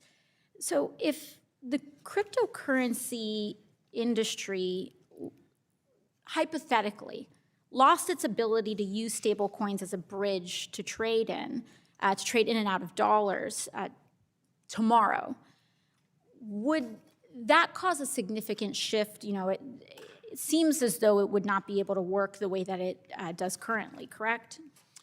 Well, I think a primary reason why stablecoins are so powerful is that they're a superior form of settlement. And so the existing banking system moves slowly. Funds take several days for them to move, and there are significant fees, and the access to that can be limited. Whereas blockchains operate continuously, and settlement happens at the speed of the internet. And so I think it is important that payments and settlement in these new forms of internet financial products and services can operate at the speed of the internet. And so I think it's essential, in fact. I see. Thank you. And so lastly, what would you say to some of the folks who are listening to what some folks are saying, not just here on this panel, but in the larger world? So the folks that say, what do you say to the folks that say, basically, this doesn't seem like a new financial system per se, but really an extension or perhaps expansion of our present one? Well, I would disagree with that. I think what I believe we're seeing is a new open infrastructure layer on the internet, a missing infrastructure layer of the internet that is designed around value exchange and economic coordination, that is rooted in immutable data, the ability to interact with counterparties in a very, very safe way that hasn't existed before on the internet. And really, many of the efficiencies that the internet brings in terms of moving information brought into moving value, but also with greater degrees of security than are often offered through the existing financial system. So I really do believe we're building a new global economic infrastructure layer, and we're certainly— And you would say that that's not distinct. You would argue that that is distinct, not an expansion or an increase in the sophistication of our current financial system. I believe, for this to take hold, it needs to be well integrated with our existing financial system, and we've long believed in a kind of hybrid model that does that. Thank you very much. Thank you. The gentlelady's time has expired. The gentleman from Ohio, Mr. Gonzalez, is now recognized for 5 minutes. Thank you, Madam Chair. I truly appreciate this hearing. This is a great hearing. I want to start with Mr. Brooks, and I'm going to attempt to respond to some of the objections, which I believe demonstrate a complete and utter misunderstanding of what we're even doing here today. One contention is that the vibe of crypto is a stick-it-to-the-man vibe, but in actuality, it's dominated and controlled by big tech and Wall Street. While the culture may be somewhat accurately described, the notion that a handful of big tech leaders and Wall Street banks somehow created and now control crypto is absurd on its face. And frankly, anyone who would make such a claim, I believe, should be ignored on this topic. My contention is that Web3, crypto, blockchain, et cetera, by its very structure, has the ability to solve some of the most difficult and frustrating problems that the current version of the internet and the financial system have, where a narrow set of platforms control what we see, how we interact, and what we buy, while millions of Americans remain completely disconnected from the financial system. Web3 can turn this entire thing on its head in a very empowering way. So my question's simple. How specifically could you see Web3 solving some of these bigger challenges associated with the current version of the internet and the financial system? Well, Congressman Gonzalez, thanks for the question. When I go back to the criticisms that you were just recounting, the only part of that I heard was hip. I'm going with hip. The rest of it, we can come to. But in terms of the problems being solved, I think the first issue is the biggest critics of cryptocurrency have been the biggest banks. Those are the people who are the most concerned about the entry of stablecoins into the payment system, about the ability of crypto assets to build networks that are away from the clearinghouse. Those are the biggest critics, and so I think that tells you a lot of what you need to know. And the reason is because the way that Web3 solves a lot of problems, it's really twofold. First of all, it eliminates the toll collector role of traditional banks and traditional broker-dealers. The main thing that they do is they employ large numbers of human beings maintaining ledgers of account and allocating credit for a fee. Bitcoin and other cryptocurrencies do that without human beings and with no fee. And the elimination of minimum account balance fees, the $25 wire transfer fee that your bank charges to give you 3 days to send money abroad, those are gone. Thank you. That's what's so important. But the last part is it unlocks value that traditional economic structures don't unlock. The creator economy, play to earn in the gaming system, those don't exist. So I want to go to Ms. Haas on that. Building off this, in your testimony, you mentioned use cases for Web3 in the creator and gaming economies. Could you please outline a specific use case and discuss how Web3 can empower creators and artists over mega tech platforms, which was implied earlier. And quickly, please, if you could. All right, let's talk really quickly. I'll cite the one that we just talked about earlier, which is in the month of November, play to earn. So these are where video games, one can play a video game and earn NFTs. Those NFTs are in-game experiences. So if anyone here has young kids who are playing with Roblox, playing with Minecraft, playing with these, there's in-game experiences where you can buy avatars, you can buy various things. These can become NFTs. These NFTs then can be sold for value. And so what we're having here is these kind of the concept of a play to earn. You can play the video game, you can earn money, you can then monetize that back into fiat, and you can create these new economies and these new communities that have increasing value. Thank you. Mr. Bankman-Fried, I believe you live in Hong Kong, is that correct? Sorry, repeat that? Do you live in Hong Kong, is that correct? I do not anymore. Oh, okay. Well, let me ask the question differently. I did at one point. So 10 years ago, certainly 20, 30 years ago, if you wanted to start a major internet company, you probably wanted to do it in the United States. You probably wanted to do it where you grew up, in Stanford on the coast in Silicon Valley, for a whole host of reasons, one of which being a very, very conducive, innovative environment. When I look at Web3, I see a lot of projects moving overseas. To what degree is the current regulatory environment in the United States contributing to this change where projects are now being built and domiciled in nations not the United States, whereas in the previous versions of the internet they were?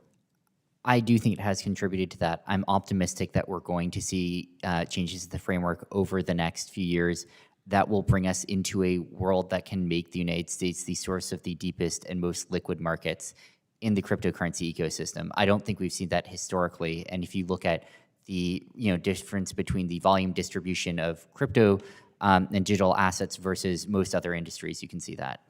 Mr. Brooks, do you have any thoughts on that? Well, Congressman, as I said earlier, there are certain activities that our G20 partners seem to think are perfectly appropriate, legitimate, and subject to regulation, and we keep resisting. Those have moved abroad. Thank you, and thank you, Madam Chair. I yield back. Thank you. The gentlewoman from Michigan, Ms. Tlaib, is now recognized for 5 minutes. Thank you, Madam Chair, and thank you so much for everyone that have been coming forward in regards to this important issue. Cryptocurrency like Bitcoin currently consumes enough energy to power a small nation, and that's something that continues to be missed in this debate around this issue. And, the University of Cambridge analysis estimated that Bitcoin mining consumes 121 terawatts hours a year. To put that in perspective for everyone, that's more electricity than the entire country Argentina consumes. That's more than the consumption of Google, Apple, Facebook, and Microsoft combined. One Bitcoin transaction, a single purchase, sale, or transfer uses the same amount of electricity as the typical US household uses in more than a month. And so this is really outstanding to me, and many folks do not know this, many Americans and folks that are talking about this issue. And so, Ms. Dixon, can you explain why for cryptocurrency like Bitcoin that rely on proof of work model mining is such an energy intensive process? Thank you for the question. This is a really important area, obviously, in terms of sustainability and the focus on what we do in this space. We should always be trying to do it better and much more efficiently. In Bitcoin is the proof of the way that Bitcoin consensus is achieved is through really complicated math equations. And so there's a lot of energy that's needed to be used to be able to make that happen. I know best about the consensus mechanism on Stellar, which is the Stellar Consensus Protocol, which can be done on a very small computer, any of the ones that you have in front of you. And we had a University of London did a study on the Stellar network itself, and the network is low in terms of energy consumption. It's around 0.00022 kilowatts per hour for each transaction. That's less than a transaction for Visa.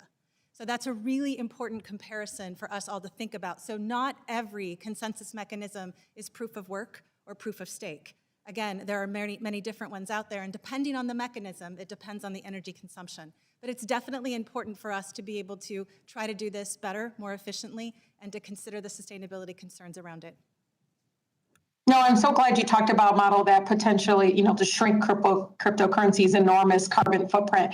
I'm particularly alarmed that previously, idled, shut down coal plants like the one operated by Greenwich Generation in Seneca Falls, New York, are now being brought back online to aid in cryptocurrency mining. And I don't know if the chairwoman knows this, but like in Montana, a coal-fired generating station is now providing 100% of its energy to Marathon Digital Holdings for Bitcoin mining under the power purchase agreement. Prior to the crackdown in China, it was estimated that nearly 2/3 of all Bitcoin mining took place in China, included in regions with very heavy power generation, such as Mongolia and other areas. But Ms. Dixon, should the world's central banks and governments be taking a more active role in monitoring and regulating cryptocurrency in order to bring energy consumption and carbon emissions in line with our own targets here in our country at the Paris Agreement? What would that look like? I think it's really important for us as an industry to really focus on this issue, even without regulation. I think it's something that you need to always balance the value of what you receive in terms of the harm that's actually created to the environment. So we constantly have to be doing that kind of analysis. I think that we all need to focus on minimizing the energy consumption as much as possible, and then think about how we can work with governments to be able to consider the best way to achieve that kind of the carbon neutral status that I think a lot of folks want us to get to. So I encourage constant discussion. I encourage us to be innovative. This is one of the wonderful things about blockchain and just innovation generally. You look and you use technology to help to solve problems just like this. Yeah, and the proof of work model fundamentally is incompatible with the environmental neutral future. And so, what tools, you're saying we got to move in this direction, Ms. Dixon. What tools can policymakers like ourselves look at to incentivize, to move us towards away from that model? How can policymakers accelerate that transition away from carbon intensive mining? We know our planet is burning. The climate crisis is here. And I just want to get the cryptocurrency community to become part of the solution and not make this crisis even worse. So can you talk about things that you would suggest for us to be working on in regards to this issue? I think it's really important. We've actually engaged a third party to be able to look at the additional energy consumption, not just for what as I mentioned, the University of London did with respect to the work that they did. But I do think it's important to be able, and we're engaging a third party to look at all of the different transactions and how the network actually can even be better and better with this with respect to Stellar. I think that same kind of work can be done with all of the different types of consensus mechanisms out there. So I think research and more focus on what we can do to achieve sustainability and our sustainability goals is an important mechanism, and I think it would be really good to continue that conversation with you. Thank you, and I yield. Thank you very much. The gentleman from Tennessee, Mr. Rose, is now recognized for 5 minutes. Thank you, Chairwoman Waters, and thanks to Ranking Member McHenry for holding this hearing, and thanks to our witnesses for hanging in with us for such a long period of time. Your testimony and participation today is very important to helping us understand this area and craft the appropriate policies going forward.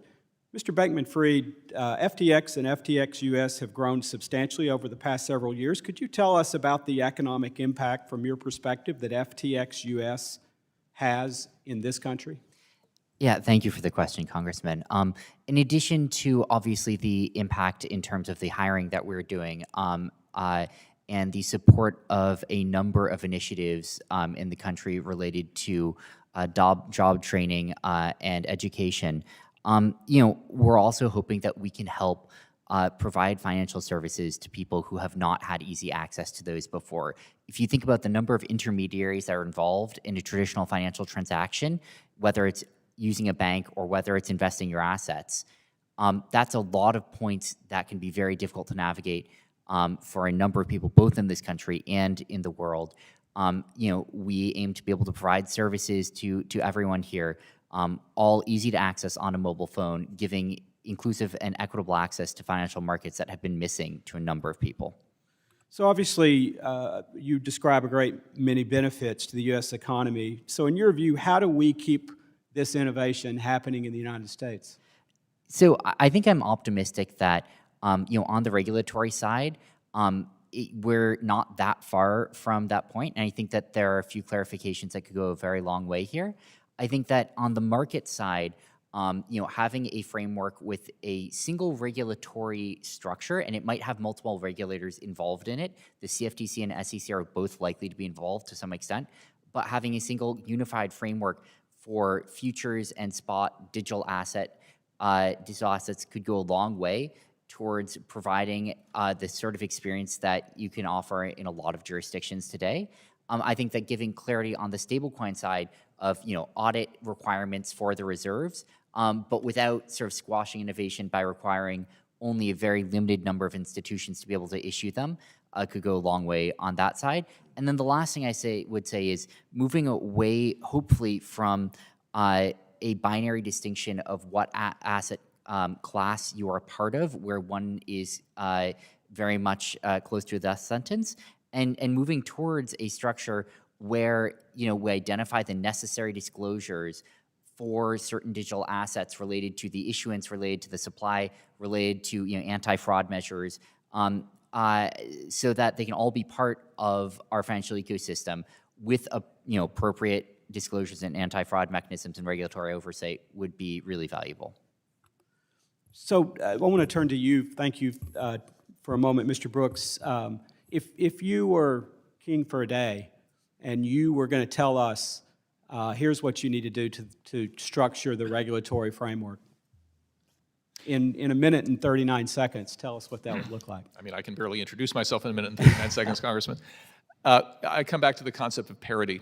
I don't know why we believe that incumbent institutions are risk-free and anything new is highly risky. So if I have a platform built on a blockchain that is doing lending, I don't know why it's so hard for us to say that can participate in our banking system. If I decide that XRP is a security, why won't we let it list on a US exchange? The problem is we treat crypto assets differently from all other assets.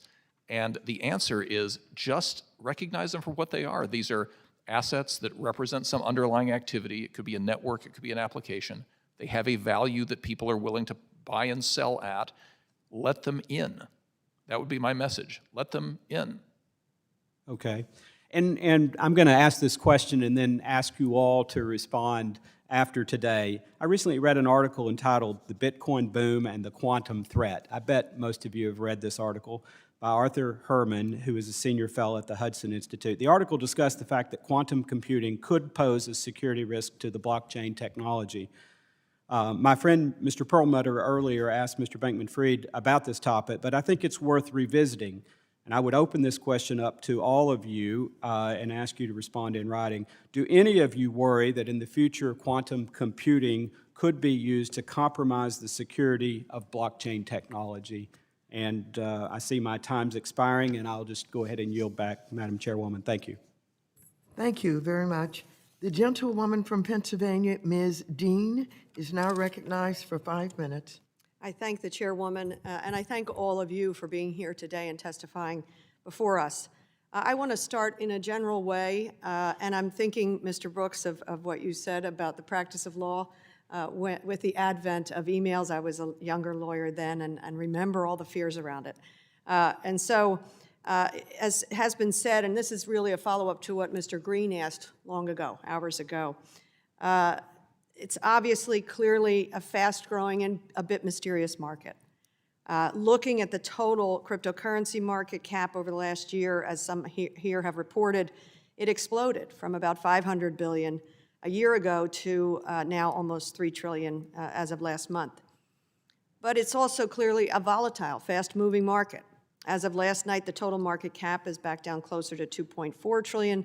Another example of volatility in Bitcoin, which lost half of its value over just 2 days in March before rebounding.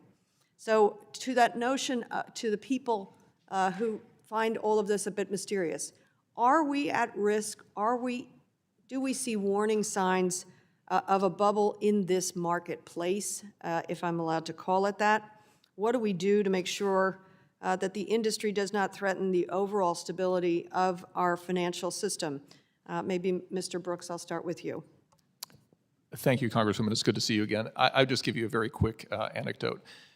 When I was practicing law, I represented one of the largest mutual fund complexes in the United States, and in their market room, they had a chart, a physical chart showing the U.S. equity market from 1792 to the present. What I remember about this room is it was a full city block long, and if you stood at the end of the room and looked at that chart, it was a straight line up and to the right. But if you walked right up close to the chart, you could very clearly see the Civil War and the Panic of 1907 and the Great Depression and all kinds of other volatility along the way. What I would tell you is, in the beginning of a fundamental technological revolution like this, the early days are going to see turbulence, but the long chart of crypto in only its 11-year history is up and to the right, just like the US equity market. So what I would say is, there are risks, there's disclosures that ought to be had, there's framework regulation that should be adopted, but the fact that the price goes up and down doesn't make it any different from US equity markets in the first 100 years of the country's existence. Well, that's a great comparison and probably a metaphor for other things that we are struggling with in our democracy. Hopefully, the upward trend is the trend. Let's pray that that is so. A little more specifically, all digital assets clearly don't fit into our current fiscal regulatory frameworks. And so we're here to try to learn what are the right policies to make sure that this is appropriately regulated. Do we need to start from scratch and create an entirely new framework for crypto with a new regulator, such has been suggested by Coinbase? Ms. Haas, can you talk about Coinbase's view that Congress should regulate digital assets under a new framework with a single regulator? Thank you for the opportunity to clarify. So yes, we do believe that there's benefits to having a single regulator that can address the broad strokes of crypto generally. I share a lot of the views that Mr. Bankman-Fried had in his written testimony. I also share the views of Mr. Brooks, where we say, if it is a security token, then it is going to fall under the SEC. If it is a commodity token, then it will fall under the CFTC. But we have also new tokens here. And when you think about NFTs in an NFT marketplace, when you think about Bitcoin itself, when you think about these new protocols where all you're doing is getting a right to governance in a protocol, they do not fit under the contours of existing frameworks and neat definitions. So I think that we benefit from definition taxonomy. I think we benefit from clarity on who we go to kind of walk through these issues and find one voice. And we think we benefit from an SRO that can really get into the weeds of these issues and help us move with speed, in the regulatory speed, to keep up with the pace of the innovation of the industry. Thank you very much. I appreciate that. Mr. Casarillo, you also said in your testimony that, quote, a primary prudential state or federal regulator should regulate both digital asset companies and their products. Could you elaborate? Yes, thank you. Paxos was the first company in the entire country to become regulated. We operate using a trust company status, and the reason we do that is because we don't make loans and take deposits, so a trust company is actually safer than a bank. And so that's an example of using a state regulatory authority in order to oversee our business. And I think having either a primary regulator that's on the state basis or on a federal basis is what will allow there to be a consistent application of AML, KYC rules, reserve rules, customer protection rules. And so there isn't a clear way to be able to do that right now. We feel this even ourselves as a trust company, where we don't have explicit reciprocity on a state-by-state basis. I think being able to create a clear parity across the board, as Mr. Brooks was saying, is very important for the industry. I thank you, and my time has expired. I yield back. Thank you. The gentleman from Wisconsin, Mr. Stile, is now recognized for 5 minutes.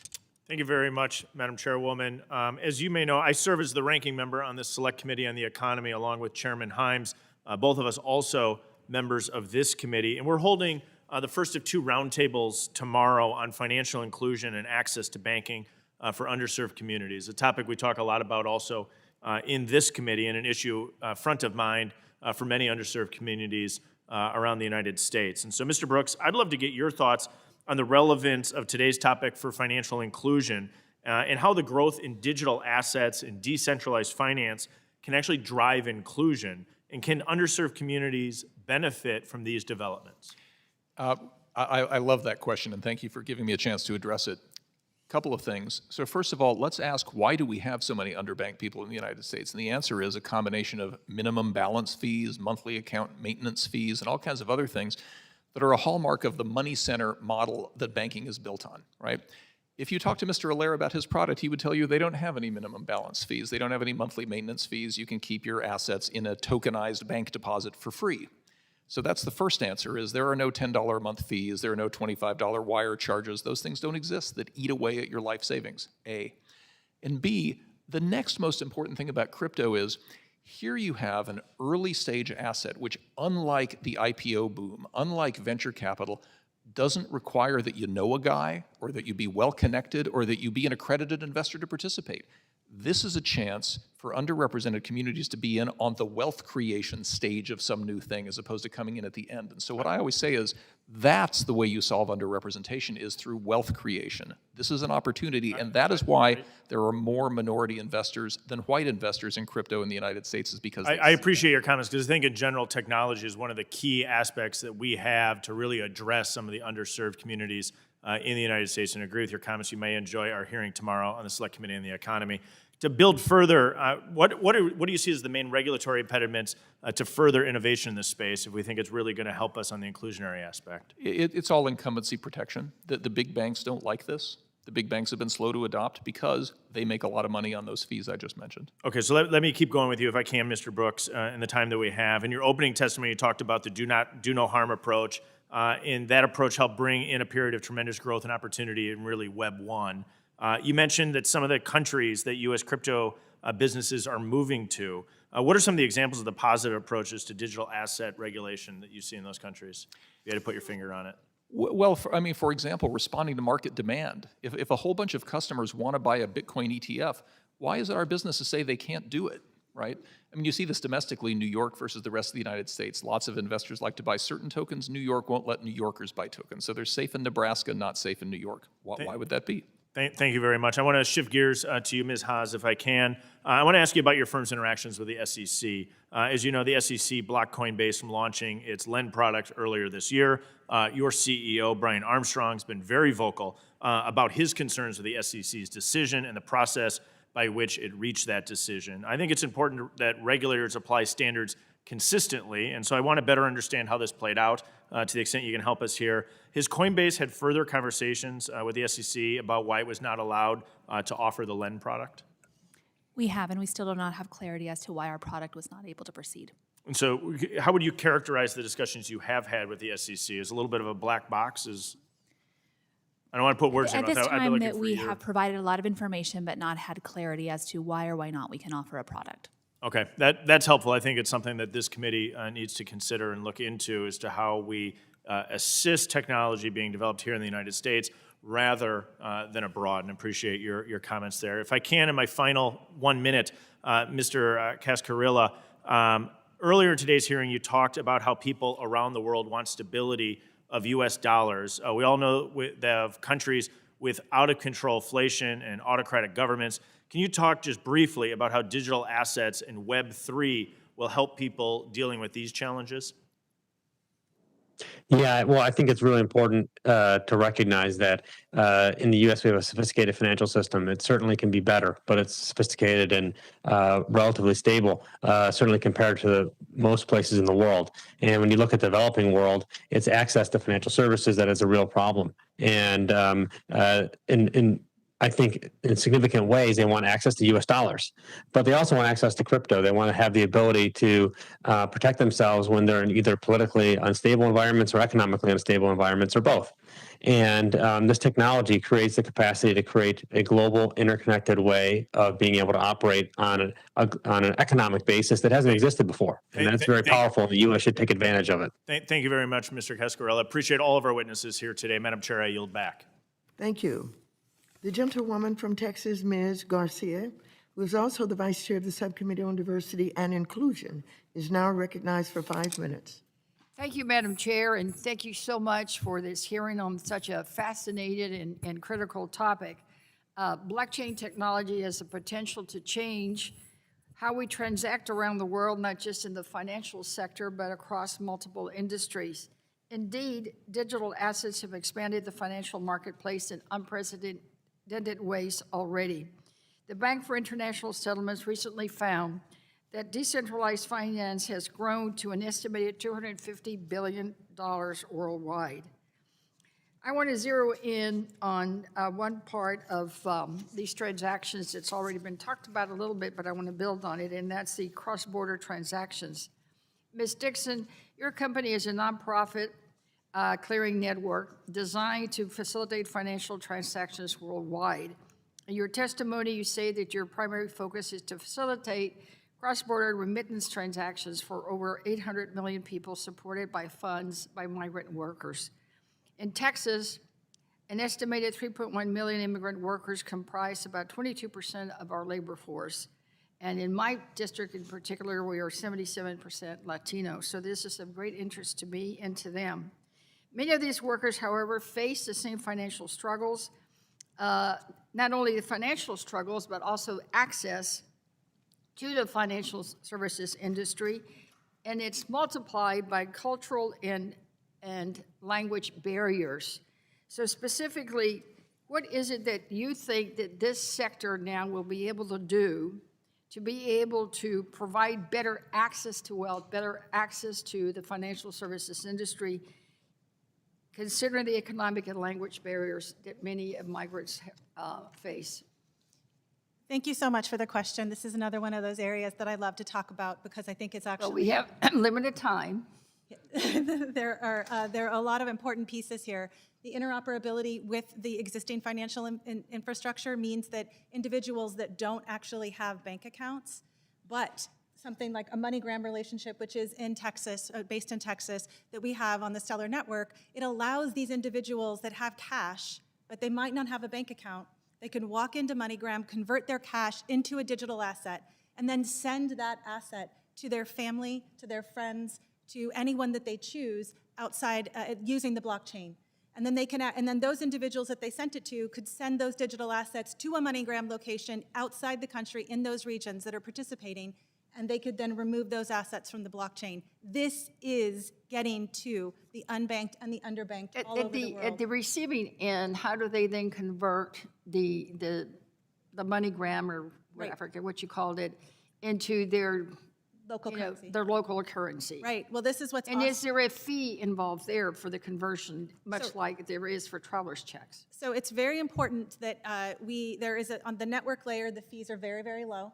But we have pricing pressure created by the fact that these network fees are low. So there is going to be a fee when you have feet on the ground and you have an ability to make that transaction. So the end user who wants to go pick up their fiat at the local MoneyGram, for example, they will pay a fee. But there are no other intermediaries that are layered on top of that, and the fees are much lower than those that you see in the traditional financial infrastructure. So I feel like with this particular relationship and also just with this technology generally, what it opens up is a world for those users, as Mr. Brooks indicated earlier, where they get access to all of the ability to hold these assets, to be able to create value for themselves. Well, I will follow up in writing with just how you're planning to reach with those communities, because I can imagine many remote villages, many remote rural areas, even in our great state of Texas, that you're not going to have access to this wherever you're supposed to pick up the money at the receiving end. So I have a lot of serious concerns about that, but I know that you've reached out to my office and we can talk. I want to now move on to, I'm glad that you all are sharing a lot of data and posting things on your webpage. From each one of you, will you commit to providing transparent information, not only on your employment numbers? I know that Ms. Adams asked about that, but also in terms of your leadership, your board of directors, and salaries and wages, because I know at least one of you has already had a New York Times review that was not very good. And I'm not going to pick on anybody. I just want a commitment from everyone on diversity and inclusion and transparency. And just a yes or no, please. We can commit to that. Yes. Yes. As a public company, our data is available. I'm sorry, I can't hear you, ma'am. As a public company, our leadership and our board data is available. I didn't hear from Mr. Casarella. Yes. Thank you. Thank you so much, and I've got 15 seconds. The other thing that I would like to see is, and I can follow up with it in writing, is demographic data on your users. How many are Latino, how many African American, how many, and also by income. Because I want to make sure that, again, that the users are diverse and that your leadership reflects that. Thank you. Thank you. The gentleman from South Carolina, Mr. Timmons, is now recognized for 5 minutes. Thank you, Madam Chairwoman. I want to talk about ransomware. Obviously, we've seen an exponential increase in number of attacks in the last months and years, and it seems to only be getting worse. I know that crypto industry believes it can and currently does play a critical role in preventing illicit finance, including ransomware.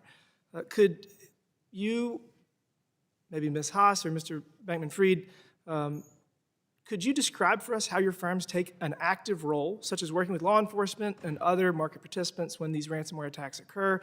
I just would like to get a better sense of the role centralized exchanges play with the flow of funds. For example, how do you keep track of tokens, transactions, and wallets? And maybe, including in your explanation, discuss the Colonial Pipeline attack and how the FBI was able to retrieve a substantial portion of the ransomware payments made. Whoever wants to go first. I guess I'll jump in. Yeah, we work really actively on this. In addition to all of the standard procedures that we have around surveillance of deposits, of withdrawals, and of our customer information, we are responsive to law enforcement inquiries constantly.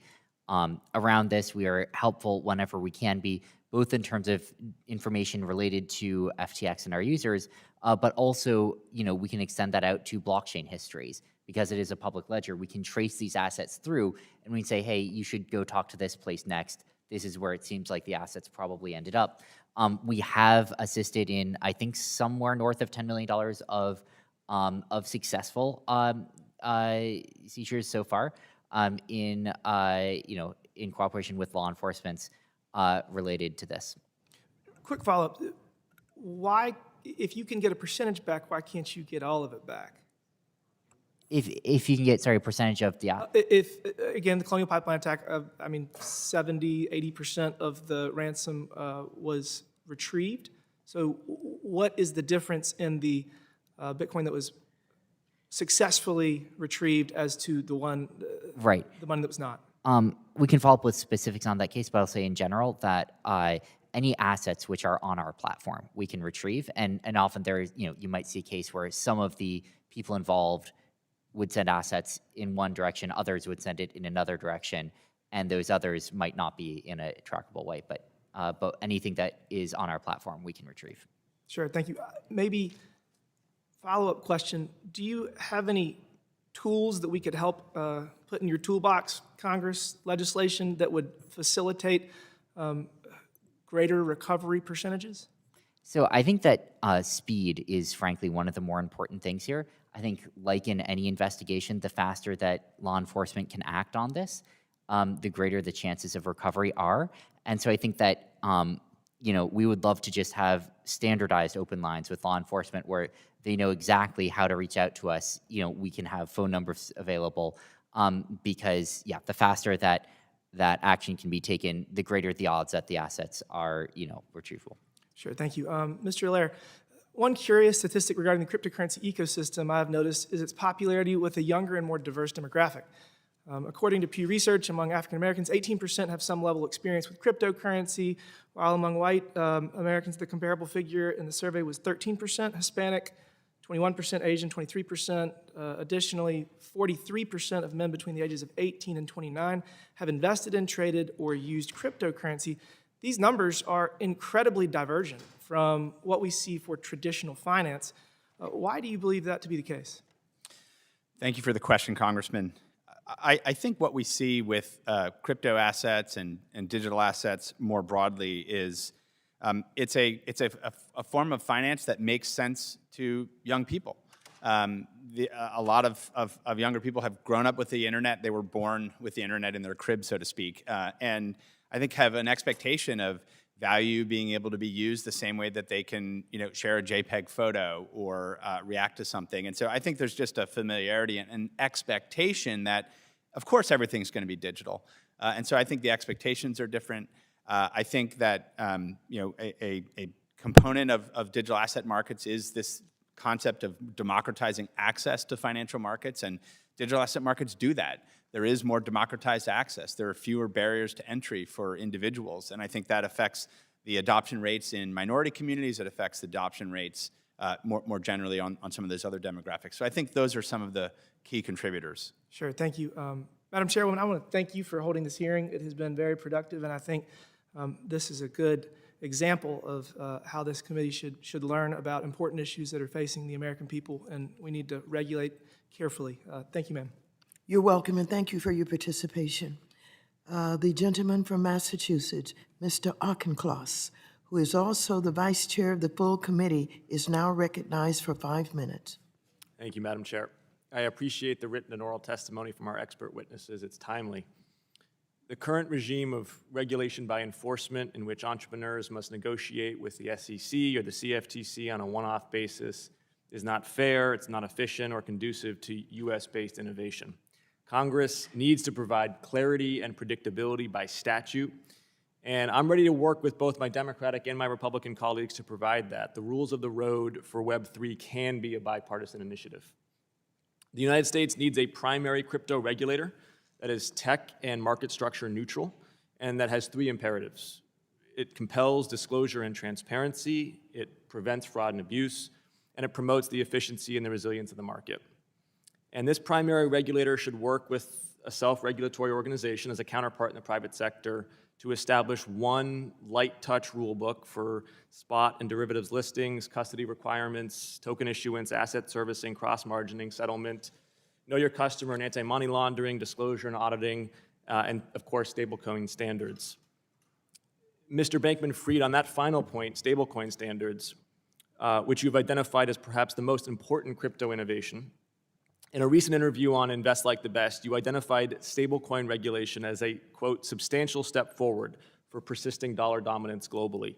And to quote you further, you said, there are going to be stablecoins in the world. And if you ban US dollar stablecoins, then it's going to be Euro coins or it's going to be yuan stablecoins. And in your written testimony, you propose a 7-part framework for stablecoin regulation, and I want to thank you for the thoughtfulness behind that.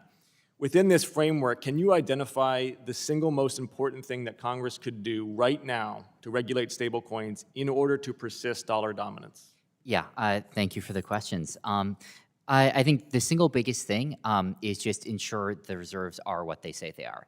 That is the fundamental large portion of the risk that could be posed by them is from both a consumer protection and a systemic risk perspective is what if there is a $1 trillion stablecoin with only $1 billion actually backing it? And so I think having daily attestations and periodic third-party audits to confirm that the stablecoins are backed one-to-one with regulatory oversight of that process is by far the single most important piece of that. Does any of the other members of the panel disagree or want to expound on that statement? Mr. Allaire? Yeah, I would jump in. I think what Sam has outlined is a really productive framework. I think clarity on this, on the disclosure and reporting requirements, and I think also on the reserve and liquidity requirements and having that be a focused set of statutes could be extremely valuable to providing confidence to the market, providing confidence to market participants, and allow dollar digital currencies to flourish on the internet. So if you say that this stablecoin is tethered to the value of the US dollar, you've got to disclose on a regular basis that you've got the liquidity and the reserves to match that, to reduce run risk, and you've got to be willing to be audited by a primary regulator. Absolutely. Is Mr. Bankman-Fried, you've said that you think that is the single most important regulatory step the United States could take to persist dollar dominance. And I don't want to put words in your mouth, but it struck me from the interview you had on Invest Like the Best that maybe the most important thing we could do, period, for crypto innovation. Does anybody on the panel want to expound on that or disagree with that statement? I'll add some thoughts here. I completely agree that this is the most important thing that the U.S. can do. At the moment, it's not clear exactly how you can trust a dollar stablecoin, and that's unfortunate. Money is ultimately a product, and the way money is working today for people leaves a lot to be desired. Being able to put a dollar into a blockchain environment solves so many problems that we've been talking about all day today here. And I think that it's crucial for us to be able to set a clear regulatory plan in place that creates parity across all of these different products. And so I think it's really simple. If you have a primary regulator, you have clear reserves, you have made sure that you back them by cash equivalents, that creates a very much a level playing field for all different dollar-backed stablecoins. And then they'll really be stable.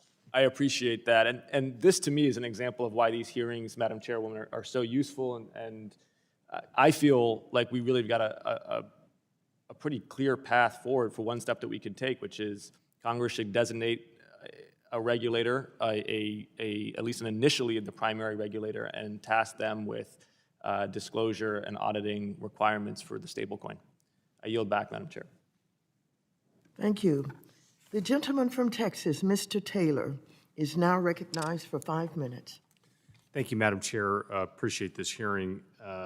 Ms. Dixon, question for you. As you know, my home state of Texas earlier this year created a more friendlier jurisdiction for crypto and blockchain in an effort to be a leader in that space. And I saw that MoneyGram, which has many employees in my district, is headquartered right outside of my district. You've developed a partnership with them, and I was just wondering if you could go into further detail on what you're doing with MoneyGram. And for those that don't know, MoneyGram is one of the premier money transfer operations in the world. There are countries that literally 20% of their GDP is transferred in by MoneyGram, so it's a pretty important product for a lot of the world. I was wondering you to talk about what you're doing with them. Yeah, I think that's why it's such an important part. Thank you so much for the question. An important part of what it demonstrates not just the interoperability that blockchain has with the existing financial infrastructure, but it also demonstrates that you can actually offer services to traditionally unbanked or underbanked folks all over the world leveraging this kind of technology. And finally, I think importantly from the MoneyGram standpoint and from remitter standpoint, it provides instantaneous settlement. So they don't have IOUs out there, they actually have the money in their bank account when they're using the stable coins, which is very important for us to be able to get right. So the MoneyGram relationship, which is in pilot right now in the United States, allows folks that you don't need to have a bank account to be able to get assets put on the blockchain. Right now, the hardest part about blockchain is the on and off ramp. We actually haven't done that exceptionally well because it's very, very hard to be able, unless you have a bank account, it's very, very hard to be able to get assets to get money into digital assets. The MoneyGram relationship could be one of many that actually demonstrates the ease of use that you can have. The beautiful thing about this is that MoneyGram, who acted very quickly in less than 2 months, was able to help to develop this technology and this integration with Stellar. But there's one part of it, but the other part of it is all you have to have is a wallet that's Stellar enabled. So a wallet anywhere in the world. It doesn't have to be a specific wallet. To be able to then walk into MoneyGram, get assets onto the blockchain using your fiat, your local fiat. It'll convert into USDC, which is Mr. Allaire's coin.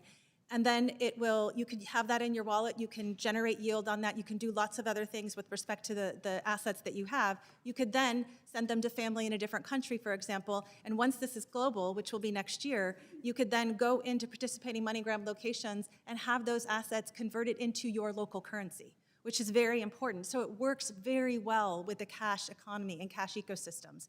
And it demonstrates the true interoperability with blockchain and the traditional financial infrastructure, because that's what MoneyGram is and has done exceptionally well. And it demonstrates the value that these traditional players bring because they've created this really important ecosystem and network of folks all over the world that have feet on the ground that really work with cash, the individuals that have cash, to be able to deliver value to them, whether that be to be able to get it from family outside of their country or just to be able to convert these into digital assets. So it's a really exciting and transformational opportunity, in my opinion, for blockchain because of the speed of use and the ease at which you can get money on and off the blockchain. And just to follow up with my earlier statement about Texas and its role, I mean, I think all of you have testified that you have different state regulatory licensure, right? I mean, everybody here's got state licenses and multiple state licenses, right? I mean, some of you have licenses in almost every state.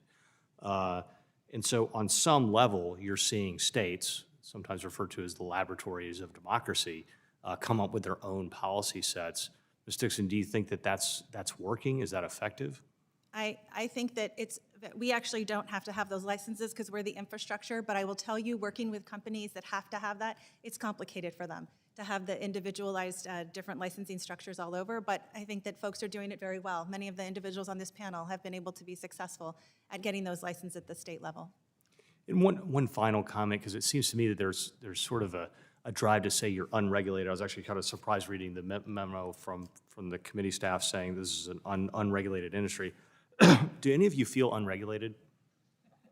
I think that's an important distinction, is that the activity itself is already regulated. And I think that when we focus on activity versus focus on the technology stack, you'll see that there's already tremendous amount of regulation here and a lot of protections, and we should just be looking for those gaps instead of actually trying to create a new regulatory framework. Yeah, and I think it's funny that when I asked, are you unregulated, everybody laughed. That literally the concept, I mean, almost the memo, unfortunately, is almost laughable, at least to the people that are regulated, the people that live it every day, to say, hey, you guys are a bunch of unregulated yahoos, do whatever you want. Like, that's not the world you live in. Madam Chair, I really appreciate the opportunity for this discussion. Thank you for having us here. I yield back. You're so welcome. Thank you. I'd like to thank our witnesses for their testimony today. Without objection, all members have 5 legislative days within which to submit additional written questions for the witnesses to the chair, which will be forwarded to the witnesses for their response. I ask our witnesses to please respond as promptly as you're able. So without objection, all members will have 5 legislative days within which to submit extraneous materials to the chair for inclusion in the record. And with that, this meeting is adjourned.